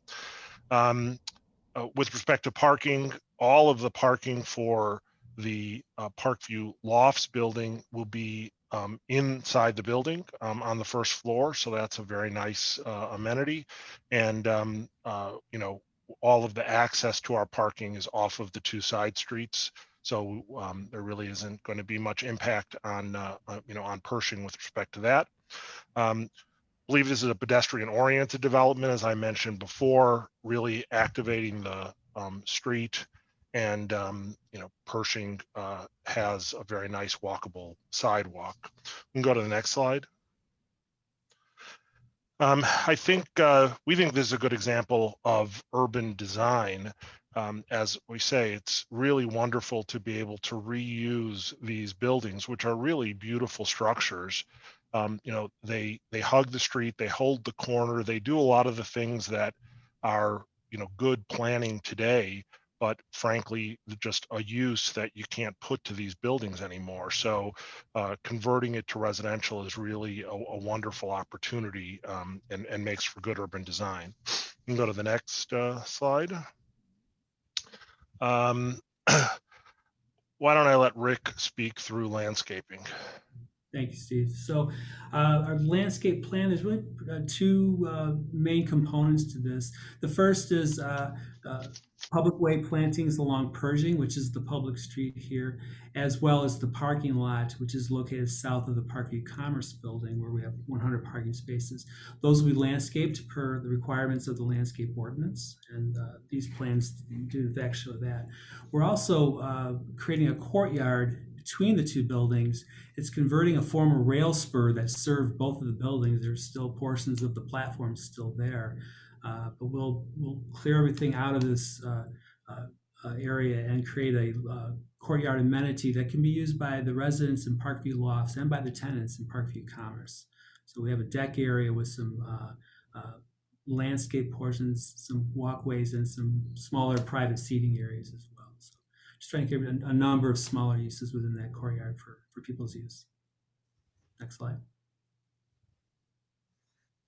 And this is a perspective view looking north of the courtyard. This primarily shows the Parkview Lofts building in the view, but Parkview Commerce is just to the right. Next slide. So some of the things we'd like to highlight, some solutions we've proposed here for a building that is admittedly a transitional location. For outside air, and both these buildings will require outside air supply as part of their HVAC systems. We will be using a two-stage air filtration system for that. The first step being a bipolar ionization system, and then the second being HEPA filtering. Essentially, the ionization system increases the effectiveness of the HEPA filtering. So we will be doing a very comprehensive job of cleaning the air that comes into the building. It will improve the indoor air quality for sure. As I mentioned earlier, providing new insulated aluminum windows that are going to be historically accurate replicas of the originals. And they'll not only provide improved thermal performance, but they will help with sound attenuation from noise around the area. Our landscape, particularly around the perimeter of the parking lot at Parkview Commerce, we're specifying fast-growing planting materials there so that we can get a good visual screen and some sound abatement as well with that landscape. So we've selected plants that specifically will address that. The interior landscape courtyard I mentioned, it's a amenity use for both of the buildings. And then finally, the direct proximity and access to McKinley Park across the street with lots of amenities for the residents and families in our buildings. So it's a big plus for this project, we believe. Next slide. And then finally, our sustainability plan. We have a requirement for substantial rehabilitation with the Chicago Sustainable Development Policy. There's 3 primary points we're going to employ here. First, we'll exceed the energy code by 10%. Second is we're going to reduce indoor water use by 25%. And finally, waste diversion from landfills, 80% of the waste will be diverted. To add to that, the on-site power generation on the Lofts building via the solar panels that I mentioned earlier. And we're also participating in the ComEd Energy Efficiency Program. So there's a grant that comes with that, and there are enhanced efficiency and thermal performance requirements in that system. So we are participating. Next slide. Okay. I'll take it from here. So wanted to talk through the affordable aspect of the development. As I've stated, all 120 units in Parkview Lofts will be affordable.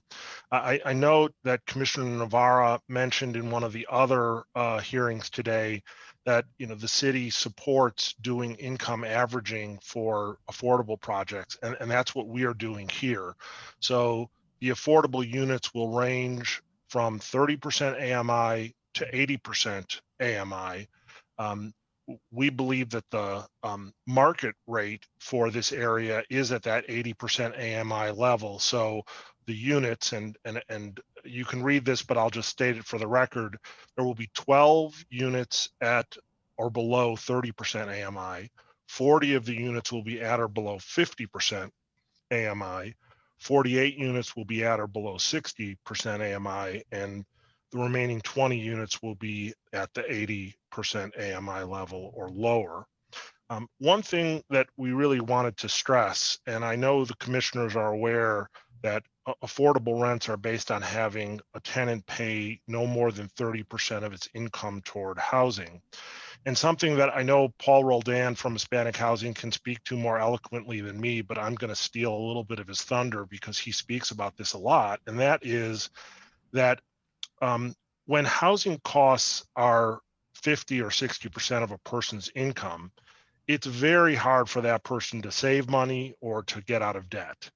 And by devoting 120 units of affordable housing for 30 years, we think we're going to help people sort of in that first step toward building personal wealth, because hopefully they will have more, available income. Let's move to the next slide. Finally, economic and community benefits for Parkview Lofts and Parkview Commerce. Both of these projects take out a neighborhood blight. We're renewing these vacant spaces and these vacant buildings. As I just spoke about, we're providing 100 income restricted apartments. That's a great bulwark against gentrification. It's a great way for helping people in the housing market. We also are putting a significant investment in just lofts of about $41 million. So it really does hopefully open up opportunities for other people to come in and invest in the area. With respect to Parkview Commerce, it's going to be mainly a commercial and office building. So it's going to provide options for small business users in this area to locate. And when those small business users come, they're going to provide new employment opportunities for tenant businesses. One thing I noticed last night, Nolan, is that at some point, our slide on MBEWB, I don't know where it went, but I just want to be very clear that it didn't go away because we're not committed to meeting MBEWBE requirements. We will meet the 26.6 goal. To the extent there's any questions about that, we do have Tim from Power Construction here who can speak to that as well. Before I hand it over to you, Nolan, to read the findings, I would just wonder, I don't know if anybody from the team or especially Paul, if you might have something that you feel we missed before we wrap this up. This is Paul Roldan with Hispanic Housing. Thank you so much, commissioners, for allowing us to make a presentation on this, what I consider a very important project for McKinley Park. I think you did a good job in stealing my spiel, Steve. But the fact of the matter is that Chicago is a city that for quite a while now, over a decade, you've had a Latino demographic growing, the only portion of the city that had been growing in a meaningful way. The 60%, a little over 60% Latinos in McKinley Park are struggling against, finding decent, high quality, affordable rentals and certainly affordable homeownership as well. Many of those families are leaving McKinley Park like they're leaving other North and South Side communities to go out to the suburbs to find greater housing values. And to a great extent, this kind of housing is double-edged. It is a wealth building vehicle. As you said, when people pay 50% instead of, when people pay 30% instead of 50, they have a way of working their way into the economic mainstream, also have a way for saving money and perhaps achieving the ownership of a home in the future. I got to tell you, we've developed almost 4,800 units in Chicago, Wisconsin, Michigan, Indiana. Many of those family, and the major reason why families leave our 3 and 4 bedroom apartments is to buy a home. They are not moving out, they're moving up. And so that stability and financial ability to create some wealth within the family economics is extremely important. It also speaks to the stability of the community. There's a lot of gentrifying forces, huge outside capital coming in that are raising property values, and also the inability for people who have lived there a very, very long time to continue to live there. So we are, in major support. I also, want to say I'm feeling lately like John the Baptist, voice in the wilderness on this issue. And that I'll point out again, a study by the Enterprise intermediary about 9 months ago of the low-income housing tax credit program, which, as you all know, is a per capita program. They count this all up and figure out what are we going to give to the states and to the city of Chicago. When those allocations come back, as they have since 1986, In that time, IDA has produced 19,000 apartments. The city has produced 25,000 apartments. That's 44,000 apartments that have been built under the low-income housing tax credit program, the only way you can build affordable housing. Well, of those 44,000 units, 42% are occupied by white folks, 50% by Black tenants, and 6% by Latino residents in a city that is 35% unofficially. So we are up against, the local economics, but we're also up against, bureaucracies that have ignored us for several decades at this point. This is an important project in getting at that issue that we're facing in terms of balance, equity, and fairness. Thanks, Steve. Thank you, and Nolan, that concludes our presentation. Thank you. Thank you. So DPD remains supportive of the adaptive reuse of historic character buildings, the provision of affordable housing, and the location of housing close to transportation and recreational amenities. However, DPD does remain concerned about the proposal's proximity to active industrial uses. We encourage the applicant to continue to work with the City of Chicago's Department of Public Health to consider things like additional landscaping, high-performance soundproof windows, HVAC systems to address indoor air quality, and other interventions as deemed appropriate by the Department of Public Health. That being said, DPD has the Department of Planning and Development has reviewed the materials submitted by the applicant and has concluded that the proposal would be appropriate for the following reasons. It promotes economically beneficial development patterns. It is compatible with the character of the surrounding area in terms of uses, density, and scale by preserving existing historic buildings. It locates parking inside or behind the existing buildings and avoids large surface lots. It provides accessible open space and recreation areas for residents and workers. It reinforces desirable urban features within the area by preserving the existing siting pattern, massing arrangement, and streetscape characteristics of the central manufacturing district. It gives priority to the adaptive reuse of historic or orange-rated buildings. It does comply with PD standards, and it adheres to the recommendations outlined in Chapter 6 of the McKinley Park Neighborhood Plan developed by CMAP and supported by the community that recommends the preservation and adaptive reuse of the existing Pershing Road Central Manufacturing District buildings. Please refer to my staff report for further details on this project and the plans identified here today. Based on the foregoing, the zoning administrator recommends that the application for this plan development be approved and forwarded to the City Council Committee on Zoning, Landmarks, and Building Standards as such. Thank you. Thank you. Commissioner Burnett. Commissioner Burnett? Yes, thank you. Thank you, Commissioner, Madam Chairman, and to the members. I'd be remiss if I did not say anything about this development. I know that there was questions about having a residential development by industrial property. If you look back in the history of Chicago, most of the areas where the industries were, there was housing all around it. When the industries left, the housing kind of went down in those areas. Generally, people tend to move by the industrial areas because that's where the work is. I appreciate this affordable development. I know Paul Rodin, Hispanic Housing is called Hispanic Housing, but they actually own the development in my ward, and it's all African American. They're very good managers. They take care of all of their development. I understand he is in pushing and encouraging for Latinos to have an affordable place to stay.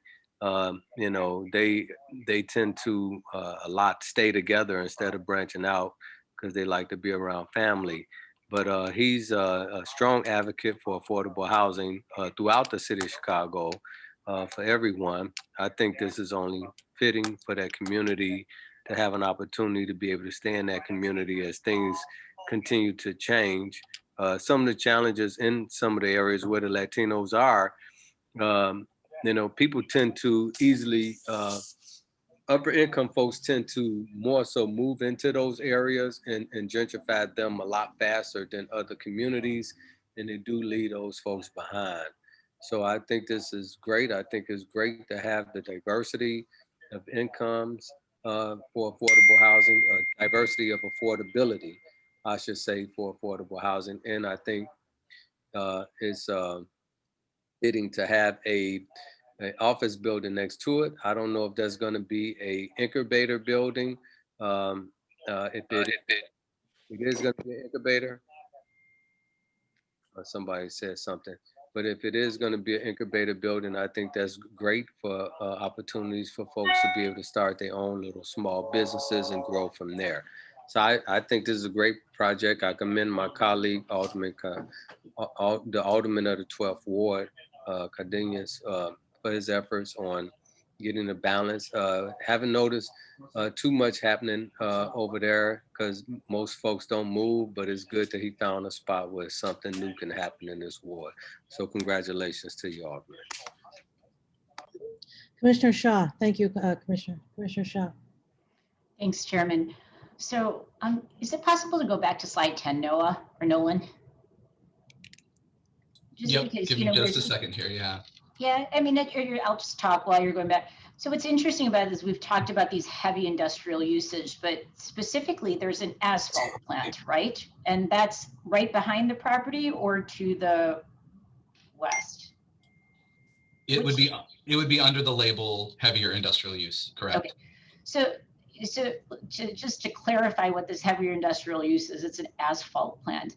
And, you know, so as I've gone through this presentation, I have to tell you, this is really, you know, there's so many great things about this development, right? I mean, you have adaptive reuse of some facilities, the affordable housing component. As Plan Commission members, we're always asking for more affordable housing and good affordable housing, right? And it's been done really well. You have a park across the street. But then you have this asphalt plant, which I understand just got there a few years ago. And, you know, as an engineer, one of the things, you know, my background's in engineering, and we have different frameworks that we use for different types of project. And one of the things that really struck me here is the fact that we don't have an environmental justice framework in which we can evaluate projects. Because, you know, I'm really torn, right? You want to create the opportunity, you want to give great housing, but at the same time, we can't not be looking at the framework that's been created for low income and minority populations to make sure that we're, you know, being thoughtful about the health and welfare of communities. So I'm really torn about this. I don't know, Chairman, what your thoughts are, what other people are thinking about this. But, you know, it just struck me that, you know, here, I don't know that we have one, and I haven't seen one presented, but I think it would be really something that would have been nice for this.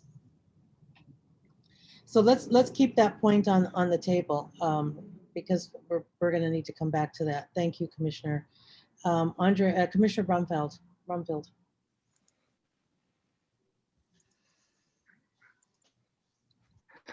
Yes, I just have to say, as a strong proponent of affordable housing and adaptive reuse, in spirit, I really love what this project is looking to do, as well as the mixed use components to go with this. And of course, Paul Rodon, Hispanic Housing Development. I've been a long admirer of what they've been doing. As far as I'm concerned, they've been doing the Lord's work in the community for years. But I have to confess, building on Commissioner Shaw's comments, I am concerned about the nearby asphalt plant. And as I understand, there's been a number of complaints filed over the years by residents regarding environmental concerns. Has any of these issues been addressed? I just feel compelled to just bring this up and at least address this, or at least make a comment on this, because I am concerned that we could end up negatively impacting the health and the well-being of the residents that we are trying to serve ultimately. Thank you, Commissioner Brumfield. Can we get an answer to this question? I know Commissioner Cox left a bit ago, and I'm not sure who can address this, if that would be you, Noah, or who, but I think, you know, there's the larger question about do we have an environmental justice framework that we can use to evaluate? And certainly the question there is, if yes, then we must do it. If no, then what's it going to take to get one? Madam Chair, I'm happy to let. Hold on, I'm not quite ready for you to respond. And then secondly, I think that the issue that Commissioner Brumfield just raised, which is the number of complaints that are environmental, but I think the point is that they're tied to health.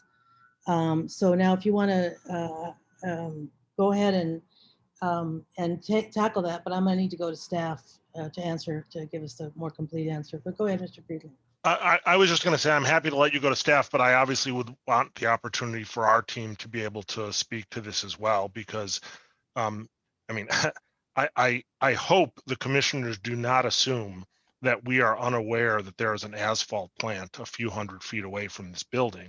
In fact, so much of the planning and the thought behind the project has been taken with that in mind. So, but if you want to hear from staff first, that's fine. I just didn't want you to assume that we are unaware of this or have not planned for it. Well, and I think, quite frankly, you are in a really difficult position because this plant, it was put there about 3 years ago. I remember at the time that it was put there, and all these issues were anticipated, and that's why there was so much concern about the location there and the fact that zoning changes occurred in order to accommodate that plant.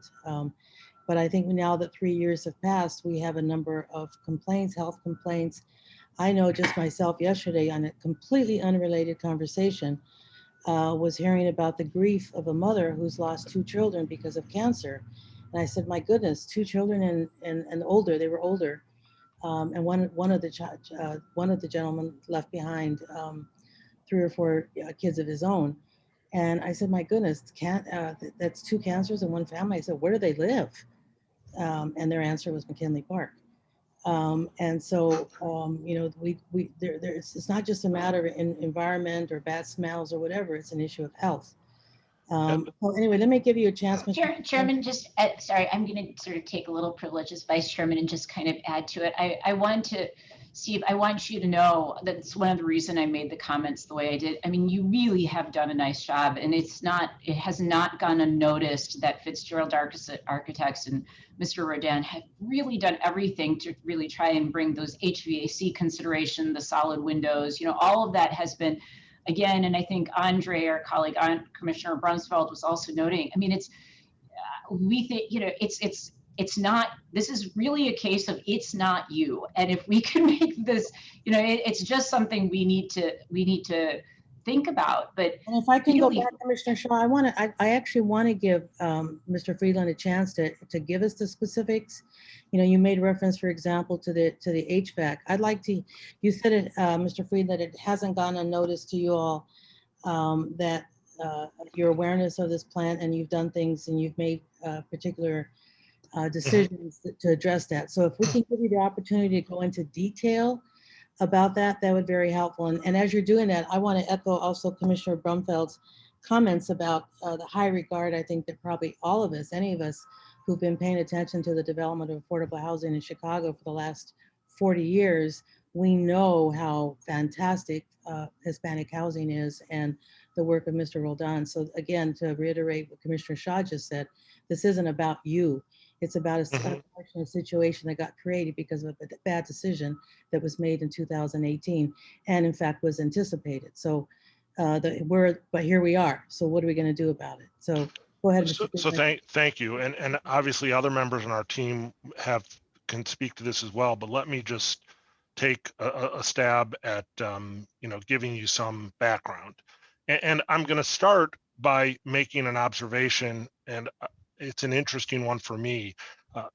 My law firm does a great deal of affordable housing work, and I do this all over the city of Chicago and the suburbs, zoning work for that, and am often confronted with people who come to meetings and say, it's a great project, but just not in the right location. The classic NIMBY response.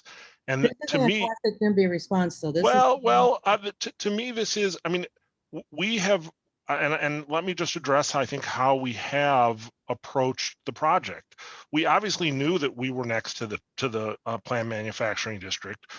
The development did do an environmental assessment with its private firm, Specialized Ecological Services, that studied the location, studied the plant, and they produced a report for us, which we shared with the city. And they said, first of all, that report says that the asphalt plant is operated under best practices. And I'm not here to defend the asphalt plant. I have no connection to the asphalt plant. We don't have any connection, but we're talking facts. We're not talking sort of anecdotes. We're talking about the facts. And the facts seem to be that there have been no instances of violations from any of the regulatory oversight entities such as OSHA, the United States EPA, the Illinois EPA. And another thing that our report noted that we pointed out to the city is that there were some interesting characteristics of the location of the site to the asphalt plant that seemed to mitigate against issues. The first is they're not directly adjacent to each other. They're a few hundred feet away. There's other properties in between. There's a 17 to 20 foot berm that separates the plant from all of the properties on Pershing. And then something else that's sort of interesting in that is that the prevailing winds are not from the southeast. So that only about 7.7% of the year on an historical basis do winds go in that direction. They're usually going the other direction, which I think is helpful. In addition to that, when we submitted that, I know the city did its own report.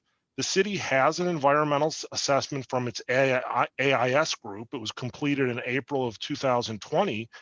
And that report also concluded that the plant did not pose a risk to any residents in our development.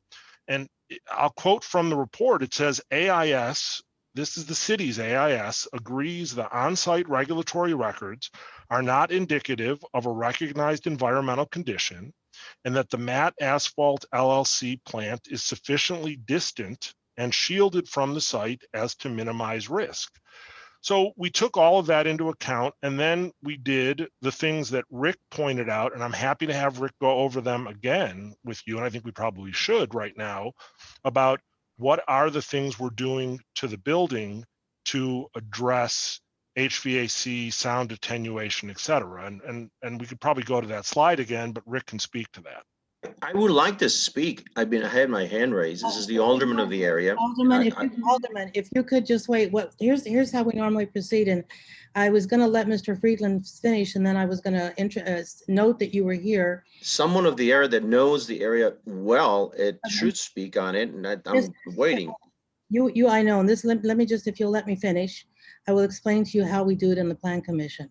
So what we do is in our regular procedure here, and I'd prefer to stick with what is our regular procedure, the commissioners have a chance to raise all of their questions. At that point, we then turn to the alderman for an opportunity to speak, or alderwoman for an opportunity to speak. And then we come back to the commissioners for any follow-up questions. And in fact, I was going to ask Mr. Friedland if we could wrap this up so I could go to the other commissioners who've had their hands up even longer than your hand has been up. So welcome, Alderman. We're happy that you're here to join us. We definitely want to hear what you have to say, but we're going to stick with the procedures. So, Mr. Friedland, if you can finish, then we can. Yeah, and maybe we should move on. I was just gonna have Rick reiterate what these things are, but I have a feeling that other people. Well, no, this was actually the question that I'd actually wanted to speak to. I didn't want you to dig a hole for yourself by equating environmental justice with NIMBYism, but I did. What we wanted to hear was, and this is what Commissioner Shaw's question was, what are the specific things that you're doing to address it? So now after several minutes, we can get to the answer to that question. So we've got the slide up. Whoever was going to present this slide, please do so. And then while you're at it, I was surprised around, and someone who knows better than I can talk about the aluminum windows, but I was surprised that would be an answer to this problem. But anyway, if you could present this slide again. So, to reiterate, per the slide, probably the biggest step we're taking is the two-stage outside air filtration for the makeup air systems in both buildings. It's a system that is going to be highly effective at cleaning the air that comes into this building and will improve the indoor air quality inside the building. So any environmental contaminants are going to be picked up there before they get anywhere else. So, and that's something that's well beyond code requirements. We're doing this specifically to address the fact that we are in a transitional location, and we're doing our best to address that. Our windows certainly improve thermal performance in the building and will help with sound attenuation as well. But it's part of the larger strategy to repair and restore the envelope of this building and create a safe and comfortable environment for the residents here. That's going to end. Thank you. Commissioner Brumfeld, did you have a follow-up question? Your hand is still raised. So I'm assuming you had a follow-up comment or question? I'm sorry, Madam Chair. No, I do not. I believe that was from still up from my previous comment. Thank you. Commissioner Reyes. Thank you, Madam Chair. Like previous commissioner has said, I am extremely conflicted by this project. I totally agree with what Mr. Roldan just said about the lack of Latino affordable housing. I mean, 6%, it's stunning. But I'm also conflicted by the fact that I don't want to feel that this beautiful building is not going to give a choice to low-income families that primarily are going to be Latinos.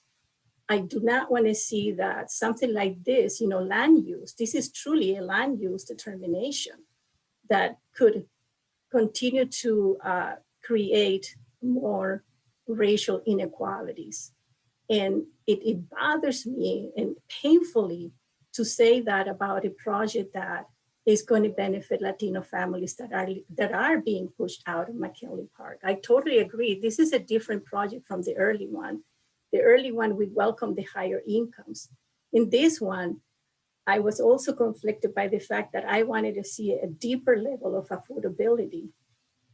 I mean, the median income, you got the numbers, and most of the units are not going to be affordable to those that are making the median income. So I am conflicted by this land use that in my mind is producing some racial inequalities, but also at the same time not seeing the level of affordability that I would like to see in a project that defines itself 100% affordable. And it is extremely challenging. And I do believe that we do need to come out with an environmental justice criteria, because at the same time, I see that it's not fair to apply a criteria that doesn't exist to a development that is in the process. But I am extremely conflicted by this, to be honest with everybody. And I appreciated the comment from Mr. Freeman in terms of the studies being done, but I have to be very clear about this is not an NIMBY matter. For me, it's more about racial equality and what are we offering to our Latino families that desperately need this kind of housing. What is that? Thank you, Commissioner. Commissioner Moore. Thank you, Madam Chairwoman. First of all, I just want to give all my respect to Paul and Hispanic Housing. We are on a national committee together. We've been working together for a long time. I really admire him and all the work he's done over the years. And I really just wanted to add, historically, what I feel, what's really pulling at me on this is that I remember when low income housing or people were affected because they were on various toxic or environmental hazard sites. And it's just hard for me. I feel like the things that you have here are a great start, but I really feel like I would want to know that they're, like how they're really going to deal with this and what are the hazards that the asphalt company, do they have hazards? What is it that they admit? I think about Augill Gardens, East Chicago, and those sites, and it's hard for me to separate that without really having some real clear understanding of the difference. So I just wanted to say that I did have a couple of questions about the development itself, but in light of this conversation, I don't think it's very important right now. Thank you. Thank you so much, Commissioner. Commissioner Garza. Yes, thank you, Madam Chair. So I just want to go back to a comment that was made earlier about violations that have emanated from the asphalt companies. So the status of those, and then just to be sure, the city departments, the appropriate city departments that have reviewed this project determined that it's an appropriate use and it's not, it doesn't create a hazard by being in proximity to the asphalt production.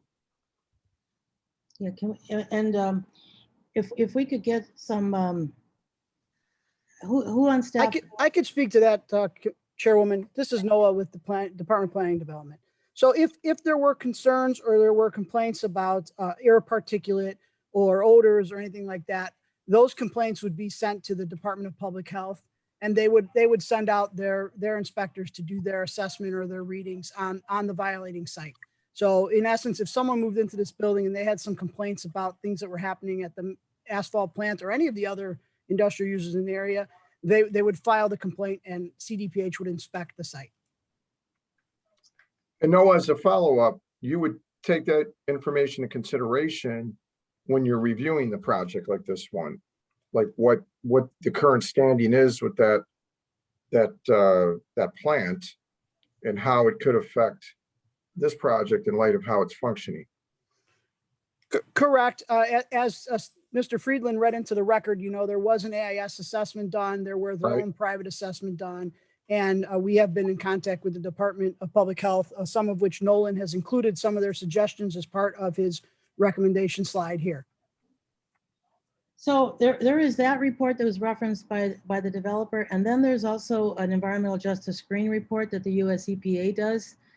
And in looking at the area around this site, I guess they develop an index for the different kinds of particulates and so on. And this area is in the 98th regional percentile for diesel particulate matter and in the 97th percentile for air toxics cancer risk. So both of those kinds of contaminants apparently are associated with the kinds of activities that are created by the presence of the asphalt plant there. And unless there's a mitigation that was built into that approval, then that's an issue, right? So, and we never did, I think, I didn't see any copy of this report. I heard reference to a memo in which something was stated, but I never saw an environmental report that was extensive enough to tell us what was the amount of particulates in this area. And then there's also this complaints that have been issued by the nearby school from the National Learning Center. And they apparently have issued a number of complaints about the toxic smells that are associated with the plant. I mean, without again, the problem got created because no mitigation was built into the initial approval. So, here we are. Commissioner Brumfeld, am I going to go to you next, and then Commissioner Burnett? Madam Chair, I can't seem to lower my hand, so.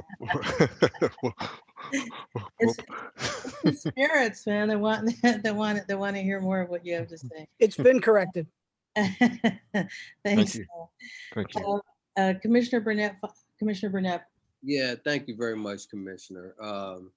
It's an interesting conversation, and all of the environmental justice that's sort of starting to spark up all of a sudden. It's very interesting to me, being around for 26 years, having Begain in my ward and Prairie and all of those things, and over the years, I had to have meetings to stop residential from coming by those places because they were worried about them pushing them out. The same thing with General Iron. All of the wealthy, well-educated, rich people move by these places. Right now, I have $1 million homes right on the other side of the train of Begain. It used to be Palumbo, and I had to mediate meetings in order for that development to happen. And since that time, I have developments all around my asphalt plant and concrete plant.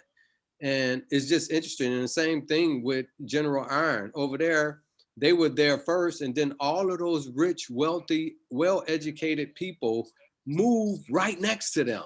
And then what are they doing? They're going to move. They want to move General Iron now. Right, because, right, they moved there and then they want to move them, you know, but they moved there.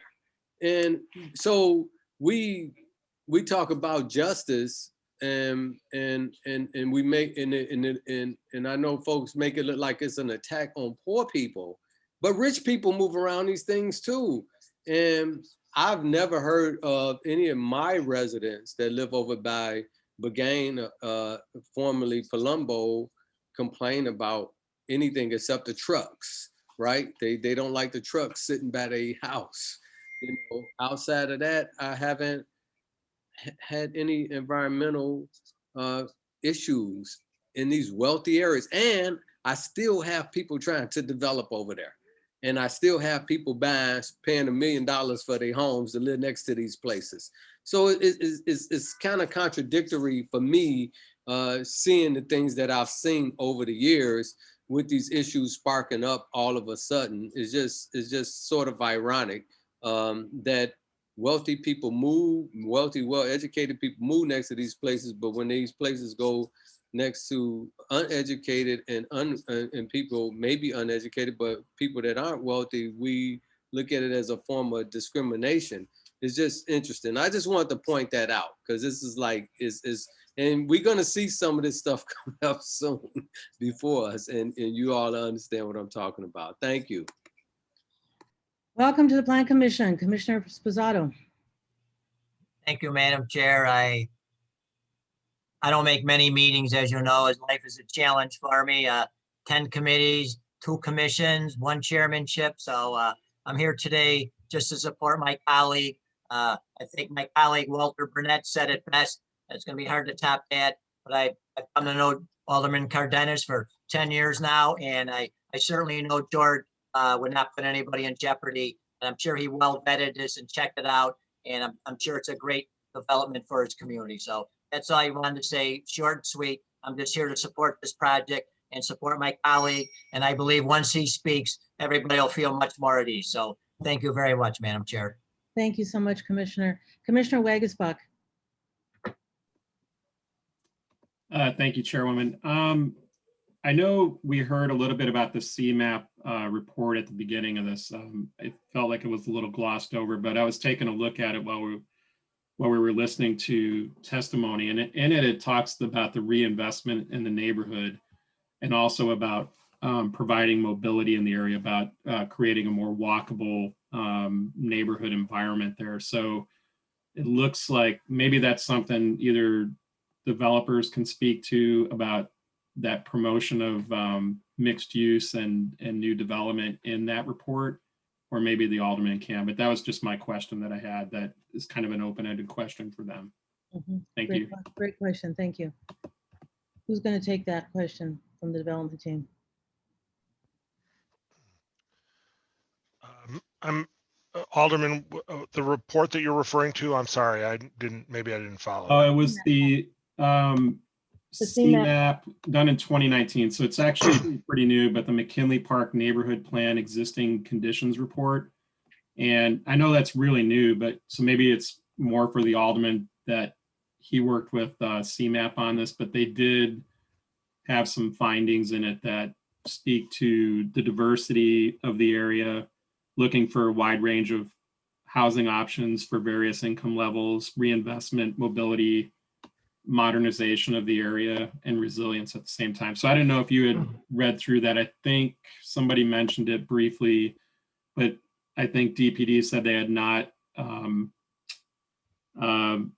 endorsed that particular report yet. So maybe leave it for the alderman to speak to, because it looks like it starts to address some of these issues that everyone's speaking to. Well, you know, maybe Nolan, maybe you can respond to it, but I think it's a very relevant question, Commissioner, because there was in the presentation, I don't know if it came from Nolan or from the developer, but there was very specific reference made to this project and how it fit with the neighborhood plan.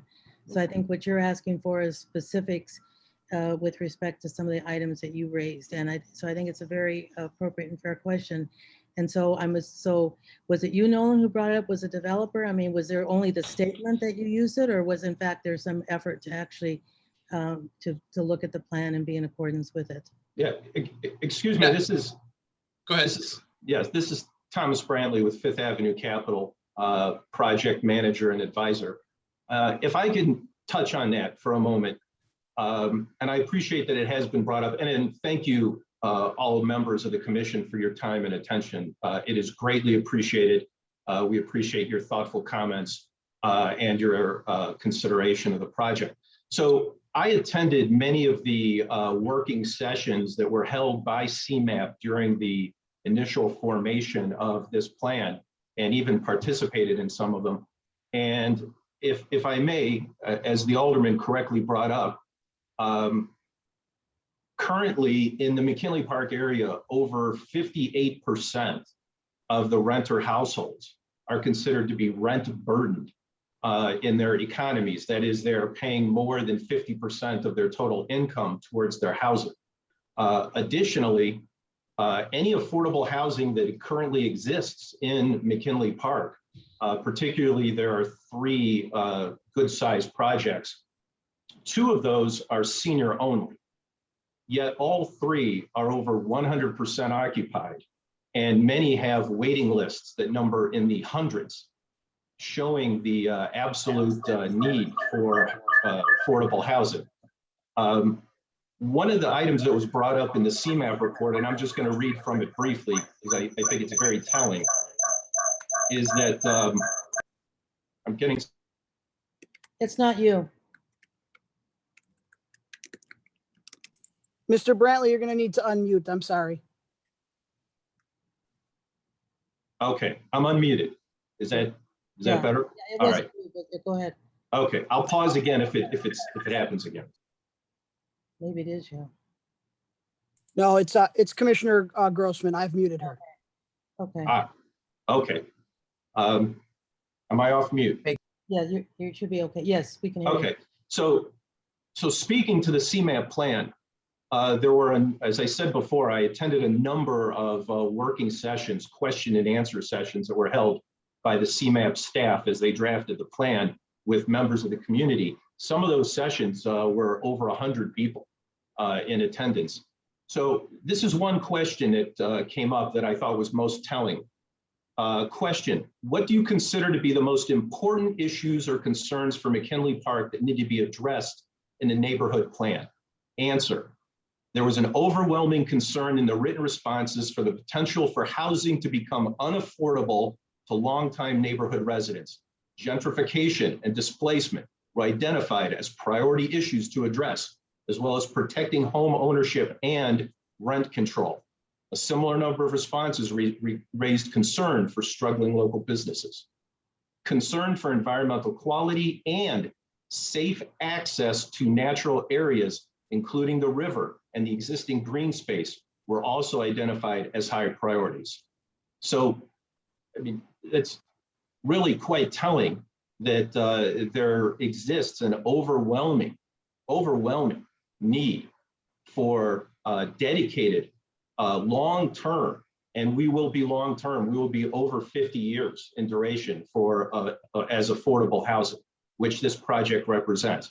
And if I can just also address Commissioner Reyes's comments, which I think are just, she may have missed part of our presentation, but we're doing an average income structure, which, as was mentioned, is a priority structure in the eyes of the policies of DOH, which includes 10% of our unit, more than 10% of our units to be set aside for people whose income is at or below 30% of the area median income. That's barely $19,000 in annual income for a single person. That is the lowest designation under the affordable structure. Additionally, we've received an allocation of 12 project-based vouchers from the Chicago Low-Income Housing Trust Fund, which means those 30% AMI units will actually be able to accommodate people who have virtually no consistent earnings, as that rent will be fully subsidized by the Chicago Low-Income Housing Trust Fund. And then when you add up the remainder of our affordable allocation, almost 50% of our units are set aside for people whose income is at or below 50% of the area median income. So we are actually skewed overwhelmingly towards the largest or lowest affordability or affordable incomes and income structures for potential residents. Thank you, Mr. Brantley. Actually, I'm going to be calling on Commissioner Reyes next, and I think she can respond herself, but I think she understood sort of the value of the affordability. I think she was raising other things that were. I think that there are two issues for me. One is the location, as we've been speaking for a while, in terms of the quality, the quality of the housing that we're providing next to this asphalt plant. That is a key issue. The other key issue for me, what I pointed out earlier, is also the affordability. And yes, Mr. Brantley, I did not miss that page. I saw it very clearly, but exactly what you just said earlier, that 58% of those residents of McKinley Park are rent burdened, is that we need to provide a deeper level of affordability. And if this project is using public dollars, which are very scarce, I expect the level of affordability to be higher. I mean, I am a developer of affordable housing, so I understand this a little bit, and I know it's difficult, but I also know that more affordability could be done. And yes, the DOH is asking for an income averaging policy, and that is great. But in this particular community, where Latino families are being pushed away by gentrification forces, or they are renting affordable housing that is substandard conditions, we have to provide, high, decent, safe, affordable housing that they can afford. The median income is $43,000. The 50% AMI that you talk about is $46,600. So a lot of those people are not going to be able to rent those 52 units that you said is almost 50%. So we have to be careful with that. And then I just, my other comment, which was to Alderman Burnett, I understand that rich people want to live close to, I don't know what kind of industrial uses you're mentioning in your word, but they have a choice. All what I'm saying here is that a Latino family is not going to have a choice. If they find decent, safe, affordable housing, they're not going to have a choice. That's my point.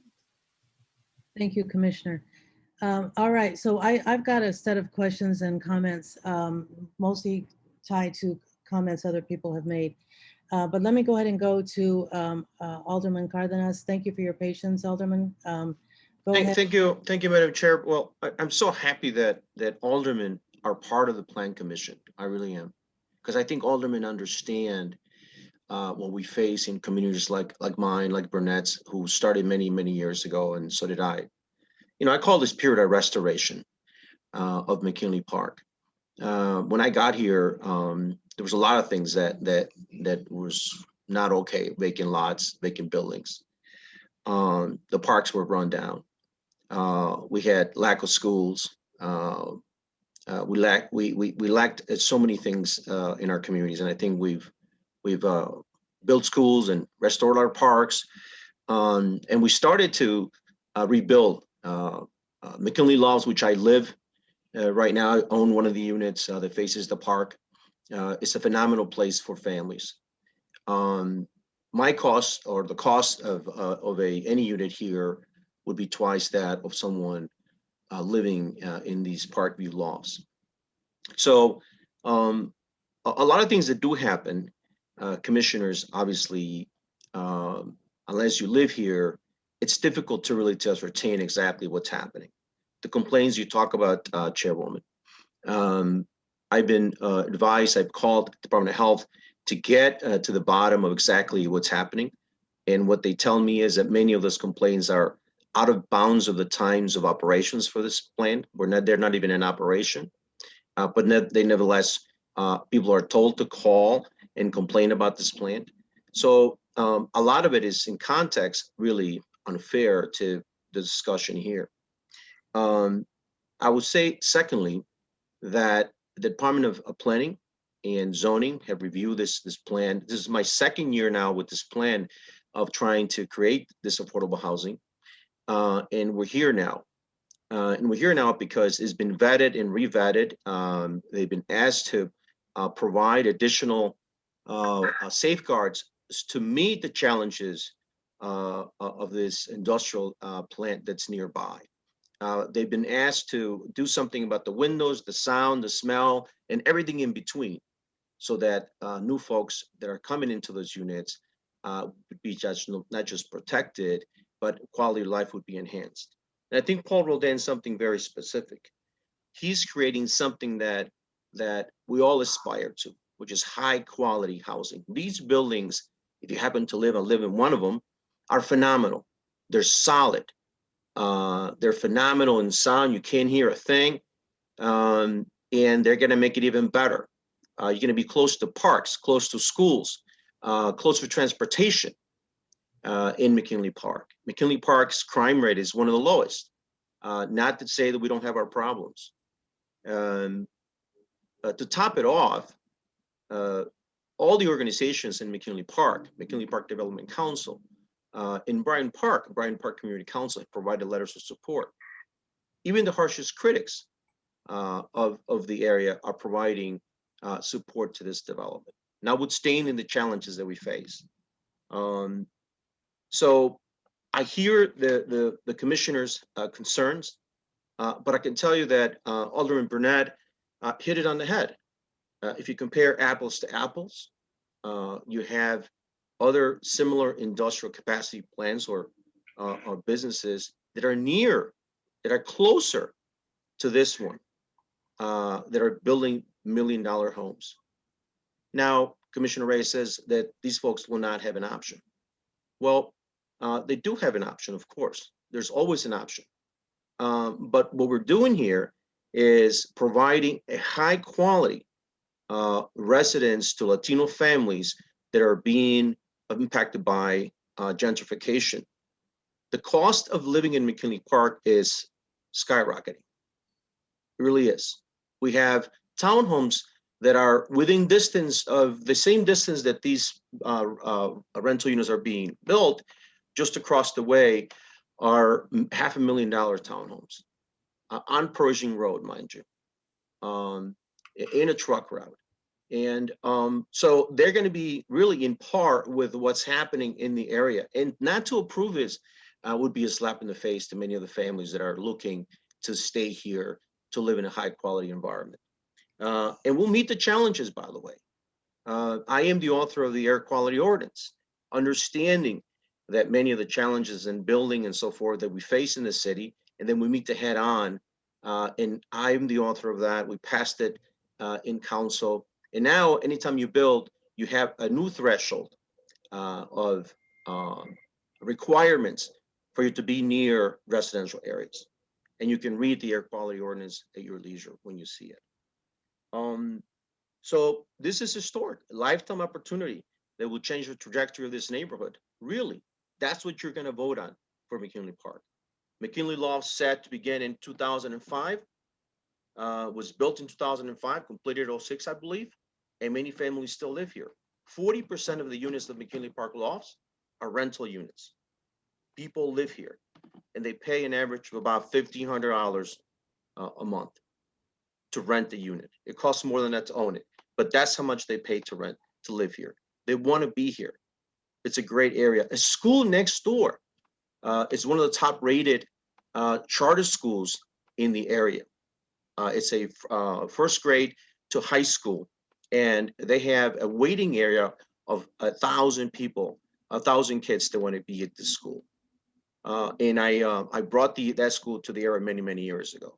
So there are many really awesome things happening, and to deny these families a place where they can grow, they can send their kids nearby without having to get into a bus, without having to walk many blocks and unsafe areas, really would be a disservice, to be honest with you. The future of McKinley Park really it starts with the passage of this, because our vision is clear.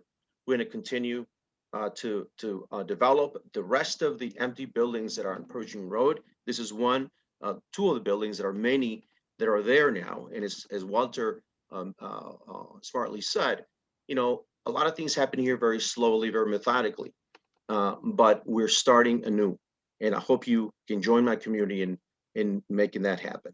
I'm committed, again, to making sure that the health and environment where my people live here improve, and I'm committed to making sure that they live in a healthy and environmentally friendly community. So I'll leave it at that. I think that the fact that the city has vetted this project again, over 2 years we've been doing this, that before you, and to assure that all those requirements have been met, I give you a level of confidence, because that's what happens to every project that's before you. It's been vetted, the city approves it, city is going through a process, very rigorous process. This happened with this particular project, especially this project, because of the concerns that are before you and that you're debating. That they brought to a finality today. Otherwise, it would not get to you. It would not get to you at all.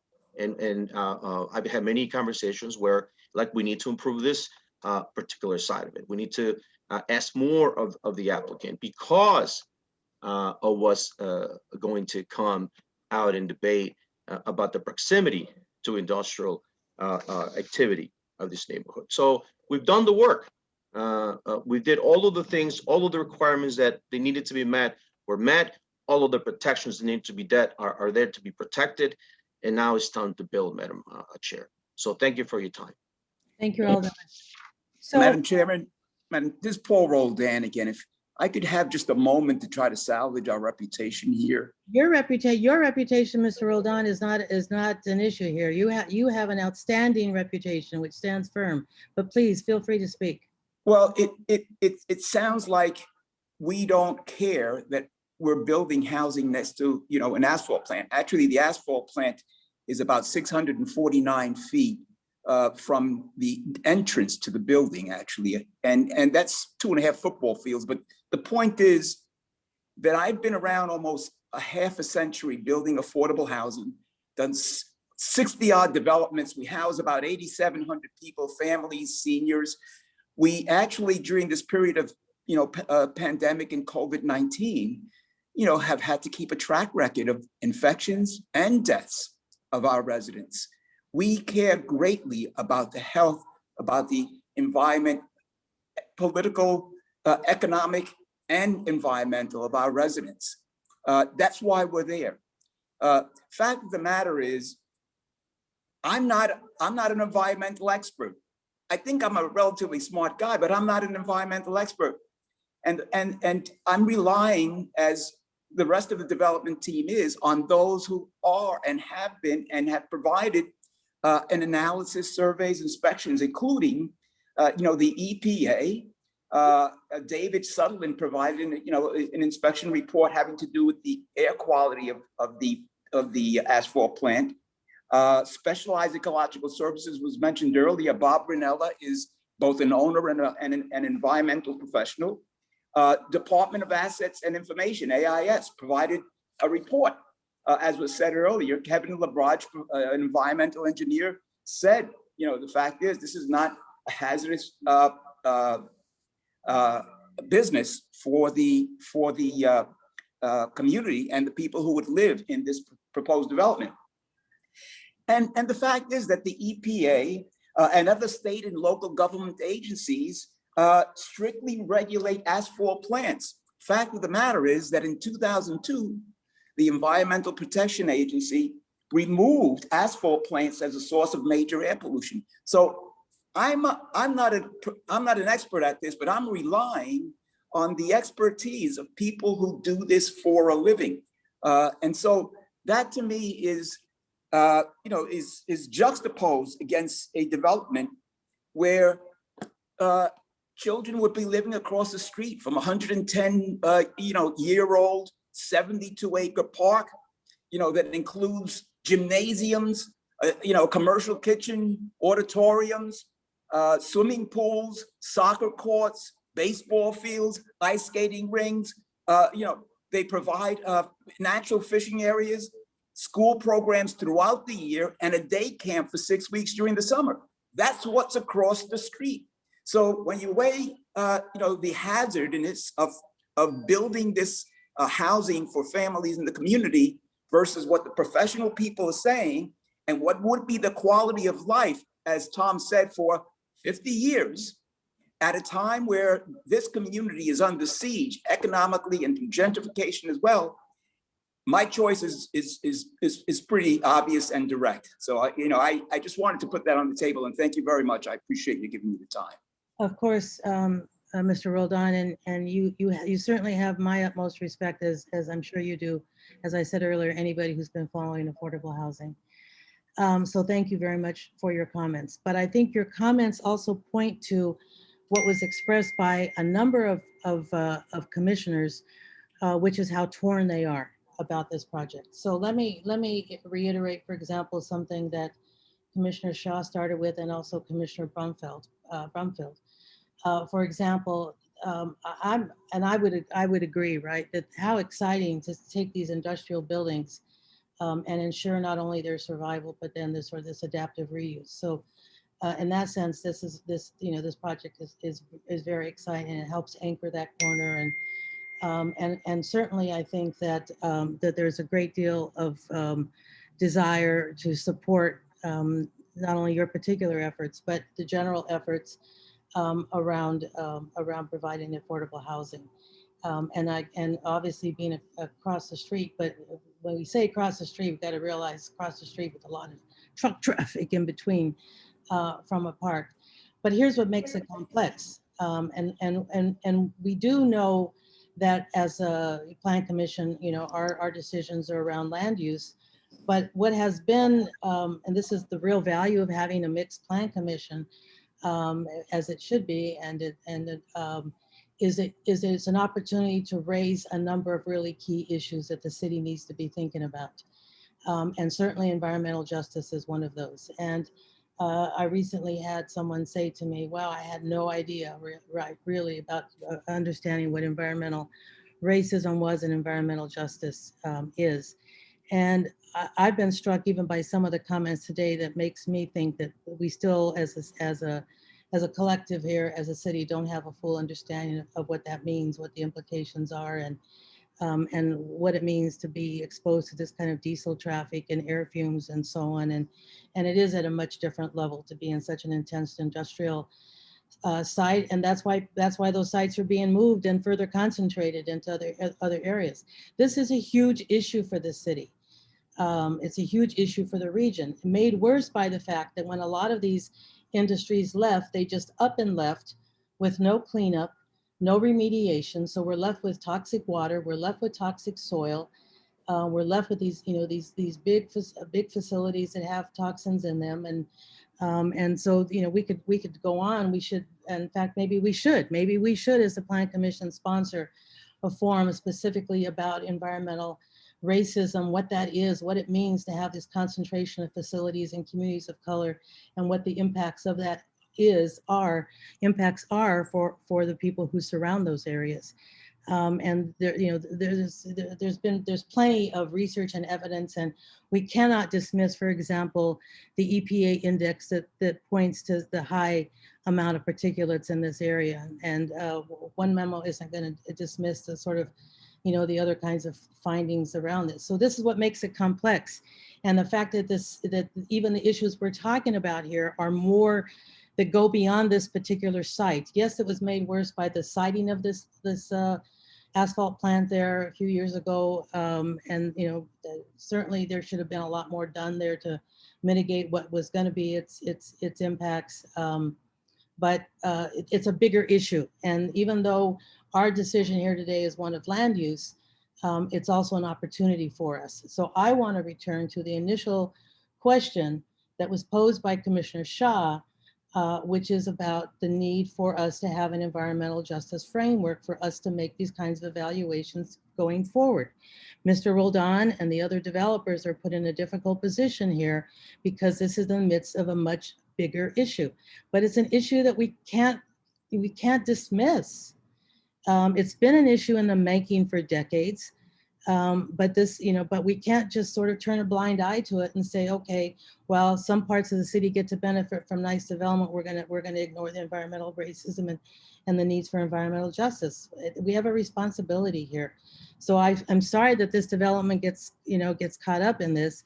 It's an opportunity though for us, and we have to see it as an opportunity for us to sort of say, okay, what are we gonna do in the city of Chicago to further address the use of the creation of an environmental justice framework that allows us to be able to make these decisions in accordance with that framework. We need to add this to our criteria. So I'm going to ask that we can enter some conversations at the DPD level, at the zoning board level, that we start adding some criteria so that we can start really taking this on and being serious about this.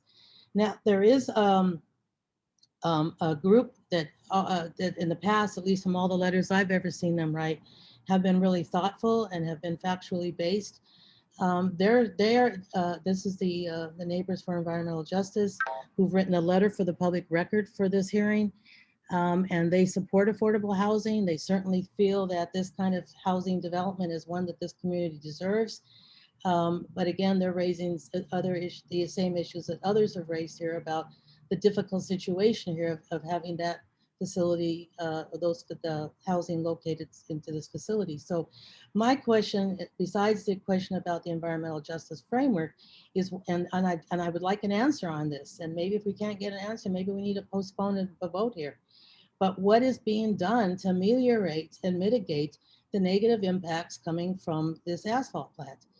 We can't dismiss them as, oh, they're off, off hours or this or that, because we have some objective indicators telling us that there's some particulates coming here.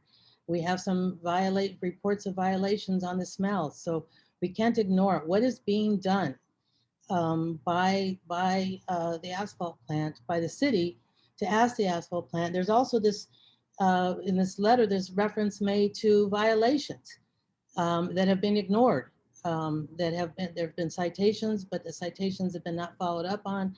Is this true? I mean, how can we ignore these things?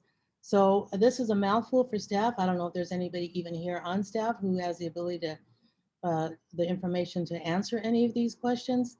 But commissioners, this is an opportunity for us. And if we're really doing our job, we're gonna really ask that these kinds of considerations be built into our process so that we can better consider them.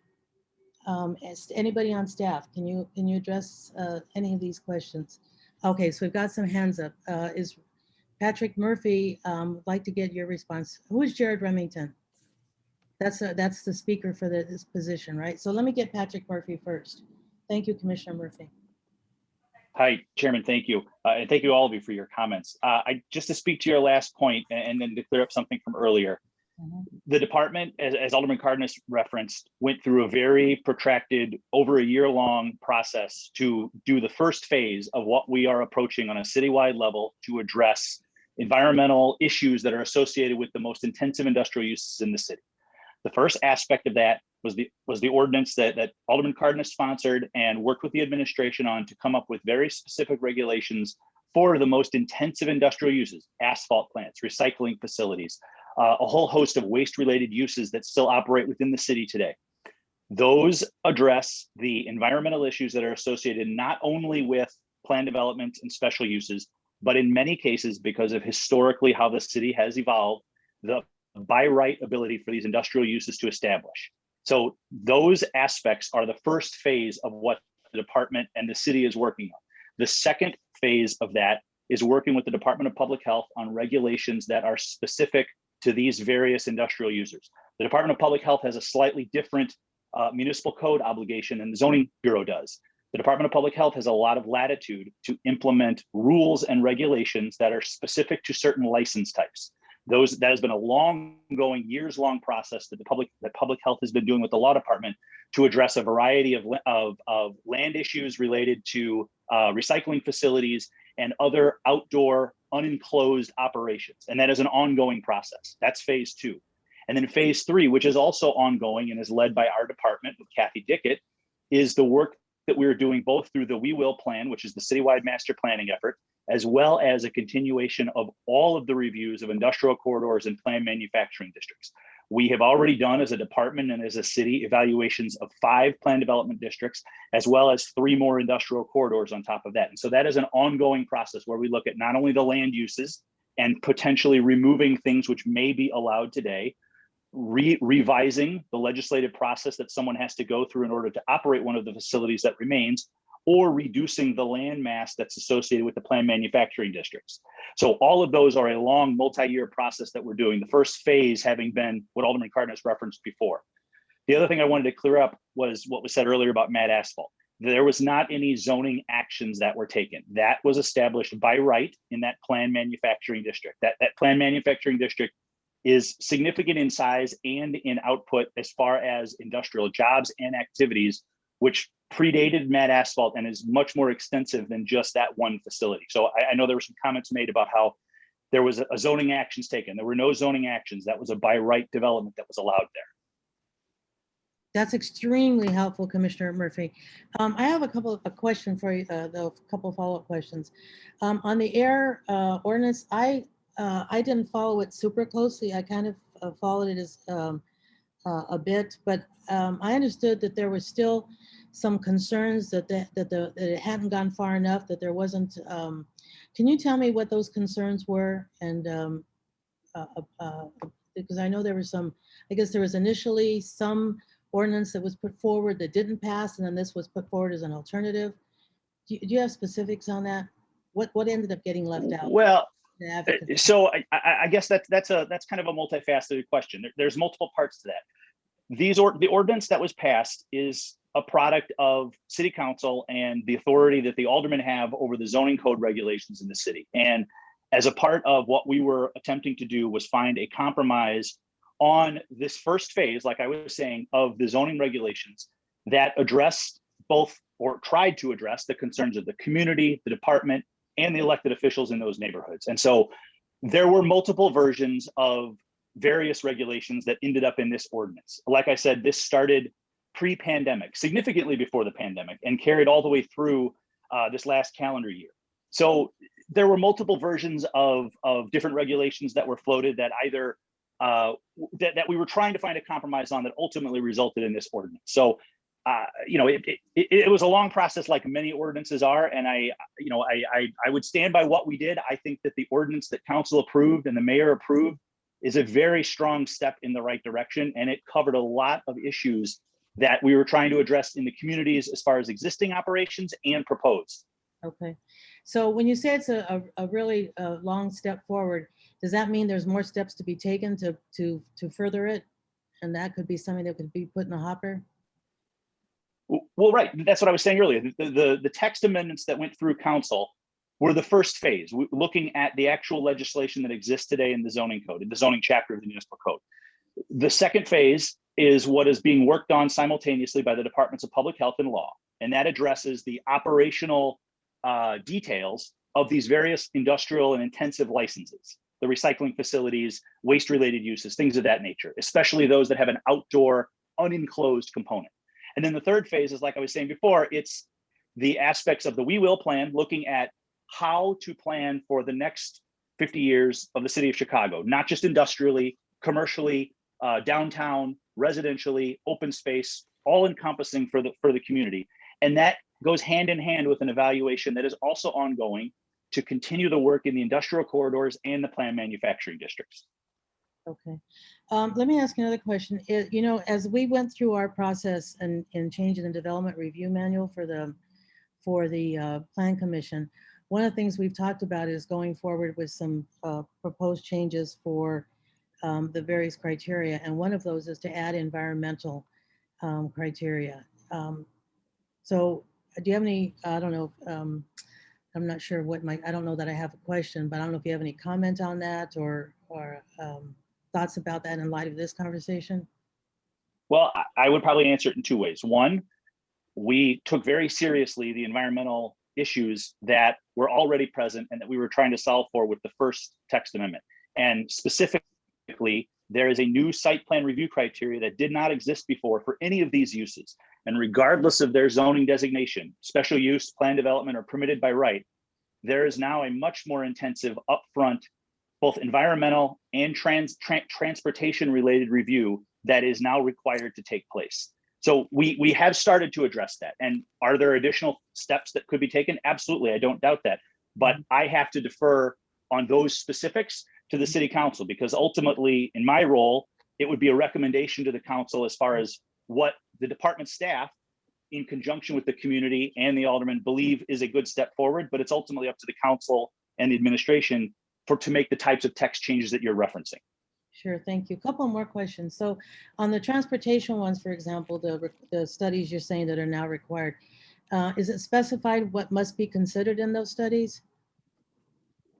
No, because they are so wide ranging. The range of uses, there were nine categories of I'll say intensive industrial uses and waste related uses that were encompassed within this ordinance. And all of them could have a different component, be it vehicular traffic to the site, on-site operations, enclosure versus non-enclosure, and what those aspects may entail. So it was intentionally vague because it needed the flexibility to adapt to the specific uses as they are proposed. Okay, that's really helpful, Commissioner Murphy. I actually had a follow-up question, but it just left my brain. So maybe I can, maybe I'll think about it and come back to it.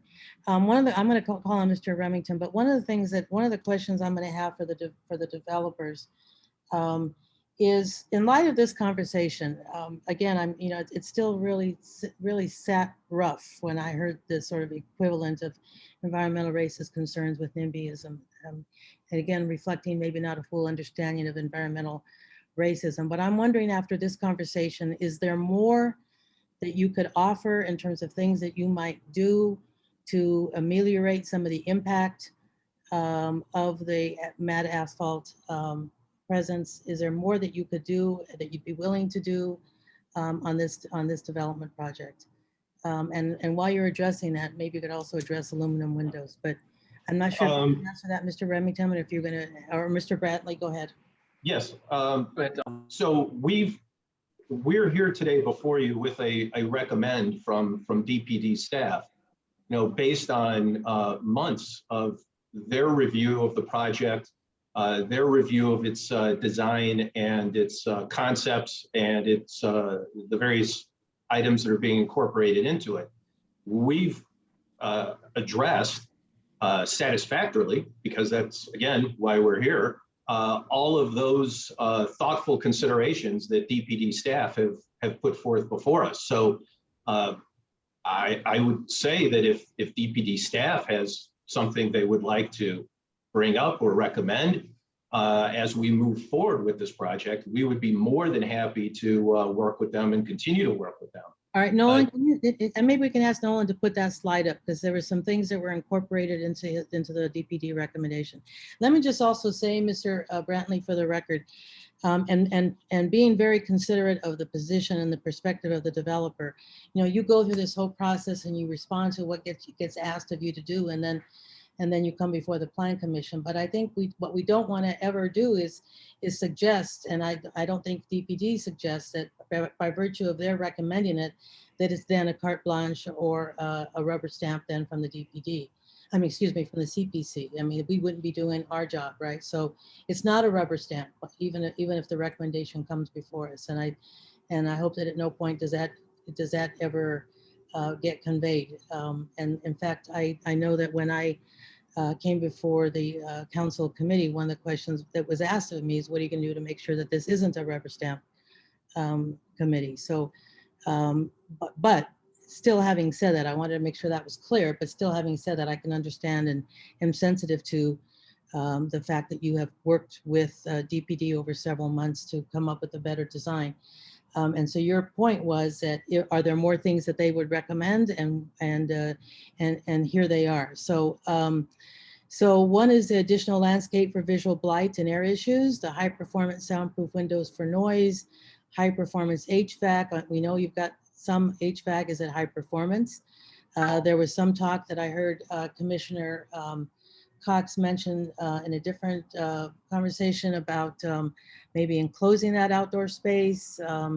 Is there more trees that can be built, more buffering? And again, the aluminum windows still hasn't been addressed. I don't think of aluminum windows as providing, but that might be just my not understanding what aluminum windows can do, but I don't usually think of them as high performance. So are any of those four things that you could do further?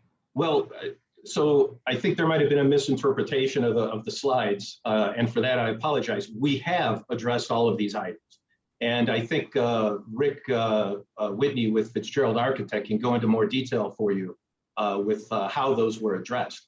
But that slide that you switched from was actually the detail of how we addressed these four items, and all four items of that you see before you, as well as others, lesser items, were discussed and presented to us by DPD staff, and they were specifically addressed in this design that you see before you, and the presentation of the concept that the commission sees before themselves today.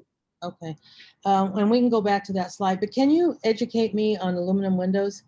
I mean, I don't think of aluminum windows as high performance, but but please educate me on this. Yeah, I would ask our architect to give you the details on that. Rick, are you with us? Yeah, I'm back. I'm back. Can you hear and see me? Okay. Yes. So what we see the importance for aluminum windows here, maybe it's less the fact they're aluminum windows, but the design aluminum windows primarily they perform much better thermally. It's a thermally broken window, so cold from the outside isn't transferred to the inside, or vice versa either. So it helps to make the envelope much tighter from a thermal standpoint. They're also insulated glazing windows. They provide better sound attenuation performance. The windows that are in the building now, which are very old, but they're single glazed windows, single pane of glass in them. We're doing a double pane of glass, which helps a lot better from a sound attenuation standpoint. What about the air particulates? Does it help filter out the air particulates? Windows in themselves do not filter, so I can't think of a single window that's designed to filter necessarily. But they do provide a barrier between the inside and the outside. I mean keep out. That's what I meant to say. I'm sorry. Yes, and to that point, absolutely. They're weather tight windows that can keep that really minimize air infiltration. So then it's part of a process of really repairing and improving the building envelope so that it is an airtight envelope, and it really minimizes the migration of outside air into the building. And these windows do that, absolutely. So. Thank you. Mr. Remington, you've been patiently waiting. Thank you. Thanks everyone for your time and consideration today. I'll be very brief. I just wanted to sort of present this request sort of in a slightly different light. So let's just assume for a moment, and we obviously hope you vote for acceptance, but let's just assume it's not approved. That won't change what's happening with the asphalt plant. Let's assume it's not approved. The asphalt plant will continue to operate. The only change with the asphalt plant would be a completely different process. That would be through the city environmental department. That would be through other channels. The only thing that will happen if we're denied is that the community loses the potential for 120 some odd affordable units. I attended a public hearing with the aldermen, with many on our team, probably a year and a half ago. The desire and the outcry for affordable housing is phenomenal. People, they say it's one of their biggest needs in the community. We're ready to provide it. And if we're denied, we can't just go down the street or go a half mile away and just do the same plan on a different building, right? We've spent years putting this plan together, budgeting, finding investors, finding lenders. It's not so easy to just pick up and go a half mile away, right? This is the site, we're ready to do it. And if we're denied, the asphalt plant will still be there. So it's really, respectfully, it's not really fair in my view that if we're denied, it would be on the grounds of environmental. We've shown, I'll just refer to this letter again, letter dated April 17th, 2020 from Kevin LeBurge at the City Department of Assets, Information and Services, written to Kara Breams in DOH. This was just over a year ago. A quote from that letter again: AIS agrees the on-site regulatory records are not indicative of an REC and that MAT asphalt is sufficiently distant and shielded from the site to minimize risk. So, but even if we didn't believe the expert at the city, the environmental expert, that it is sufficiently safe, let's say we don't assume that, it's just not fair to deny us on the grounds of environmental. The asphalt plant will continue to operate. That's a completely separate process. So respectfully, I would just respectfully request that the commission view this separately. The environmental separate from our request to do affordable housing. They shouldn't be connected. It's not fair and equitable to the community, to the residents, to the neighborhood, to connect them. I would also say there's hundreds, if not thousands, of residents living materially the same distance from the asphalt plant. So, to kind of hold us hostage when there's hundreds, if not thousands, materially the same distance, if it is such an emergency. I want to stop while you're ahead, but. Okay. If one of the reasons why, in fact, there was so much opposition to the plant being located there is it did come from surrounding neighbors, as I understand it, because of their exposure. And again, I want to reiterate that the opportunity for us to have this conversation. It does also remind me of what my question was for Commissioner Murphy. Commissioner, one of the letters that we got, for the record, raised the issue of the asphalt plant, that there was enough problems there. And again, by the way, the difficulty in terms of the exposure isn't just the exposure from the back of the asphalt plant itself, it's the exposure from the street of the truck traffic going to and from the asphalt plant. In fact, that might even be where the biggest exposure is because of the diesel particulates, and that's not unique to this area. This is something we just are going to have to deal with, and I know it's something that Commissioner Biagi's been is also been pondering and dealing with. So my question to you, Commissioner Murphy, the question was asked about the movement or the relocation or the shutting down of the asphalt plant. I mean, just respond to that for me, please, because that was something that came forward to us through community input for this hearing. If you could just respond to that, give that a hearing. Well, I really couldn't respond to that. I wasn't involved in, there is not a, I wasn't involved in an attempt to move that business. There may be an opportunity to do that, but that's less of a zoning question and more of an issue with the Department of Public Health and how the city could go about moving an otherwise lawfully established business. So, I mean, there are many other places within the city that have zoning which allows this type of use. This location was, I'll say, strategic in a sense because of the work that Mad Asphalt does on behalf of the city, which is used by the Department of Transportation in order to service city contracts and city rights of way. So is there an opportunity to move? I don't know. Is there another location they could go from a zoning standpoint? Sure. But I don't know if the other components that would factor into that are amenable to that type of idea. As of now, there is not a movement being proposed to move the facility. But like I said, it's different than it's not just a zoning issue. Okay, and we don't have anybody here from Public Health, right? We don't, but you have the alderman, so if I can address your couple of questions. Well, but excuse me, I will let you speak now, but the thing is, the alderman isn't the Department of Public Health, but go ahead, Alderman, we'll hear your perspective. Well, if the Department of Health is there, I'd love to hear from them first. Yeah, and I believe they are not here.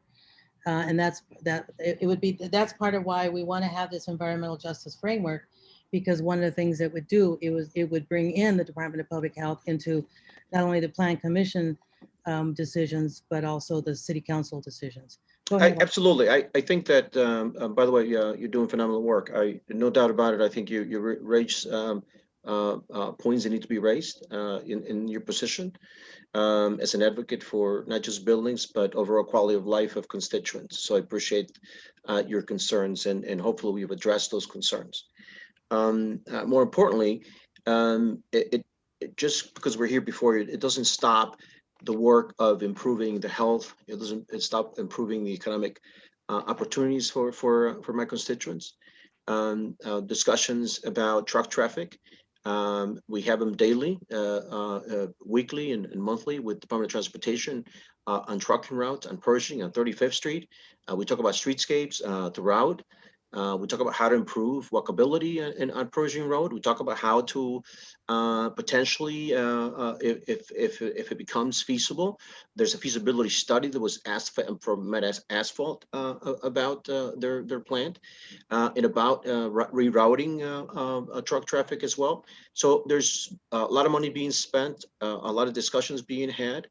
But this is obviously separate from that. But it means something to have a process, right? You talked about your process and how you're not a rubber stamp, and I applaud you for that. The same thing with Department of Planning, they are not a rubber stamp. And the same thing with the City Council is not a rubber stamp. And I think Mr. Jared Remington doesn't understand the process of those three pieces, those three pillars of how we get things done. We collaborate.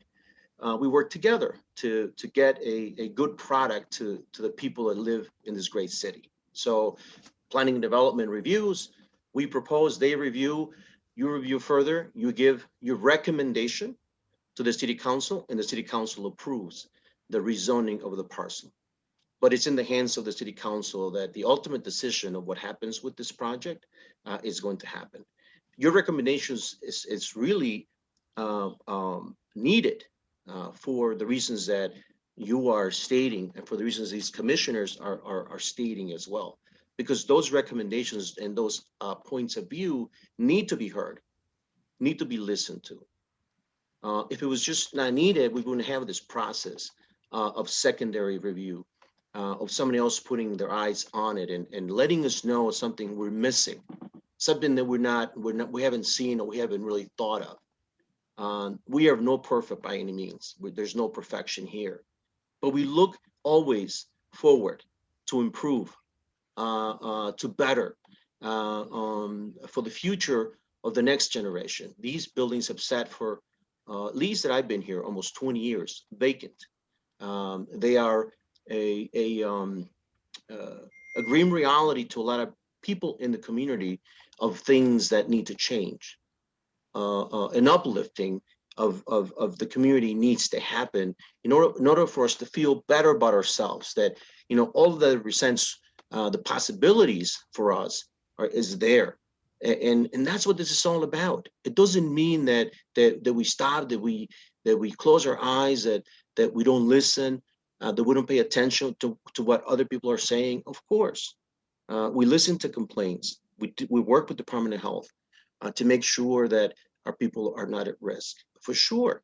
And if that would be the case, you would have substantial records of that somehow something was being missed. Believe me when I tell you that. But it doesn't stop for not trying. It doesn't stop us for not believing that something better can happen, because it can. And we're going to make sure that we work every day to make sure that we go towards that goal. You have my commitment. The air quality ordinance that Patrick Murphy so eloquently stated and put before you was really a product of discussions that I had years before about how environmental protection was failing the city. And a lot of what my team does is really just that, coming up with ideas of how to make it better. It's not perfect because every community is different, but you have my commitment on that. I promise you. Thank you. Thank you very much, Alderman. Appreciate it. There was a question I had earlier. In light of everything else we've been talking about, it's a little bit minor, and then I can go and request a motion here. But on one of the slides that the developers presented, it was mentioned that there were community meetings held in 2019. I believe they were in November, and then two in December. And then there were no other meetings that were listed. And yet it was said that there was extensive community engagement. So yeah, right there. So those are all in 2019. But there, so are we to understand there were no meetings in 2020?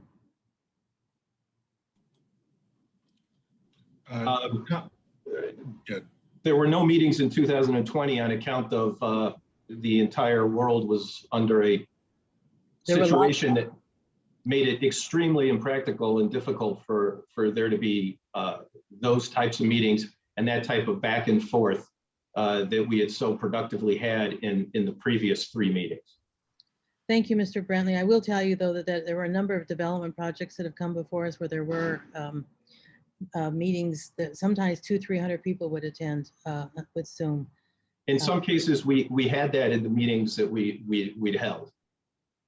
And we had the same public, the same community input, very robust community discussion. Many people came and gave us some great ideas about the project.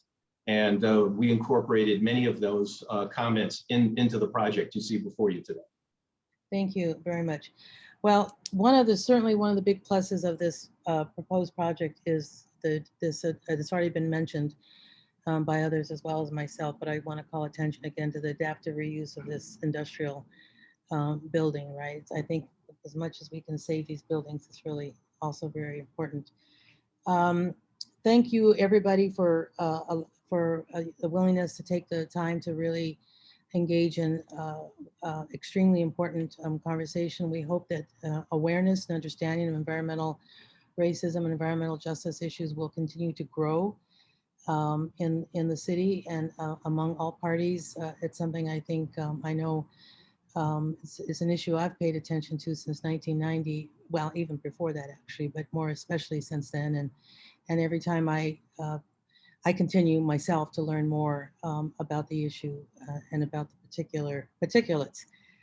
So there's much for us to learn, and so I'm glad we're having this conversation and trust that there'll be more, and trust that we will move towards an environmental justice, a further detailed, enhanced environmental justice framework for our decisions. With that, do I have a motion on the proposed development submitted by Code RE Partners Incorporated for the property generally located at 2139 West Pershing Road and 2159 West Pershing Road, finding that it meets the requirements for approval? Yes. That was Commissioner Murphy was the first. Second, Alderman, or Commissioner Wagasback. Commissioner Wagasback was a second. All right, Commissioner Biaggi is not here. Commissioner Brumfeld. No. Commissioner Burnett. Oops. Yeah. It is with great difficulty, and I didn't know, I started this meeting, I didn't know how I was going to vote. I'm still not sure how I'm going to vote, but I guess I have to vote. So my vote is a no. Commissioner Flores. Commissioner Garza. Commissioner Grossman. Yes. Commissioner Kelly. Commissioner Lyons. Yes, with reservations, and I agree on this points to the need for an environmental justice framework moving forward. Thank you. Commissioner Moore. I with great hesitation, I have to say no. Commissioner Murphy. Yes. Commissioner Novata. Commissioner Reyes. No. Commissioner Shaw. Commissioner Sposato. 100% yes. Commissioner Tunney is a proxy yes. Commissioner Wagasbuck. Yes.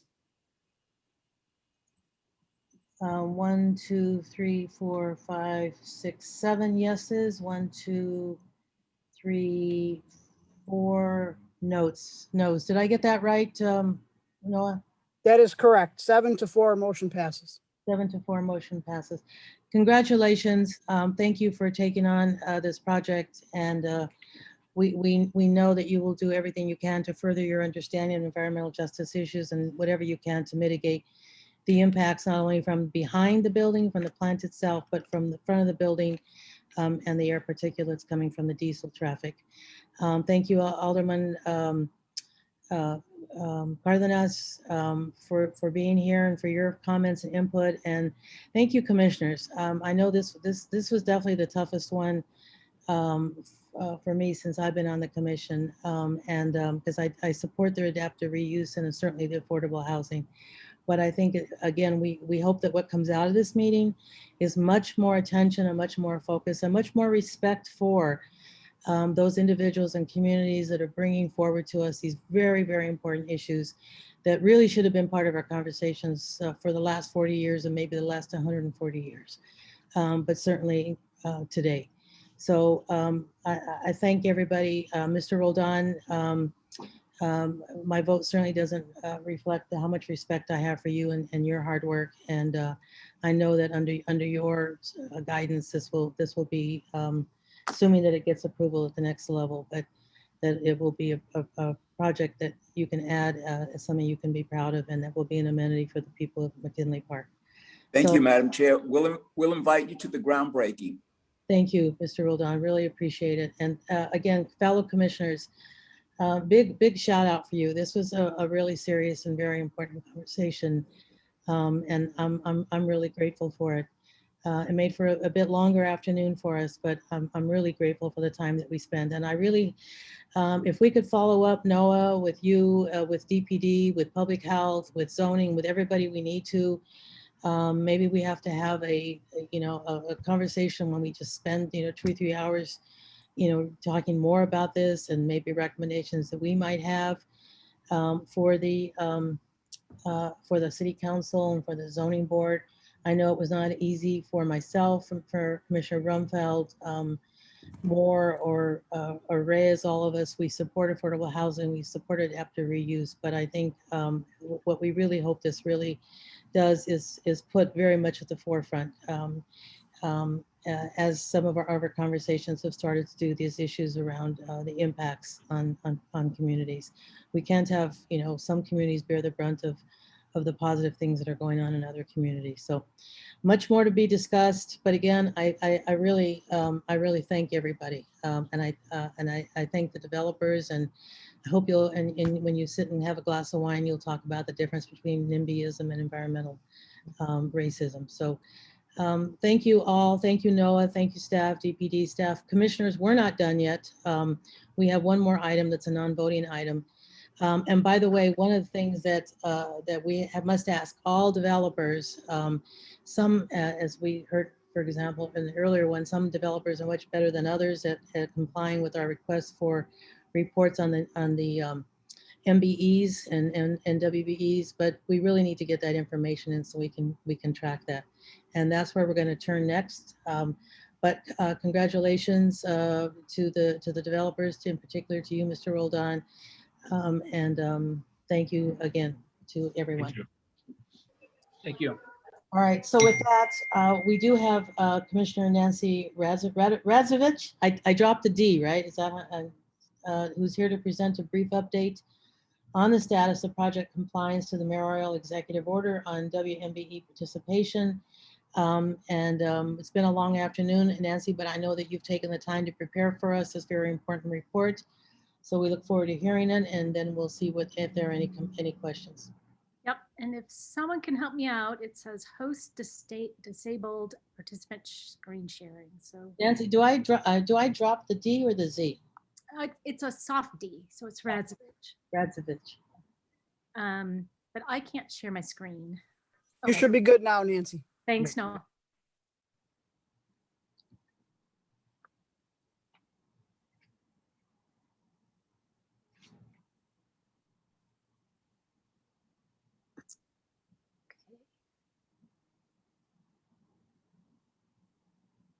Can you see my screen? We do. Fantastic. So good afternoon, Chairwoman Cordova, and members of the Plan Commission. My name is Nancy Radzovich, and I'm an Assistant Commissioner with the Zoning Bureau in the Department of Planning and Development. I'm here today to provide the Commission an update on the Minority and Women's Business Enterprise Contractor and Local City Resident Equitable Participation on PD projects that have been reviewed and approved since the adoption of Executive Order 2017-2. By way of background, the executive order was initiated back in August of 2017. It established participation goals for all the PD projects that come through the Plan Commission and City Council. The goals are 26% minority business enterprise, MBE, 6% women business enterprise, WBE, and 50% city resident workforce, or what we refer to as local hires on those construction jobs. In addition, there was an initiative put together when this is brought forward that DPD would provide resources and support with assistance from the Procurement Services Department. To that end, to help developers and GCs find MBEs, WBEs, and other assistance through their projects to meet the goals, the Procurement Department does have an online system for looking for qualified MBEs and certified MBEs and WBEs. It's a nice system. It's easy. It's searchable, and it's a great resource. In addition, there's a list of what we call assist agencies, and those are the types of kind of neighborhood groups and nonprofits that can help developers identify MBEs, WBEs, as well as potential residents that might be seeking work through the local hire program. Since the adoption or initiation of this executive order, just by year, in 2017, it was initiated in August, so the first Plan Commission meeting was in September. That year, there were 15 PD projects that were approved that included the MB, WBE requirements for the reporting and documentation. In 2018, there were 60 projects. In 2019, there were 46, 2020, 53, and then year to date through April, 14 PD projects have been approved that have met the requirements to comply with these reporting requirements. And again, these are goals for participation. In total, since the initiation of this executive order through April of 2021, there have been 188 planned PD applications that have been reviewed and approved by the Plan Commission. Those projects in total had a total estimated project cost of over $35 billion in value and projected to have over 116,000 construction jobs.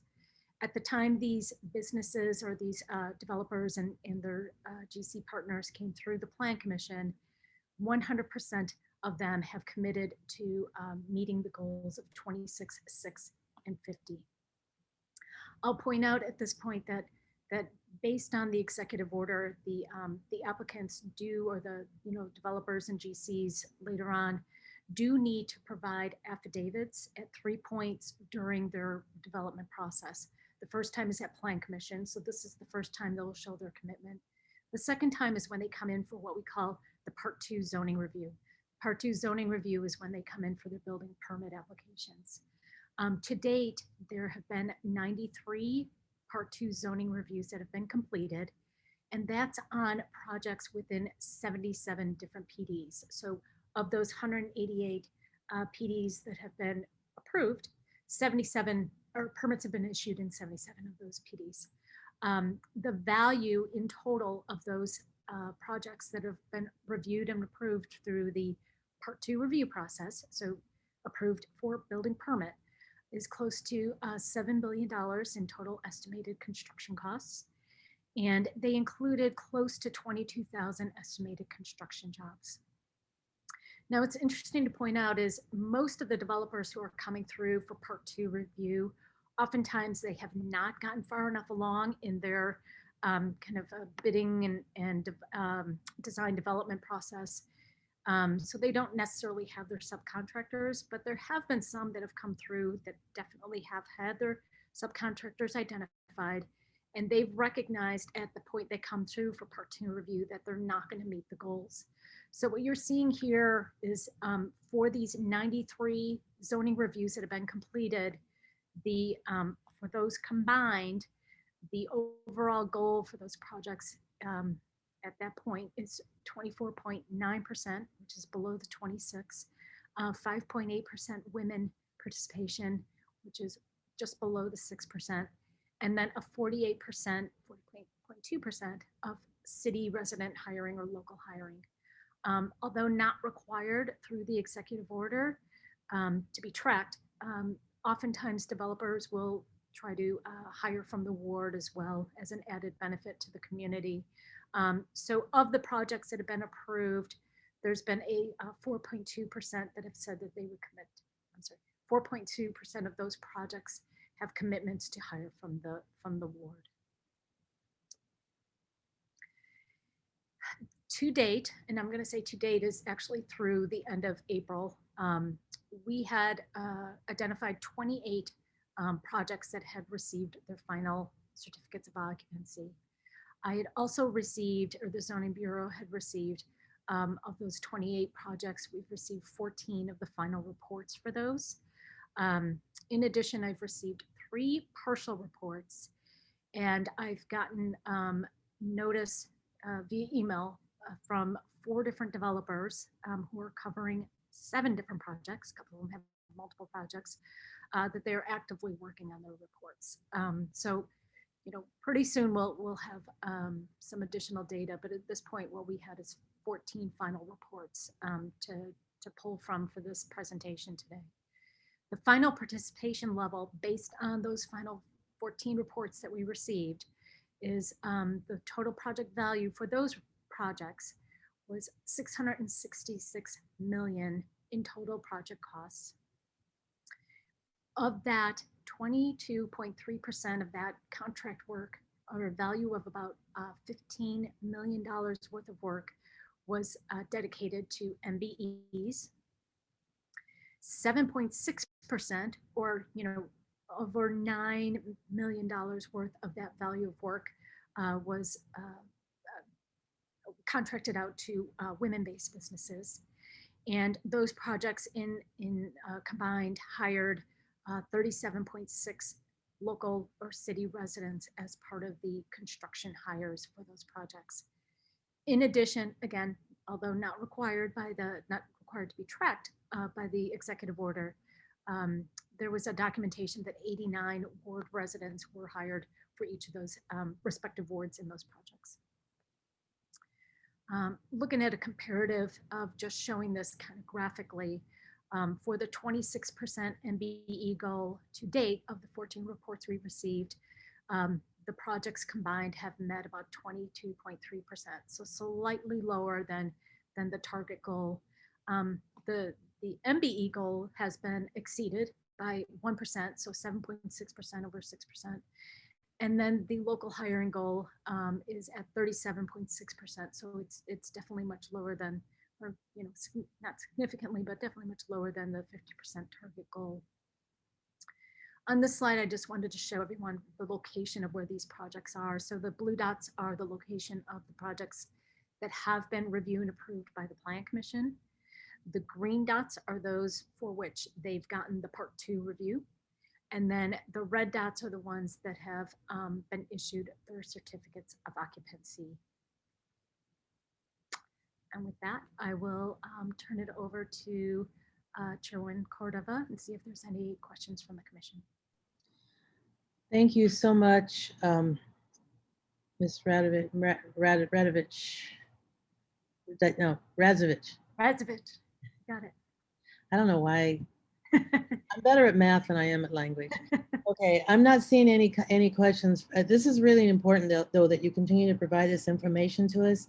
And as I know you know, I've been doing what I can to remind developers to be sure and get that reporting into you, because I know that makes your life a lot easier. And I think I don't know if we need to have any conversation about further monitoring, because I think one of the issues that you've raised is, are people really doing what they said they're going to do, and how we ensure that. So did you have any recommendations for us? Do we need to make anything stronger? Yeah, I will say the one challenge that we do have is it's a lot of extra information, but we've been having to kind of go after the GCs after the fact to try to find who the point of contact is to get the reports. So we're working on changing something with the building department so we can kind of get ahead of that and add some notes to what we call the certificate of occupancy module in their permit. So, you know, I'm hoping that that'll help us kind of catch some of these things a little bit earlier. But for the most part, I think the biggest challenge that we see is there's such a lag between the time that Plan Commission sees these and then ultimately the developer finishes, or the GC, and sometimes it's a different developer or a different GC finishes the project, that they're not aware of all the conditions that of the PD statements that are part of the project. So, you know, I don't know that I have a solution for that other than us working with the building department to try to flag these at that COO time, which is what we're trying to do. Well, but that's not incidental. I mean, that might be a big deal right there, just to Yeah, sort I of think so work more closely with the building permits, because that is when you could catch some of this. Yeah. So maybe you could think further about that and maybe talk, you know, bring that back or something. Commissioner Reyes. Briefly, thank you for this information. I think it's very, very relevant and important that we get to hear these reports from you. I really appreciate it. And I was going to ask, so I'm glad that the Chairwoman Cordova said the question about the monitoring, because I think that is very, very important. And I think I agree with you that the best tool is to look for a connection with the building department, because the building department, I think, it should play a bigger role in that regard. Like with the Department of Housing, when we do affordable housing project, the Department of Housing has its staff that is compliance. And on a monthly basis, my general contractor needs to submit this report of all the subs and all the information that is required to be able to track that information. So maybe there's something that we can pick and learn from what construction compliance is doing with the Department of Housing, and talk to the Department of Buildings, because they are the great enforcer, in my opinion. But thank you for this work. Thank you so much, Ms. Radzovich. So, you know, as chair, I've got to sit here all day long. So I don't know about you all, but I'm ready to not be sitting. And so I very much would be happy to entertain a motion. No, could I say one thing first? Could she, yeah, I mean, we've all been sitting. It would be helpful, what Nancy Radovich was saying, is if she could put it in writing and send you an email, and then you send it out to us. And I think many of us are on overload on hearing, and I think it was important, and that way we'll have her phone number and her name, and we can call her directly, or you. But thank you. I mean, it's been a very interesting afternoon, morning, whatever. Thank you so much, Commissioner. That still doesn't change the fact that I would be very happy to entertain a motion to adjourn. And I so move. Thank you. I have a question. Oh, Yeah, no, me too. No, it's fine. It's fine. And by the way, I really want to thank the diehards that are still here. So Commissioner Moore, I'm happy to take your question. Okay, so this doesn't have to do with Nancy's report. Thank you for that. It was very informative. But I have a question. I noticed in the presentations today from the staff that the demographic information is inconsistent. Some of them give race, some give income, some give, it's all, you know, I guess it depends on what they want to show. But I'm wondering if it would be possible that could be a consistent. So if we're looking at those demographics, we're looking at the same ones for each project. That's fantastic. That's really great. Can I add to that? I'm sorry. I totally agree with that, because it was very difficult to follow, because we are not familiar with all the neighborhoods. So there's gotta be basic variables that we can look throughout all the presentations so we can have a better understanding. Like when Alderman Burnett spoke, it gave me a great understanding of Englewood, right? So, and also I would say, I will add to that in terms of consistency in the presentations, the total development cost, who's the architect, who's the general contractor, even, you know, everybody at this point, when they come in front of us with this level of sophisticated architectural drawings, do have all that information. And I think it's important for us to see it, so we don't need to ask in terms of what is your minority participation within the development stuff. And my last comment is, after this painful vote with this last project, we got to learn to do this better. We cannot have a Department of Housing with one opinion and a Department of Planning with a different opinion. And at the end of the day, we're all making decisions about land use.